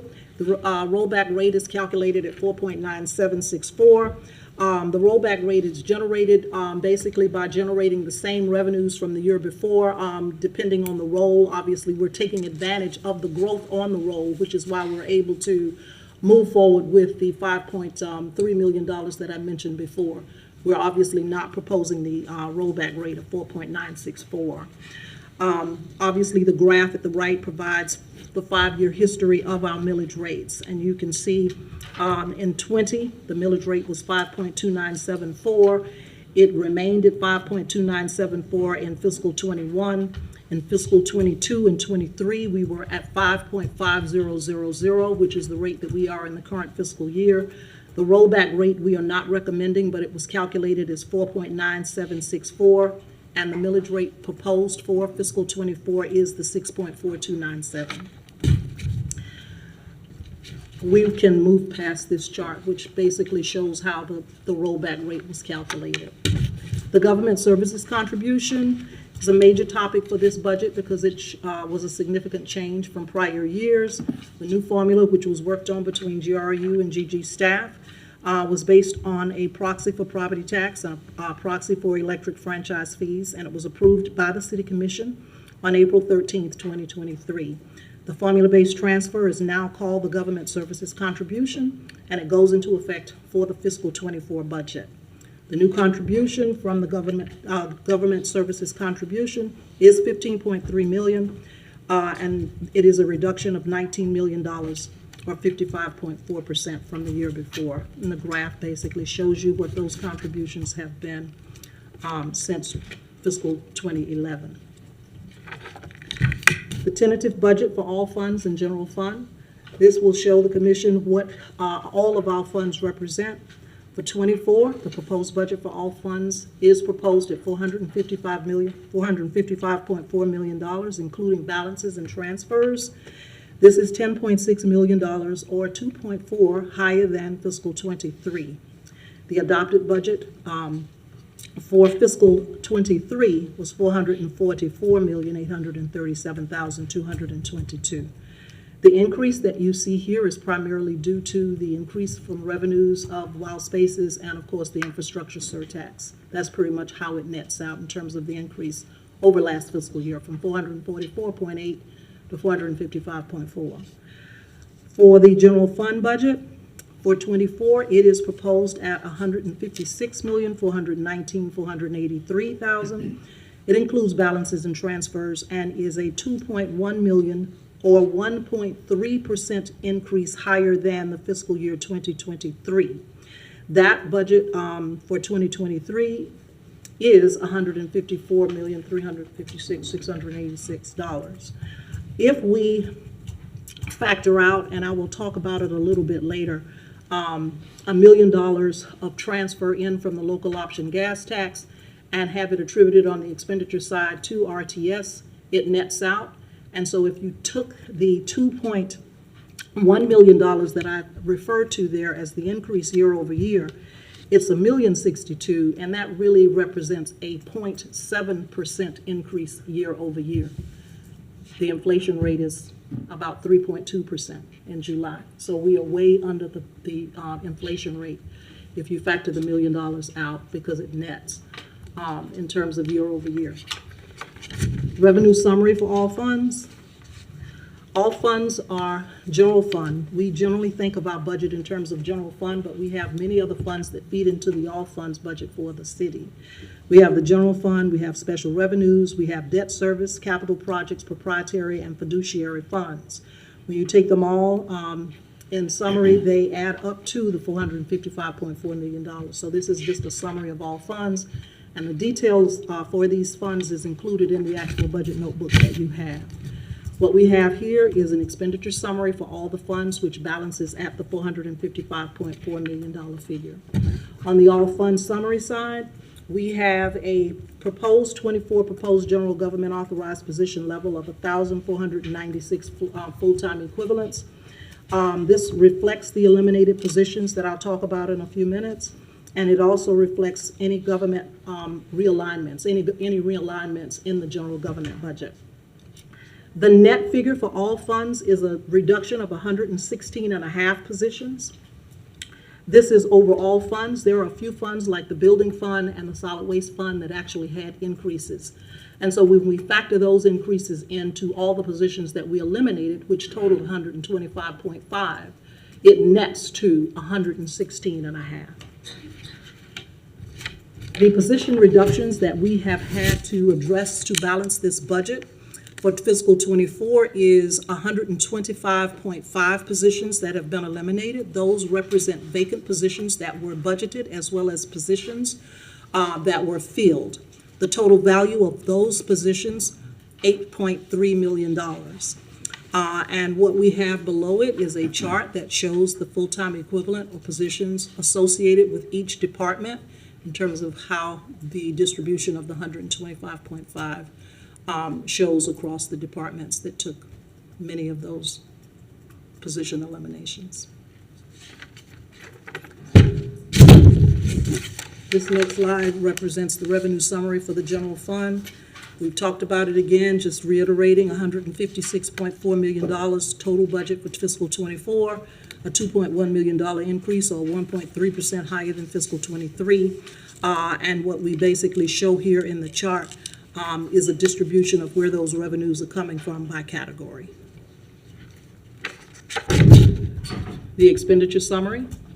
The expenditure summary for general fund, again, shows all of the departments represented in the general fund, and it shows basically what has happened. Starting with the first bullet, we have right-sized the budgets for police and fire for overtime expenditures as well as expenses for union negotiated salary increases. We took a look at these budgets from day one, taking a look at budgets starting at zero, focusing on core services, and concentrating on how we could balance the budget with the reduction of the $19 million reduction of the general services contribution. We started at a 10% decrement, and for many departments, we actually had to go to the 20% decrement level in order to balance the budget.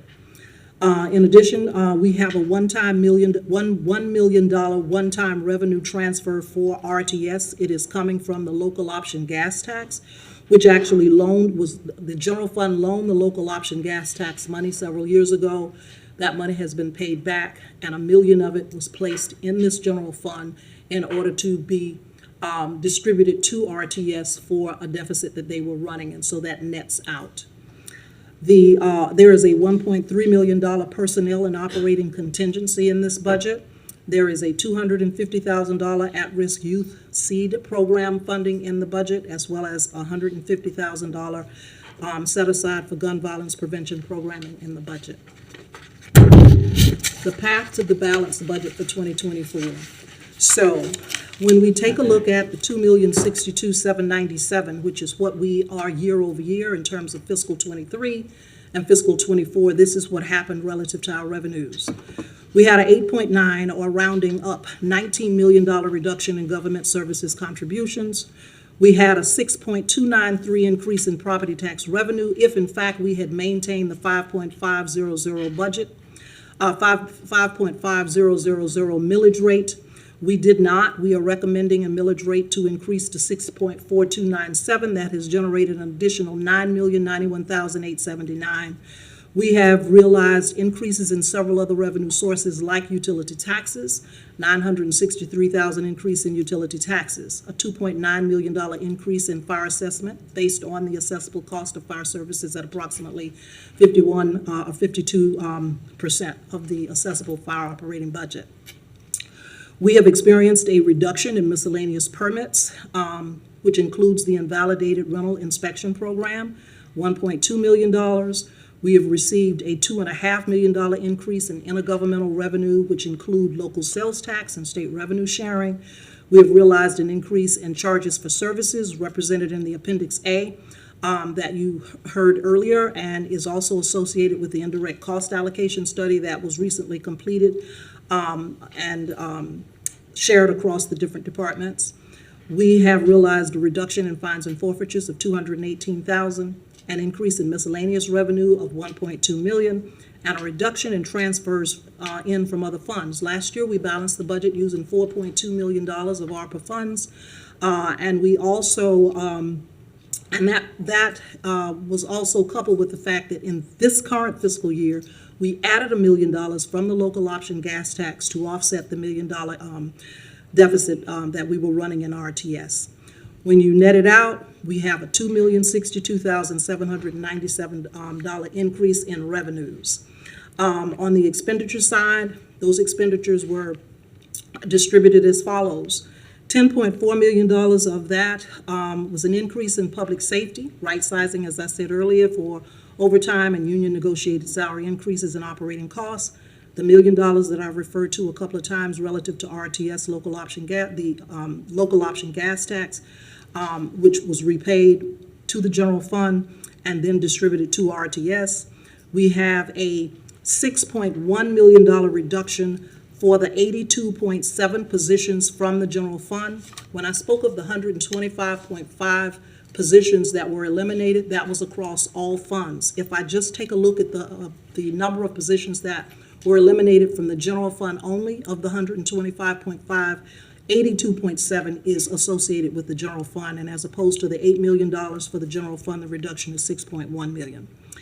The reduction of operating expenditures impacting services and program delivery was 3.2. Again, it nets to the $2.062 million, and that is where we balance. That is basically the difference that we were working with over year, fiscal 23 and fiscal 24, which is amazing, but it hurt amazingly. We had to eliminate 125.5 positions in order to get here. And we reduced the operating cost across departments in spite of the fact that we ended up recommending a tax increase to compensate for the reduction in the general fund, the government services contribution.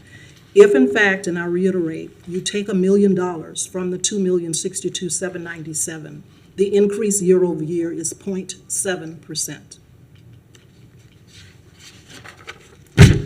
The fund balance update for the general fund is as follows. Based on the last audit that was provided by Sue Long and her staff and Purvis Gray, our fund balance is at $31,318,476.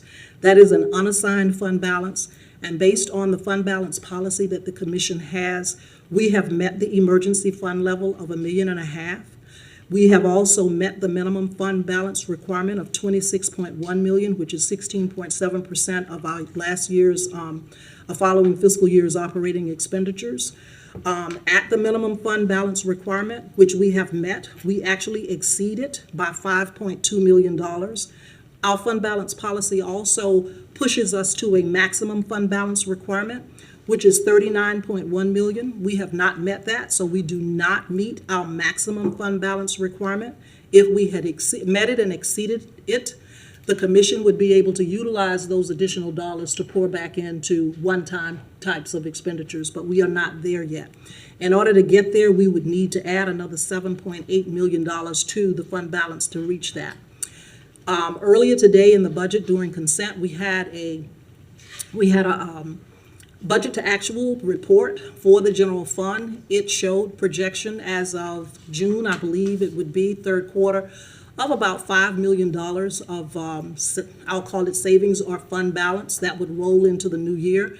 That still has to be audited, but once it's audited and it is in the unassigned fund balance category, it could add to this $31.3 million. I don't know, it could be anywhere in the range of $5 to $7 million, depending on where we end the fiscal year. But I would hope that because we did freeze positions and we froze other operating costs based on the message that we got from the Joint Legislative Auditing Committee to be bold about the changes that we were going to make in order to assist the process of reducing debt on the GRU side. We found it necessary not only to do those freezes, but to look to the future to try to grow our fund balance, not knowing what the future holds. So right now, our unassigned fund balance is at $31.3 million, and it does exceed our minimum fund balance. Next slide. This is a dollar bill, which we have tried to present, showing you what a $1 distribution would look like amongst services for general fund. And so public safety is 44.3 cents out of a dollar based on the $156.4 million proposed general fund budget. Our public services represent 24.6 cents out of the dollar, and our non-departmental represents 20.3 cents out of the dollar, and our administrative services represents 10.8 cents out of $1. And below that, you can see the dollar amounts that are associated with those percentages. Associated with the dollar. Summary of general fund revenues and expenses. Florida statutes, chapter 166. The statute authorizes municipalities to levy taxes, issue licenses, and set user fees to raise money necessary to conduct municipal government activities. This chapter also requires that local governments adopt a balanced budget. Fiscal year 24 proposed budget meets Florida statutes, chapter 166 requirements, and as I've stated on several occasions during this presentation, our budget for fiscal 24 is $156,419,483, and that is the proposed budget for fiscal 24. And it is a balanced budget. Next slide. And as I stated, the timeline is if the board approves the budget in its tentative form this evening, we will schedule, of course, the public hearing on September 20th. The public hearing is already scheduled on September 21st. And at that meeting, you'll hear the final reading of the millage rate and the final reading for financial operating plan for the city. And I'm open for any questions. Very good, thank you. Commissioner Chestnut. Thank you. You ready for motion? Let's, do we have public comments? We do not. Okay, all right. Commissioner Chestnut. Thank you. Thank you, Mr. Mayor. Move the fiscal year 2024 estimated property tax revenue based on the tentative millage rate of 6.4297 and a 96% collection rate is $62,878,409. Thank you, Commissioner Chestnut. Is there a second? Second. All right, we have a motion and a second. And Commissioner Book. Thank you, Mr. Mayor. So as a collective body, Did I read the right one? If you, Commissioner Chestnut, if I might ask, if you could just read the recommendation as it is here, because there's several components to it. Oh, I'm sorry. All right, excuse me. The City Commission, one, set the tentative millage rate for fiscal year 2024 at 6.4297 mils. 2, adopt the proposed resolution. And 3, set the date, time, and place of the second public hearing to be held on Thursday, September 21st, 2023 at 6 p.m. And the second, Commissioner Book. Okay, thank you. Thank you. we got that into the record. Yes. I just think as a collective body, we've been involved in many good efforts over the last few months. But all 5 of these action items we're taking tonight are so difficult, very challenging to make. I think of the 5 items we're dealing with, this might be the one where we have the opportunity to claw back a little bit of money and for us to consider. So I'm just going to put this out there. So we have $1.3 million that's in a contingency. And we've already put some money aside, for example, for gun violence. So we have that separate and distinct for efforts. And this allows us the opportunity for just a small amount of contingency funding and spending. But I think where we have had change with that 1.3 million, that's about 0.1 mil, give or take 100,000. I think we should reduce the mills, and I think we should reduce it by 0.1 because it's meaningful in the fact that we've raised other items on our community, and this one we know we have the money and we can still balance the budget. So I just asked my colleagues maybe to think about that. We could actually have we set the maximum millage at 6.4297.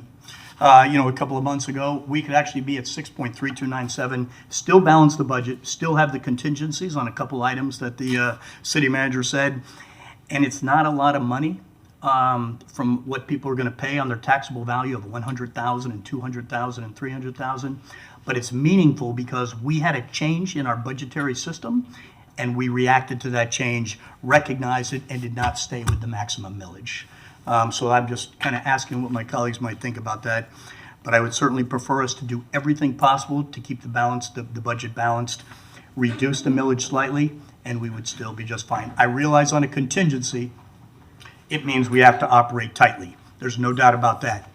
But we're going to have to be doing that for the next 24 to 36 months anyway, and we're doing it right now. So that's my comment, Mr. Mayor. Thank you, Commissioner Book. Commissioner Willets. Thank you, Mr. Mayor. Some quick questions from the presentation. Page 18 on the dollar bill, it says 44.3 for public safety, but on page 9 in the pie, the sectored coin, I think it said it's actually 48.5 public safety, 48.5%. So which one of those are we actually at for public safety? Because 44 is a big number, but 48.5 is almost 50%. Cynthia, can you and Steve figure that out? We'll get back to you, Commissioner. I didn't catch it because they were very similar numbers, but thank you. I have just a way in the weeds question that I was going through the book, and the staff knows this book, I'm sure, but the public perhaps does not know this entire budget binder. On page 63, and this is about the city commission, I just want to ask, what was the big reduction that we expect in the next year on fringe benefits? That's probably a Mr. Varvel question. Just so I understand why, because anytime I see a large percentage on even one small budget line, I want to be reminded why that is. It had to do with the Florida retirement system rates. That was the Florida retirement system one. All right, thank you so much. I roughly remember that now. And then I wanted to talk about Commissioner Book's proposal. I too would like to see if we could reduce some, but the wiggle room, as I describe it, that we're going to have in the next year. Well, let's talk about this year. The fund balance, we're looking at somewhere between $5 and $7 million. And that's because we had a whole bunch of budgeted positions that never got filled, we never quite got around, and our staff continued, our community builders struggled, and they had to do their jobs, doing more than their jobs. But in the next year, we're just not going to have that wiggle room.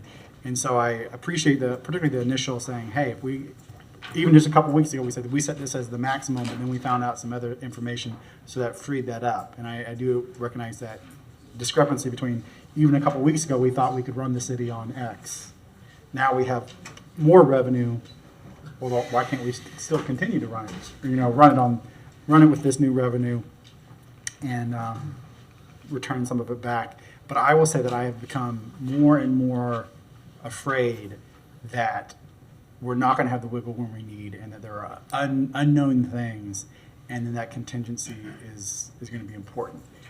Perhaps we struggle again this next year, not filling all of our open positions. I hope that's not the case, but maybe we do end up at the end of next year with an additional $5 million of fund balance, which would probably put us in the range of the maximum, up to the maximum of our fund balance. And then that next year, we absolutely would be saying, oh, we've got some fund balance to go spend on items, which could reduce the millage next year. So I appreciate it. I'm very worried that that reducing that contingency is not going to leave us enough wiggle room for what we experience. The larger portion of this millage and budget, I voted against the tax assessment, which is not this portion, but the fire tax assessment very specifically, because there was a way to fund the exact same dollar amount with not changing the formula, but to vote against portions of this, to say you want the spending, but you don't want the taxing, or unless you've got a proposal, which yours is, I appreciate it. Yours is a very clear proposal, and I appreciate it. But to propose even on the GRU side, I like the spending of GRU. I approve of your expenditures. I don't approve of your income. Well, then what's the counter proposal? And so I don't have enough of a counter proposal about how we can do this in a different way. I was a couple small ideas around the edges, but it's not going to significantly change. Because in this year, I'm unwilling to cut any more spending, because I think we have a goal to achieve things in our city, and that's what we're going to fund.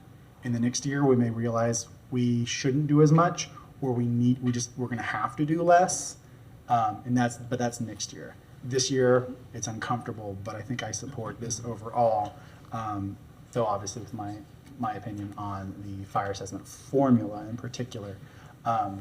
But as I said, I had a, my counter proposal was don't change the formula, still raise the same amount of money, which would have been completely possible. It just changed who is paying more, as opposed to if we go change this too much, it's more about who are we not going to pay, because most of our expense in the end, a lot of it is staff. So I just wanted to express that. Thank you, staff, for all of this. As a newcomer, this big binder is a culmination of lots of work from all the charters to bring that in. All of our charters paid attention to what the general feeling and direction from this commission to pare back so that we can have something, so that we're only raising the millage by X, by the percentage we are, as opposed to even more. It's everyone, I think, took a cut. The only place that really didn't, overall, perhaps police and fire, but that we know that individually within their departments, they also were very, very careful. However, it's very hard to cut public safety, particularly with the union agreed upon wages. So thank you, Madam Manager. Thank you to the clerk, to the attorney, to the auditor, to the general manager, and to Mr. Folkson as well, for all your work on all the individual pieces to get us to this point. Thank you, Mr. Mayor.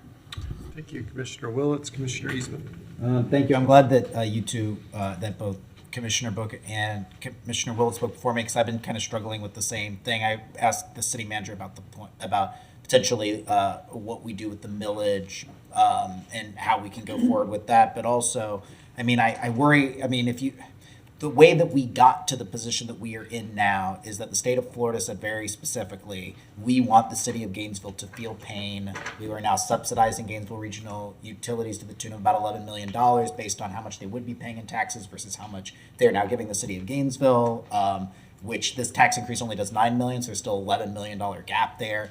And then I've heard from many people that they would like to cut that even further and bring that down to zero. I'm looking back in the back here. I'm seeing our chief of police. I'm seeing our firefighters back here. They're ones who did not take a lot of the hits from this last one, partially because they're very understaffed. And there's contractual increases in there that could have been opened up and renegotiated. We didn't do that. We need to fill those positions, but I wonder what's going to happen if, when the state does, they already said they wanted us to feel pain. They come in, now we're directly under the control of Governor Ron DeSantis' appointees. What kind of pain will we be feeling at that point, and how will that impact? What kind of wiggle room will we have if that sort of thing happens? And how will we be able to protect not just our police and fire, who I happen to see in the back there, but all of our employees? The uncertainty of, frankly, within a month of me coming in here has been sort of the hardest part of this whole job, and that's sort of where we're going into now. And so the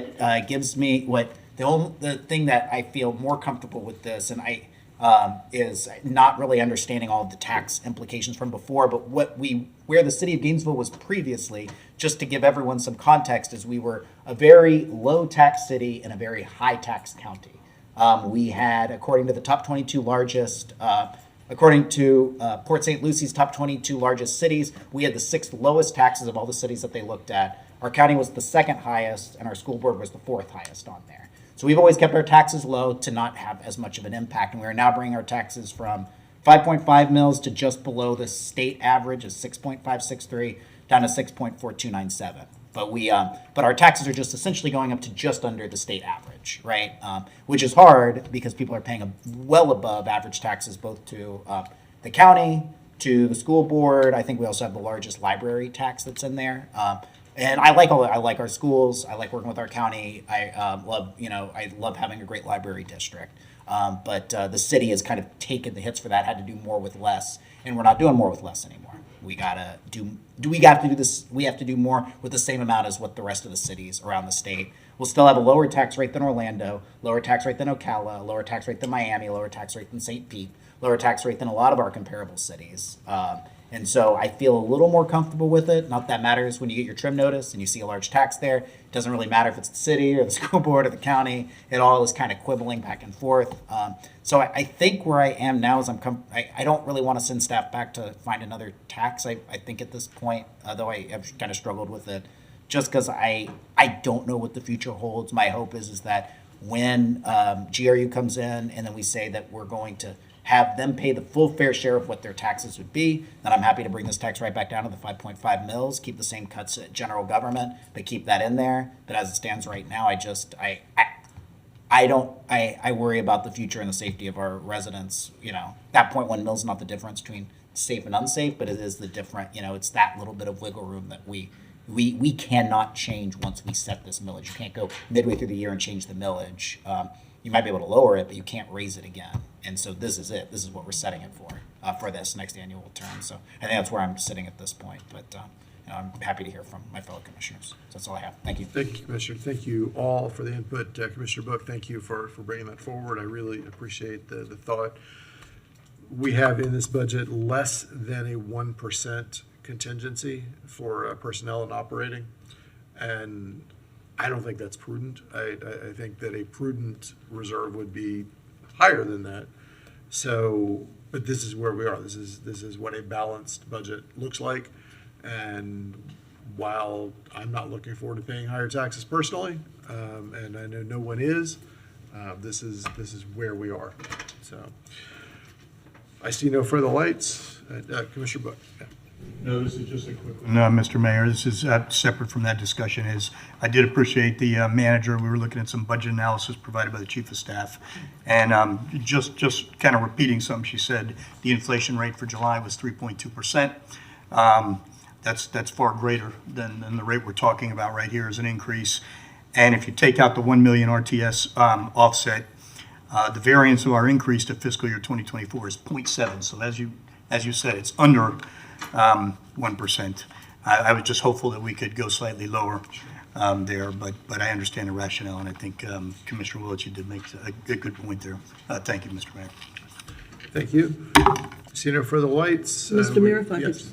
attempt to answer the question that Commissioner Willets asked about the chart on page 9 and the dollar bill. First of all, my staff is probably laughing right now because I'm the one that forced this dollar bill into the scenario. But what we have on page 9, we have multiple categories. We only have 4 here, so we have to go back and just do the distribution so they're equal. There are 1, 2, 3, 4, 5, 6, 7 different categories in this depiction on page 9, and so the distribution here has been. Cynthia, you want to? Yeah. Cynthia Ramos, Chief of Staff. So the chart on page 9 shows the expenditures by function level, whereas we condensed all of those into 4 categories for the dollar. So the percentages and the numbers change, and that's why the cents are different. They won't necessarily tie. So the public safety number here might include additional charges. The totals are the same, but they're just sliced differently on these 2 charts. The numbers on page 18 for public safety, for example, just include the budgets for police and fire, whereas there may be other public safety costs spread against the other categories that we didn't necessarily tie into this particular dollar bill. Got that? Because I want to know the grasp, particularly when we're talking about close to 50%. Like, in one way, when we look at the all-inclusive public safety, we really are almost, really just about 50% of our general fund. That's where it goes. Thank you, Cynthia. Thank you. Okay, everybody good? All right, Madam Clerk. Yes, we have one speaker, Jim Conish. Okay.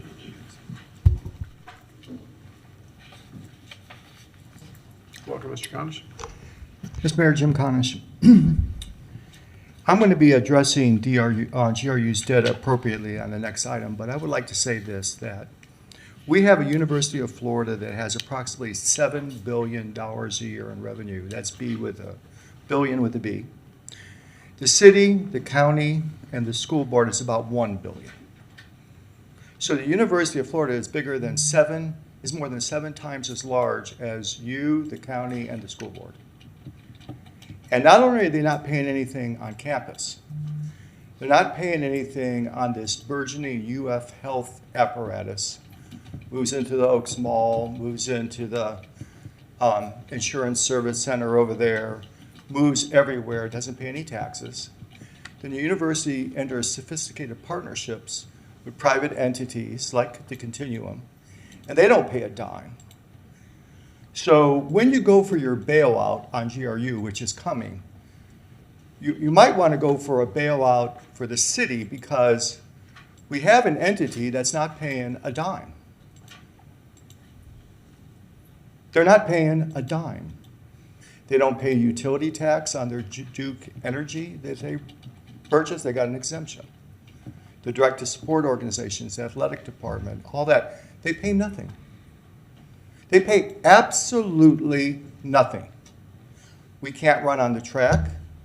We increasingly can't use any of those facilities. So we go to the health club where they pay $2,000 a day to GRU. How long can we go on like this before the whole thing crumbles? Shouldn't the University of Florida pay something? There is no such thing as payments in lieu of taxes. I don't think SAS is going to go rogue and write you a check without consulting with the legislature. But at some point, some leader is going to have to stand up and have the state bail GRU out and figure out a way where we can fund the city of Gainesville. But we can't do that if the University of Florida keeps expanding off campus and doesn't pay a single dime. Not one dime. They used to make a contribution to infrastructure of about $10 million. They don't even want to pay that. And they get $1 billion a year in just donations. So when you sit up there in the skybox with them, and the football coach is making millions, and the president is making millions, and you guys are working for the minimum wage, maybe we should discuss the financial relationship between the University of Florida and the city of Gainesville and the citizens. Thank you.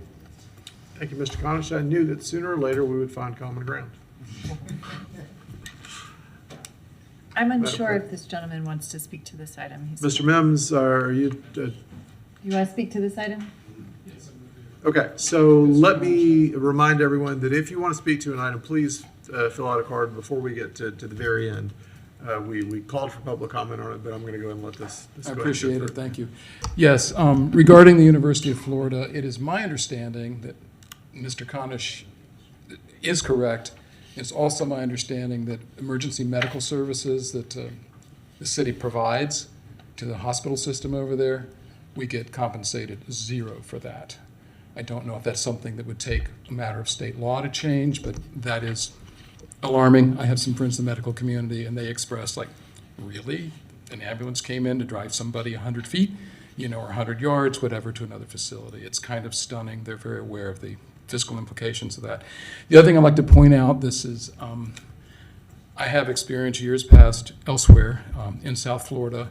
Impact fees and exactions, they really don't exist in the city of Gainesville. That's well-trodden legal ground. The elected officials that bring everything to the public. You have a very generous public here in terms of voting for, I'll call them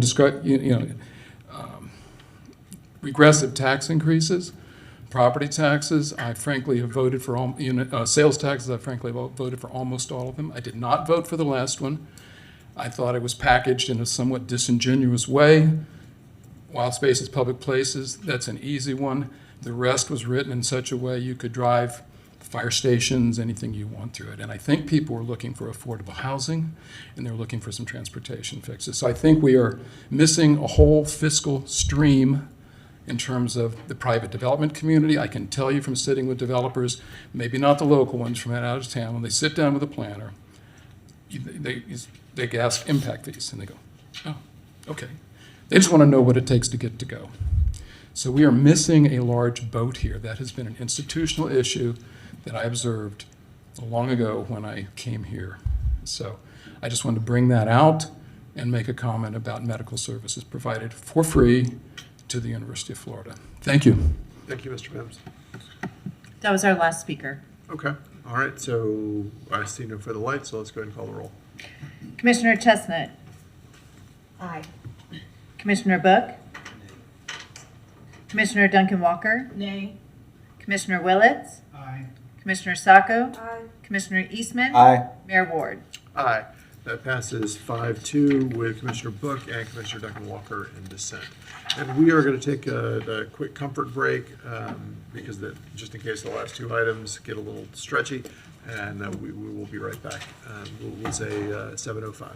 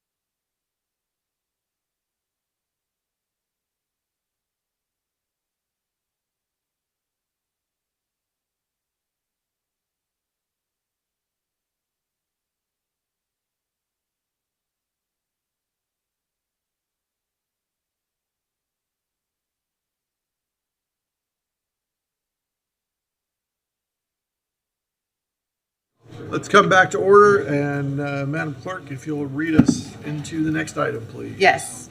Mr. Mayor, we have 2023-833 resolution adopting a tentative budget for the city of Gainesville, DBA, Gainesville Regional Utilities for the fiscal year beginning October 1, 2023 and ending September 30, 2024. With the recommendation, the city adopt the proposed resolution. All right, do you have any public comment on this one? We do have one. Okay. Go ahead, Mr. Jim Conish. Mr. Conish? Mr. Mayor, you're going to pass a budget for sure that will never be implemented. In this budget, you're coming off a year where your debt service consumed 22.57% of your total expenses. Next year, you predict a $4 million increase in debt service up to 24.35 of total expenses. And because your massive debt is not being paid off, but is merely being postponed, your debt service will not peak until 2029 and not come down to last year's level until 2040 because GRU is bankrupt, sir. And it wasn't the legislature that did this. In 2000, GRU's long-term debt was $200 million. Now it's $1.2 billion. You have a slide here that suggests that your total GRU debt of $2.1 billion, reflected on last year's audited financial statement, will hike up to $2.52 billion this year because you're not paying the debt off. You're going deeper into debt because you're insolvent. And you also are financing these debt using swaps. And these swaps don't work when you have debt downgrades, which is a distinct possibility. So these numbers may be understating the severity of your issue. You have no basis whatsoever to command a $15.3 million transfer payment. That is not contemplated under our new charter, which you choose to ignore. You haven't tested to see if this figure exceeds the cap. The authority that's coming in, which will not represent any of you folks or your party bosses, 0 seats. 0 seats. There's almost no way they're going to approve this once they see how bad the GRU finances really are. They're not putting pain on you. They're dealing with the pain we're feeling as ratepayers, paying some of the highest rates in the state and watching our debt spiral upward. You have no way to build new plants or finance them. So what is eventually going to happen is we're going to have a bailout. There's no way you can pay this debt off, and there's no way you can continue to postpone it, because a lot of things could happen to cause the house of cards to fall down. So you can keep ignoring the city charter, and you can command like whatever amount money you want, but you'd be well advised to plan on not having $15.4 billion transfer. There's a lot of things on GRU's budgets that will not be funded, and you will not be providing support services, much less overcharging them. So the actual shortfall could be tens of millions of dollars, and we'll see what happens in the fall. Thank you. Thank you. Any other public comment? That was our last speaker. All right. Commissioner Eastman. Yes, thank you, Mr. Mayor, and thank you, Mr. Conish, for pointing out our AA-rated debt that Moody's gave us, higher than Jacksonville Electric Authority, higher than Florida Power and Light, higher than Duke, rated by every ratings agency is higher than any private investor-owned utility in the entire state of Florida. So thank you for pointing out that debt that we have made bold moves on paying down. I'm happy to make a motion. I did want to ask about a discrepancy between what I'm seeing here in GRU's budget and what I think we're about to pass in the general government budget. There's a line here, transfer from City of Gainesville General Fund for county lights. Mr. General Manager, Where are you looking? This is in the annual operating budget combined systems. I think it's page 87. Thank you. I thought we had, well, I'll let you speak to it, but I thought we had gone over this in the past. So in October, so for the past, I think it's 25 to 30 years, there was an agreement when there was the Regional Utility Board was dissolved, where the county lights are paid for through the general fund of the city of Gainesville. That had continued from that time until October of 2022. In October of 2022, the City Commission passed a motion that the GRU would pay for those county lights and then reduce the general fund transfer by that amount, so that there was no net change in in who paid for it. So it's still general government paying for it. but we just paid for it directly, so you didn't have like this circular motion of funds.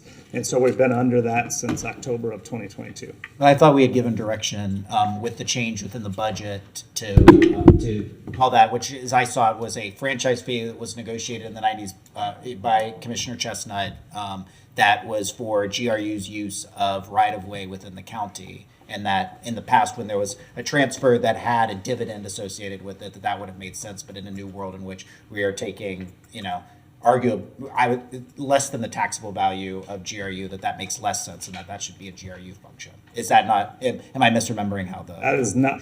We did not make that change. We did not do any of that when we negotiated the GSC. Is that what you're saying? When that was put in place? This was from a previous commission meeting where this was brought up. So I don't have the minutes in front of me. Yeah, so the issue was brought up. We brought to the commission on the 9th. We brought that if we were to do that change, we would need to raise our rates to 3.75%, not just 3% for electric, and that was not the recommendation of staff. And so the recommendation of staff is what was approved, which did not include the additional 0.75% increase in GRU rates to pay for that difference. Okay, I just distinctly remember making that motion to direct you guys to come back, and that is how we wanted to move forward. I don't know if, I would like to move to approve the tentative budget for Gainesville Regional Utilities for fiscal year 2024 with the modification of the transfer from the City of Gainesville General Fund for county streetlights reflect general government's budget. Is there a second? So essentially, I am moving to approve the tentative budget for Gainesville Regional Utilities, but then general government does not have that in there. I believe following the direction that we as a commission gave that is going to be a GRU expense. Mr. Mayor, so there will be, yes. Yeah, Mr. Mayor, if I might. We did not include $1.1 million in the budget that we have presented to the commission to transfer to GRU to pay for streetlights in unincorporated area, Alachua County. We did not. We've had that discussion with Mr. Cunningham. I know he doesn't agree, but we did not include it because I thought the direction from this commission was for us not to do that.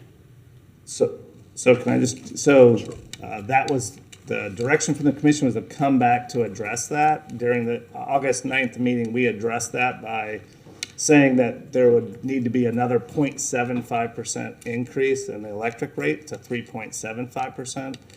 Which was not our recommendation to do that. It was to continue the same way that we've been doing that expense for the last, since the rub out occurred. And so that was what we brought, and that was what was approved from the commission, is the 3% that did not include the county streetlight expense as part of the GRU budget. So, Commissioner Eastman, did you? I made a motion. I can make the motion again if someone understand. Move to approve the tentative budget for Gainesville Regional Utilities for the fiscal year 2024 with the modification of the transfer from City of Gainesville General Fund for county streetlights reflect general government's budget. So general government's budget does not include this in there. So this would not be a taking away of the 5.3 million or 15 million. So I guess, Mr. Mayor, if I can,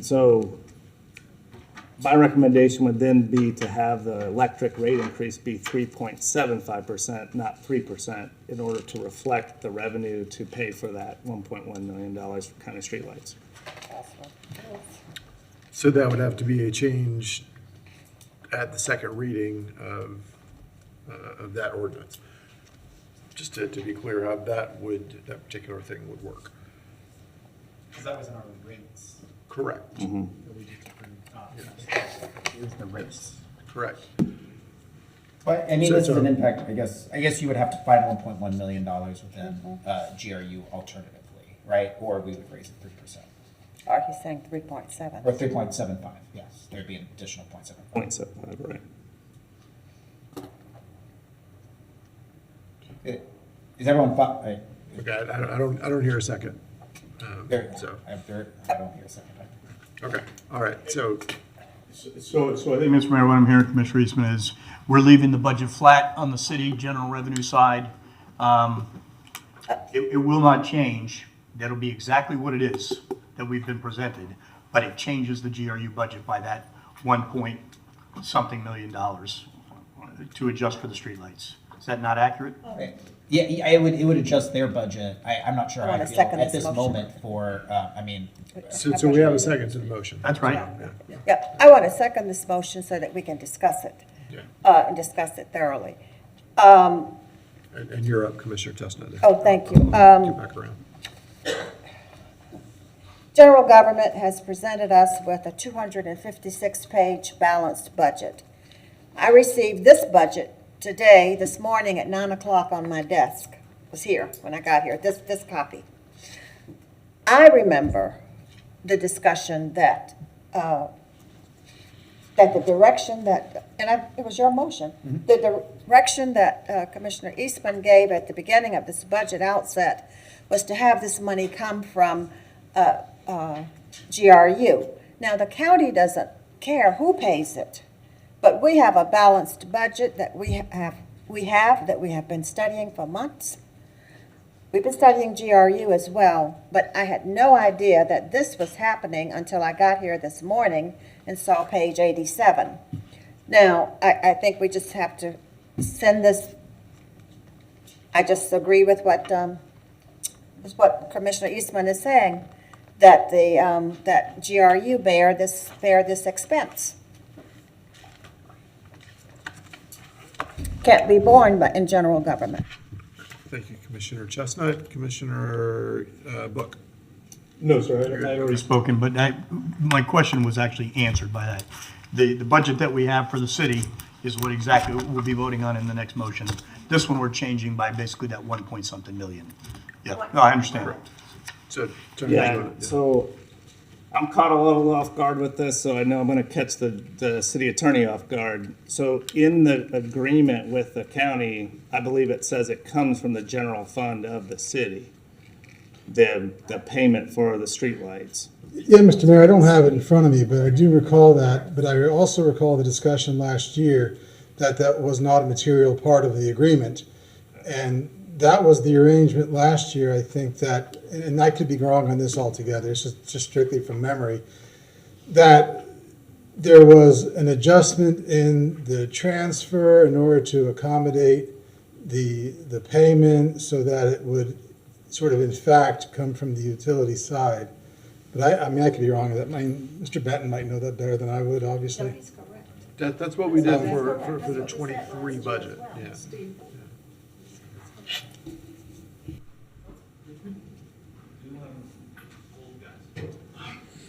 Don't do it.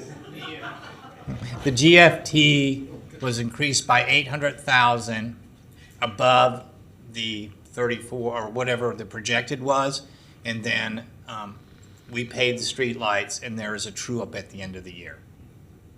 Is how I remember it. Mark, is that close? That's close.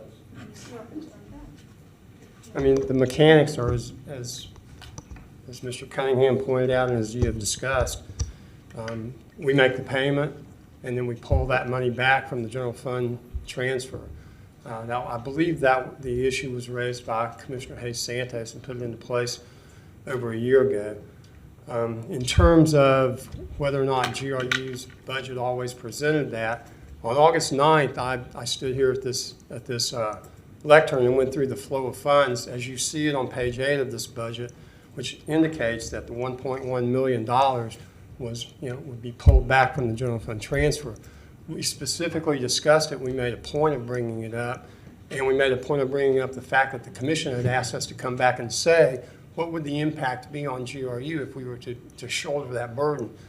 As Mr. Cunningham pointed out, we raised the point that would be about 0.75% on the electric system, but that was not our recommendation, and that was never built into any of these budgets. And it's the same number that you've seen every time we've presented it during this budget session. And Mr. Mayor, if I might add, just from, GG staff perspective, I've always made it clear in my conversations with Mr. Cunningham that we had no intention, based on the direction from this commission, to put that money in the budget this year for next year. And so it is not in there. So what we have, and I'll get to you in just a second, Commissioner Willits, is that both of our management teams are essentially, there's not a right word for it, but we are right back where we were years and years and years of me saying from the dais, please don't put us in a position where we have to figure this stuff out on the dais. Yet here we are again. Commissioner Willits. Thank you, Mr. Mayor. I remember the meeting from October 9th because I remember that discussion, Mr. Manager, that it would be that the 3% increase on electric did not include that because it would have to be more in order for that to happen. I do remember that conversation. And I remember Commissioner Eastman's, push that it still be there. I'm a little fuzzy on the vote we took, whether we took a vote or how that went down exactly how clear that instruction would have been. But I agree with the mayor that I'm disappointed that we are on the dais trying to figure this individual piece out. Yeah, I'm very disappointed actually that we're here trying to figure that one piece out because if it's that this just could not, the 1.1 for the lighting could not fit into the budget as was, then looking back over our GRU long-term plan for bringing down the debt, our 10-year plan, then we would need to go back and look at that and really look at it. But I also appreciate that we also previously made a decision about a court case that had GRU paying, perhaps more than they wanted to as a department of the city. But yeah, I'm disappointed that we're in the same situation where we have our two charter officers that they didn't come to an understanding on one of the issues that goes, and I know they have a whole bunch that they've been working on with SLAs, agreements. A lot of this has been being worked on, but this is a big number, and that we're going to need a little more. Yeah, and definitely I had a lot of help understanding our budget over for both of them, but particularly for general government, understanding this binder. But I don't remember any time since October 9th, Mr. Manager. August 9th. August 9th, excuse me. Since October 9th, any conversation with me or with the commission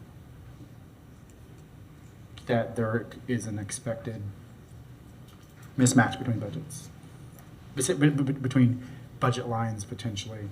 And so I'll just say I'm disappointed at this point, and I'm gonna leave it there for now. Thank you, Mr. Mayor. Thank you, Commissioner Willits. Commissioner Eastman. No, I'm sorry, it's Commissioner Sokka. Wait, were you? Yeah, I mean, Sean. Go ahead. Yeah. Thanks. Sorry. So I think just for the sake of clarity, because there's been a lot of back and forth, between, just if I could have the city manager and the general manager, because my understanding is neither's budget includes this change, correct? Correct. So our flow of funds shows it with a reduction of that 1.1, which is what we presented on August 9th. And in non-departmental, there is no amount of money budgeted to transfer to GRU to pay for streetlights in unincorporated area electric. Oh, okay. Okay, I see the problem now. So I guess, okay, thank you. Commissioner Eastman. Yeah, so I'll just reiterate what I said from before, that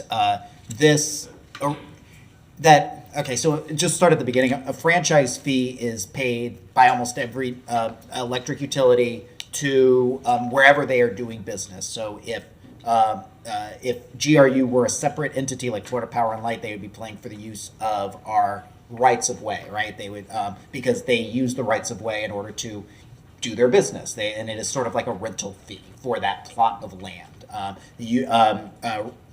Taxpayers pay for it over the decades by expanding out the size of the roads that would allow that electric usage to go, and then they pay essentially a standard rental fee. And then there's a lot of court cases about it. There's lots of different things on that.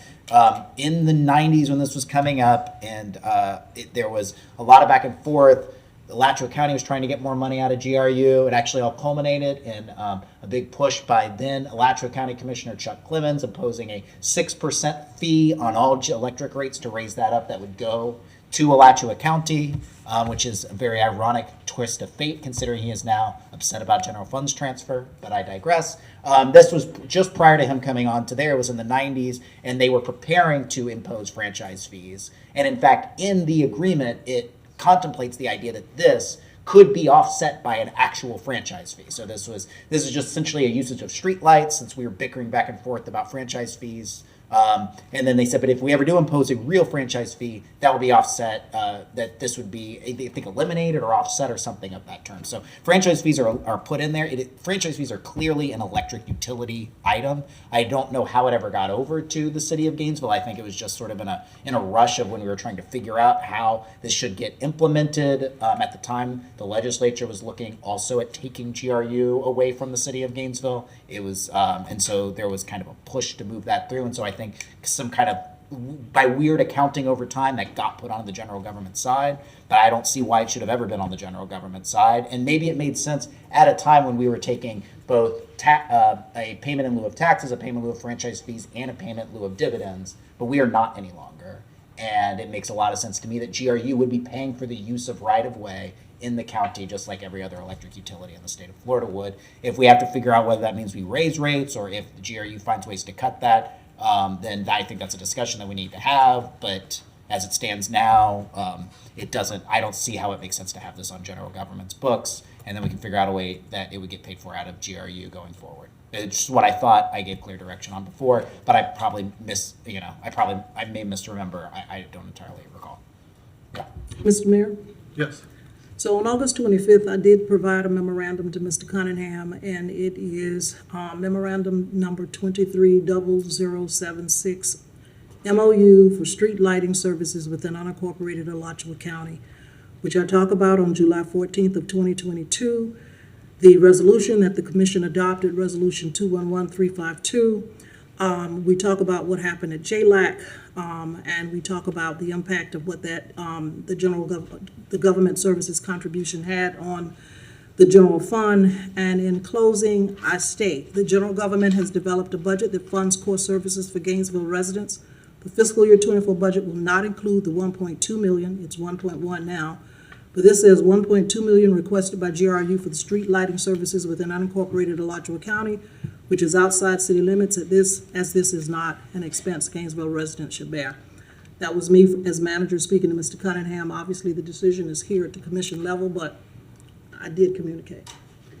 All right, thank you. Commissioner Chestnut. Thank you, Mr. Manager. And I'm reading from page 117 of the budget, general government budget. 1.4 million for contingency programs that represent funds that are set aside for unexpected and unpredictable costs as the fiscal year progresses. Specifically, this includes funding for an operational contingency of $600,000, personnel services adjustment for $630,000, and a set aside for future gun violence prevention programming, $150,000. There isn't any money there. There's no money to come up with 1.1 million here. That's on page 87 of the GRU budget. Thank you.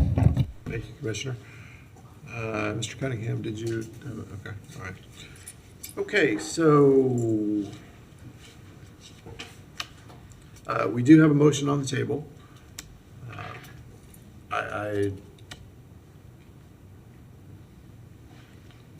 I'm a little reticent to put out ideas, but we've got to solve something this evening.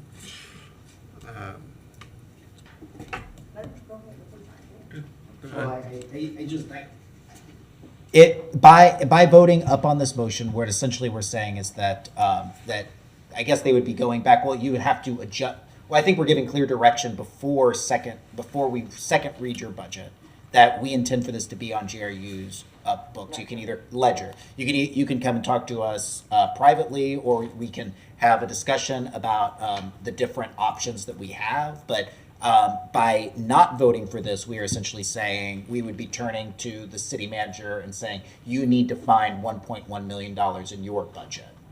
Or essentially we're kind of deciding, do we want GRU to find $1.1 million in its budget, or do we want general government to find $1.1 million in their budget? Out of the 1.4 contingency?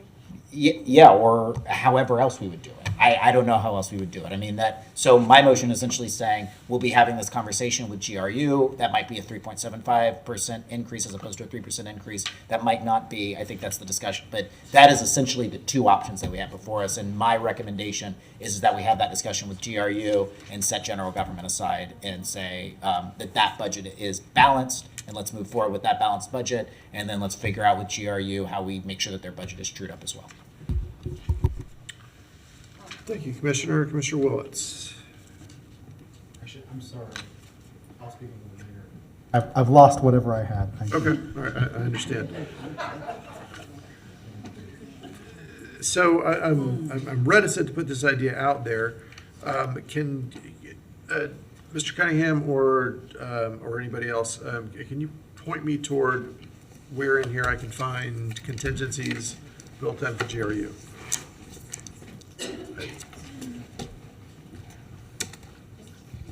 Mr. Mayor, may I suggest, could we take a 30-minute recess and let's see if we can, no, we can't recess, we can't do that.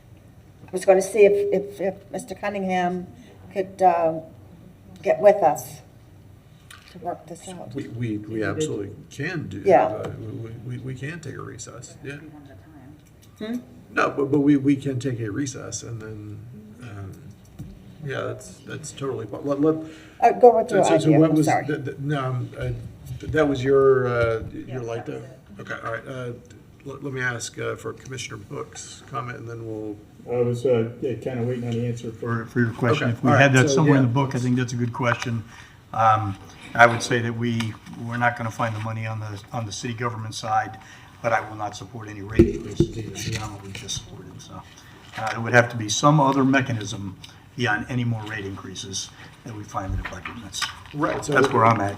Right, we're at a point where we've already passed the revenue for both sides, and so, yes, sir. And the question was, We know exactly what the contingency at general government is.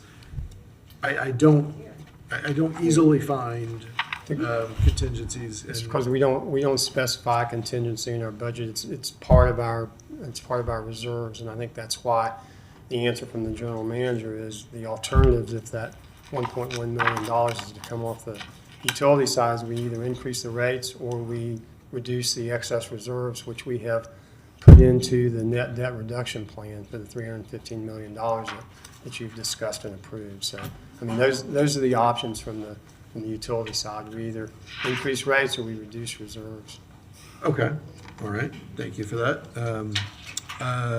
So Commissioner Book, did you have a follow-up? That was it. Okay. Thank you. Commissioner Sacco, and then I do have an idea there. Go ahead. Mr. Benton, sorry. Mr. Benton? Sorry, I have a question. Just go ahead. As far as the debt reduction plan, what would be, I know I've heard it like 8 times at this rate. What is the debt reduction payment for this coming year? I know it's in here somewhere. I know I've heard the number. I just can't remember.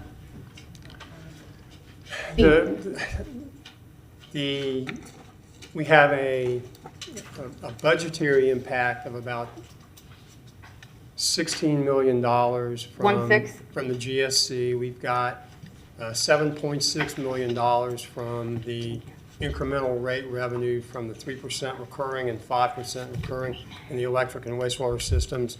We have about $3.4 million in committed budget cuts that we gave the commission, and then the balance of that $315 million is made up over the next decade in terms of organic debt reduction, which is simply the difference between what we estimate we are going to issue in new principal versus what we anticipate we're going to pay down over that decade.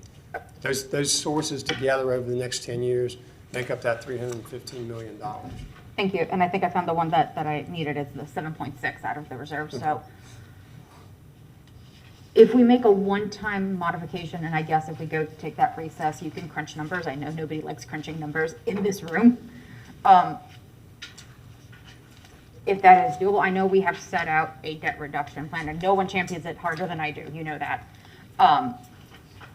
If it could be looked at that, out of that 7.6, what the impact would be of that one-time change, because I really hate this phrase, but I've learned it in government. $1.1 million is a rounding error when it comes to just to a municipal budget.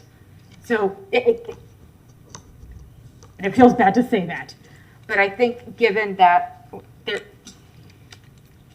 I look at this as I would love to put money in my savings account to pay down some debt, but I also have to, pay my car note. I'm going to pay my car note rather than put something in reserve or pay down older debt if I don't necessarily have to at that amount. So I guess my ask, and you don't have to answer now, we can answer after the break, is that 7.6 touchable? Is it touchable?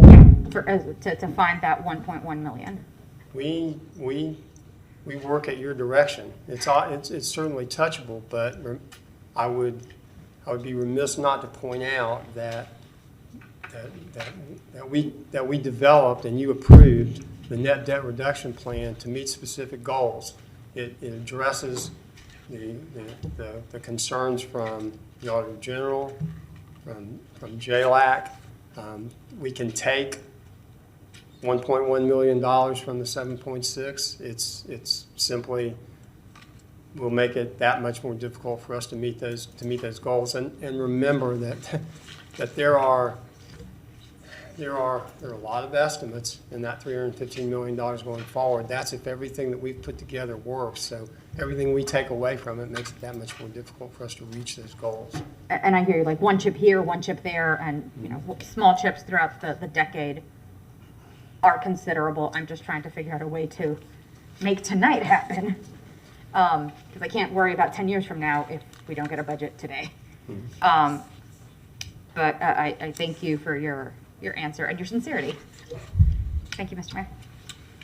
Thank you, Commissioner. Commissioner Willetts. Thank you, Mr. Mayor. And I had been looking specifically at this page that Commissioner Sacco is referencing, where all of our debt defeasance is planned for in 2024. And it's, from the 4 different lines I see, it's something around $32 million worth of debt defeasance, perhaps a little more. And finding the 1.1, I understand, is, I am not the GRU expert, but from my understanding, the quickest, easiest place is the debt defeasance from excess revenues. That's the quick, easy, but it does contradict a plan we had previously approved. I will say I can find you an extra $250,000 next year if the commission will go along with me in getting rid of natural gas appliance rebates. And I don't think it's a laughing matter, because I identified this previously as an easy, we can drill in and find this, because our issues, though there are, of course, long-term issues, but our issues with our budget, this big change year, are absolutely a very quick, immediate issue.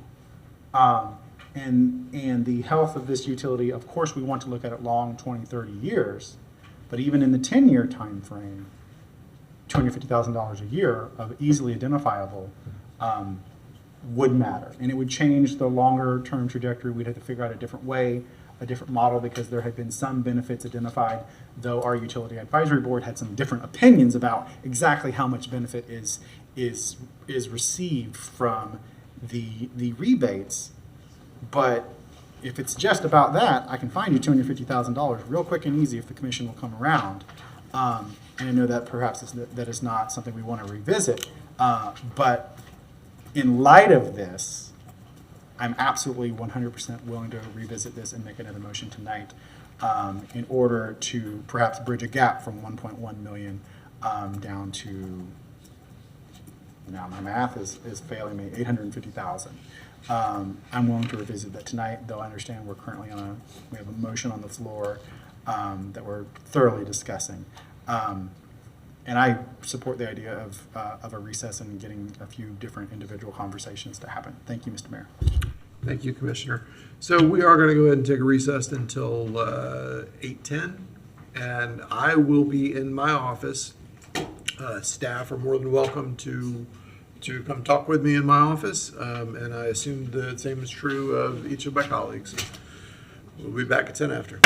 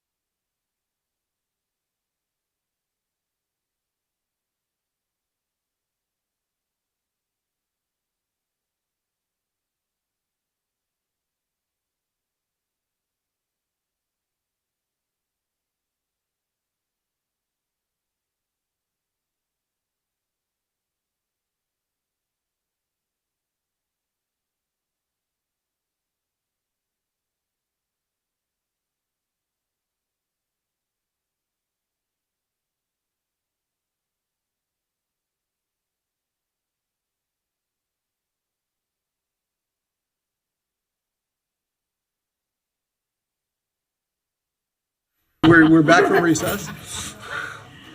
Have to record their official. All right, just to recap, we are an item and a half from being done. And we have a motion on the floor. Commissioner Eastman, do you want to restate your motion just to recenter us here? Make sure my computer's not run out of batteries over this 40 minutes of break here. Okay, hold on. I got it up. All right. Move to approve the tentative budget for Gainesville Regional Utilities for the fiscal year 2024 with the modification to the transfer from City of Gainesville General Fund for County Streetlights reflect general government's budget. Okay, there was a second for that. It was Commissioner Chestnut. Okay, does anybody else have, Commissioner Sacco? No. But just as a question, do you want to direct any specific path for GRU, or do you want to leave that open-ended for them to figure out? I mean, if you want, I would rather not dictate that from the dais. We could still do that at the next budget meeting. Yeah, I just or staff could come back. I mean, what I am saying is like we have, this clearly is an expense borne by GRU. GRU could decide to say, well, we are going to ask for a different rate increase, which I think you still have the authority to do, or we could direct to say that it needs to come out of something different. But I mean, I don't know. I don't like doing that kind of stuff on the floor. No would have been enough. Yeah. No would have sufficed. That's fine. I agree. Let's just let them. I wasn't sure if you had something specific in mind. Yeah. Thank you. Thank you. Commissioner, or excuse me, Mr. Cunningham. Yeah, so Mr. Mayor, I mean, I'll kind of try to simplify it. If it's coming from GRU, there's only really two paths. One is a 3.75% electric increase, which is what we brought on August 9th, as the option if we were to do that. The other path would be from reserves. Okay, anything else? Okay, Commissioner Chestnut. Thank you. Thank you, Mr. Mayor. I do not want a 3.75% increase on the ratepayers, so I would say take it from the reserve, the GRU reserve. It would just reduce the amount you would pay in the on debt defeasance. It would reduce that, but I would say take it from there. Thank you, Commissioner Thank Chestnut. Commissioner Duncan Walker. No, I was going to say I'll put that in the motion. Oh, I'm sorry. Okay, well, he's. I know, we'll do it. Okay. Commissioner Duncan Walker. Thank you. Thank you very much, and thank you, Mr. Mayor. Yeah, I am not of the mind to accommodate any more rate increases. And so I had asked the question, but Manager Cunningham, if you would, just for anyone who's in the audience here, anyone who's watching who may have a curiosity about the trunked radio system, I had asked you about that.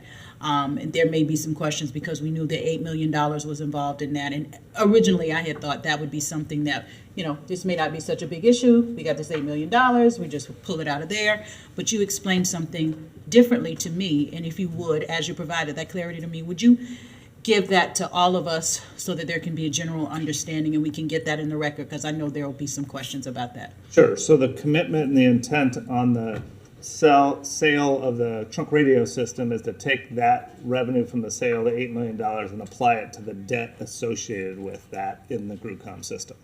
And so those funds are not available to do anything else. They will be going toward paying that debt. And that was a contractual. Yes, and the county has asked us to make that commitment, which was our intent anyway in the final agreement. Okay. All right, thank you. Thank you, Commissioner Duncan Walker. So I want to remind everyone that what we're talking about is $1.1 million in an agreement made 30-ish years ago with Alachua County.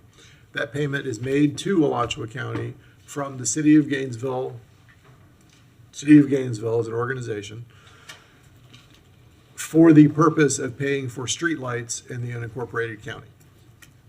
That is what it's for. And that goes up from time to time. The number was $800,000 last year. 1.1 for the coming year's budget. I prefer to not be specific about where to find it. I would prefer that, and I know the two answers have been given. prefer in the light of day for everybody to be able to rethink and find the money at GRU, because I cannot possibly figure out how to make that a responsibility of general government. And maybe there was some discussion that made sense 30 years ago about it, but I wasn't there then, and I'd be just darned if I can figure out how it would make sense for City of Gainesville taxpayers to pay for streetlights in the unincorporated parts of Alachua County. I can make a twisted case, it's not a good case, but a twisted case for why Gainesville Regional Utilities should do that. I know it was originally part of a franchise agreement or something, but honestly, that's mostly lost to the winds of history. But here we are with it. So what I would prefer to do is vote for Commissioner Eastman's motion this evening, giving then a little less than 2 weeks to come up with a really good solution. Knowing that either of the budgets could be minimally different than what they are tonight. Because when we talk about this, we're talking about $435,000, $435 million rather, but when you combine the two, so we're talking about 0.25% of all the money we're talking about tonight. 0.25%.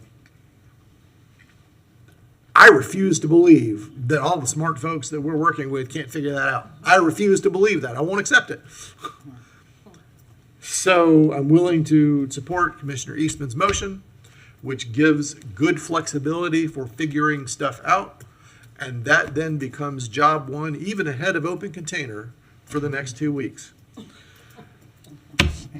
So that's what I intend to do this evening. Commissioner Willits, what you got? I just wanted to clarify on the debt defeasance in light of Commissioner Duncan Walker's question about the trunk radio system. That money is that accounted for in this 2024 debt defeasance, that $8 million? Does it just why does it not here? Where does it appear? Is it because it's actually in 2023, not accounted for, or does it kind of escape this normal accounting because it's the sell-off of an asset and it, yeah. The $8 million is not reflected in GRUCOM debt reduction in the 24 budget for the simple reason that the contract's not executed yet. Okay. So after that happens, it's on top of the roughly $34 million of debt defeasance that is in this current budget. We could also be defeasing $8 million of debt. It's $8 million But not of at once. GRUCOM related debt. That's right. It's not all at once. Okay. I just wanted to put that in reference to how much we're talking about the debt that is going to be defeased in 2024 and into the future. So that's kind of in our minds as well. Thank you, Mr. Benton. Thank you, Mr. Manager. Thank you, Mr. Mayor. Thank you, Commissioner Willits. Okay, I don't see any other lights. And the way I think about this is it gives a little less than 2 weeks to find 0.25%. And by the way, where I get that is 278.7 from GRU expenses, as in the first couple of pages of their budget, and 156,419, 483 from general government. That's a total of a little over 435. And 1.1 out of that is less than 0.25%. I won't believe that we can't get that done. So I'm voting for Commissioner Eastman's motion, which leads in the direction of finding it at GRU. Partially because I have all the detail about what to cut and where to pull out and what's been cut and everything else from from general government, and I don't have all that. GRU feels, I know, I mean, I understand, but it feels more like a black box to me. Therefore, it's a mystery to me to some degree. And I understand why that doesn't feel right on the GRU side. I get it. But I just have more information at general government, and that makes them a bigger target because the other one's a mystery, and it's easier for me to say, well, I don't understand it, so I'm going to go over here to what I understand, and I don't think that's necessarily fair. Anyway, that isn't even the point. The task is, if we pass this, to find it over the next 2 weeks when we have to make the final decision and to come back with a recommendation on that. And I would say a couple of recommendations. I mean, not this is the only path, but present us options individually over the next 2 weeks if you need to. However this needs to work, this has to be done. And better not done by 7 people who can't talk to each other privately. So, all right, Commissioner Chestnut, sorry. I just want to be very clear. Yes, I'd like for GRU to find the money, but the money cannot be a 3.75% increase on the ratepayers. I agree. I don't think that will pass. Thank you. Yes. Okay, so I see no further lights. All in favor of Commissioner Eastman's motion, say aye. I think this is. Oh, it is roll call. I'm sorry. Yes. Yeah. Okay. Commissioner Eastman? Aye. Commissioner Sacco? Aye. Commissioner Willets? Aye. Commissioner Chestnut? Aye. Commissioner Duncan Walker? Aye. Commissioner Book? Aye. Mayor Ward? Aye. That passes unanimously. All right, Madam Clerk. All right. That was a productive use of the last hour. All right, moving on to 2023-860, resolution number 2023-860, resolution of the City of Commission of the City of Gainesville, Florida, relating to its general government budget for the 2023-2024 fiscal year beginning October 1, 2023 and ending September 30, 2024, adopting the final general government financial and operating plan budget and providing an immediate effective date. Mr. Mayor? Yes. The presentation that I gave previously covered not only the tentative millage rate, but the financial operating plan as well for the general government side of the house. Right, so thank you for that, and I want everyone to know if you have any questions about the presentation that was made earlier, this is the time to ask them, and while you're thinking about what questions you might have, Madam Clerk, do we have anyone? We had a card for Jim Conish, but I don't see him in the auditorium. Okay, while we're waiting to see if any commissioners are ready, we'll see if Mr. Conish comes back in the room, and if not, we'll move ahead. Anybody got a light? Anybody? Somebody's going to make a motion. Commissioner Eastman. I move we adopt the proposed resolution, the financial and operating plan. Second. All right, we have a motion and a second for staff recommendation. Last call for our speaker. Okay. All right, and this is also a roll call. Yes. Commissioner Duncan Walker. Nay. Commissioner Sacco. Aye. Commissioner Willets. Aye. Commissioner Book. Aye. Commissioner Eastman. Aye. Commissioner Chestnut. Aye. Mayor Ward. Aye, that passes 6-1 with Duncan Walker in dissent. Thank you all for tremendous effort, and we are so close to the top of the hill, y'all. So close to the top of the hill. I'm trying not to fall off. So we've got. Go ahead. Commission comment. Mayor. Right, commission comment. Anybody have the right number here? They need to drag this out too. Commissioner Willets. Mr. Mayor, I just want to say welcome back in the flesh, Commissioner Sacco. And so I'm just glad to have you right next to me to enforce the discipline of how much space I can take up in one meeting. But no, it's good to see you back. No! But your water container is a little too close to me for my taking. But no, it's good to see you back. That's all I wanted to say. But then outside of that, thank you, staff, to everything that you've brought to us. This has been a long process, and so for a new commissioner, I really appreciate all the questions I've had answered. Some of them very, very small, about very, very small dollar amounts. Some of them very, very big. Sometimes that's what we do. We argue about the small stuff, and sometimes we have to figure out the big stuff. But I appreciate it.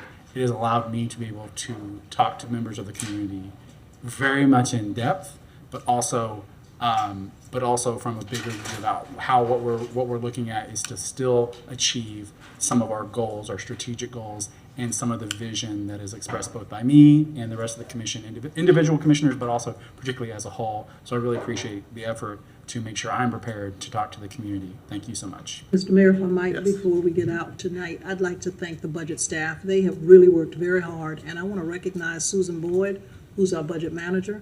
I'd like to recognize Nikki next to her and Yolanda, and of course Steve Arvell, our acting budget director, but I'd also like to recognize Cynthia Ramos, who was our clutch player this year.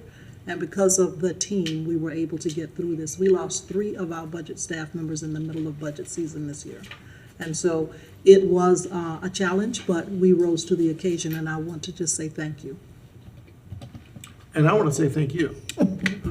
We're, and as well to Mr. Cunningham and your staff, everybody has put everything, I don't think anybody's leaving anything on the field. This has been an exceptionally challenging budget time. And everybody has put a lot of time and effort into it. And again, we're so close. We're so close. And I know we can get this done. And I appreciate what everybody has, the sleepless nights and the extra hours and everything that you all have put forth. And that includes my fellow commissioners. Thank you all. I appreciate you. Agree or disagree, everybody is in this together. We don't have a choice. So thank you for all of that. And thank you to the community. People have, the questions for me at least, in the public's line and at school pickup and at church have been serious questions. They have not been ugly. They've been real concerns. And I appreciate that. I understand where people are coming from. And I'm just real pleased to be a part of this community overall. So I don't see any other lights. We will see you all next week. Thank you. We are adjourned.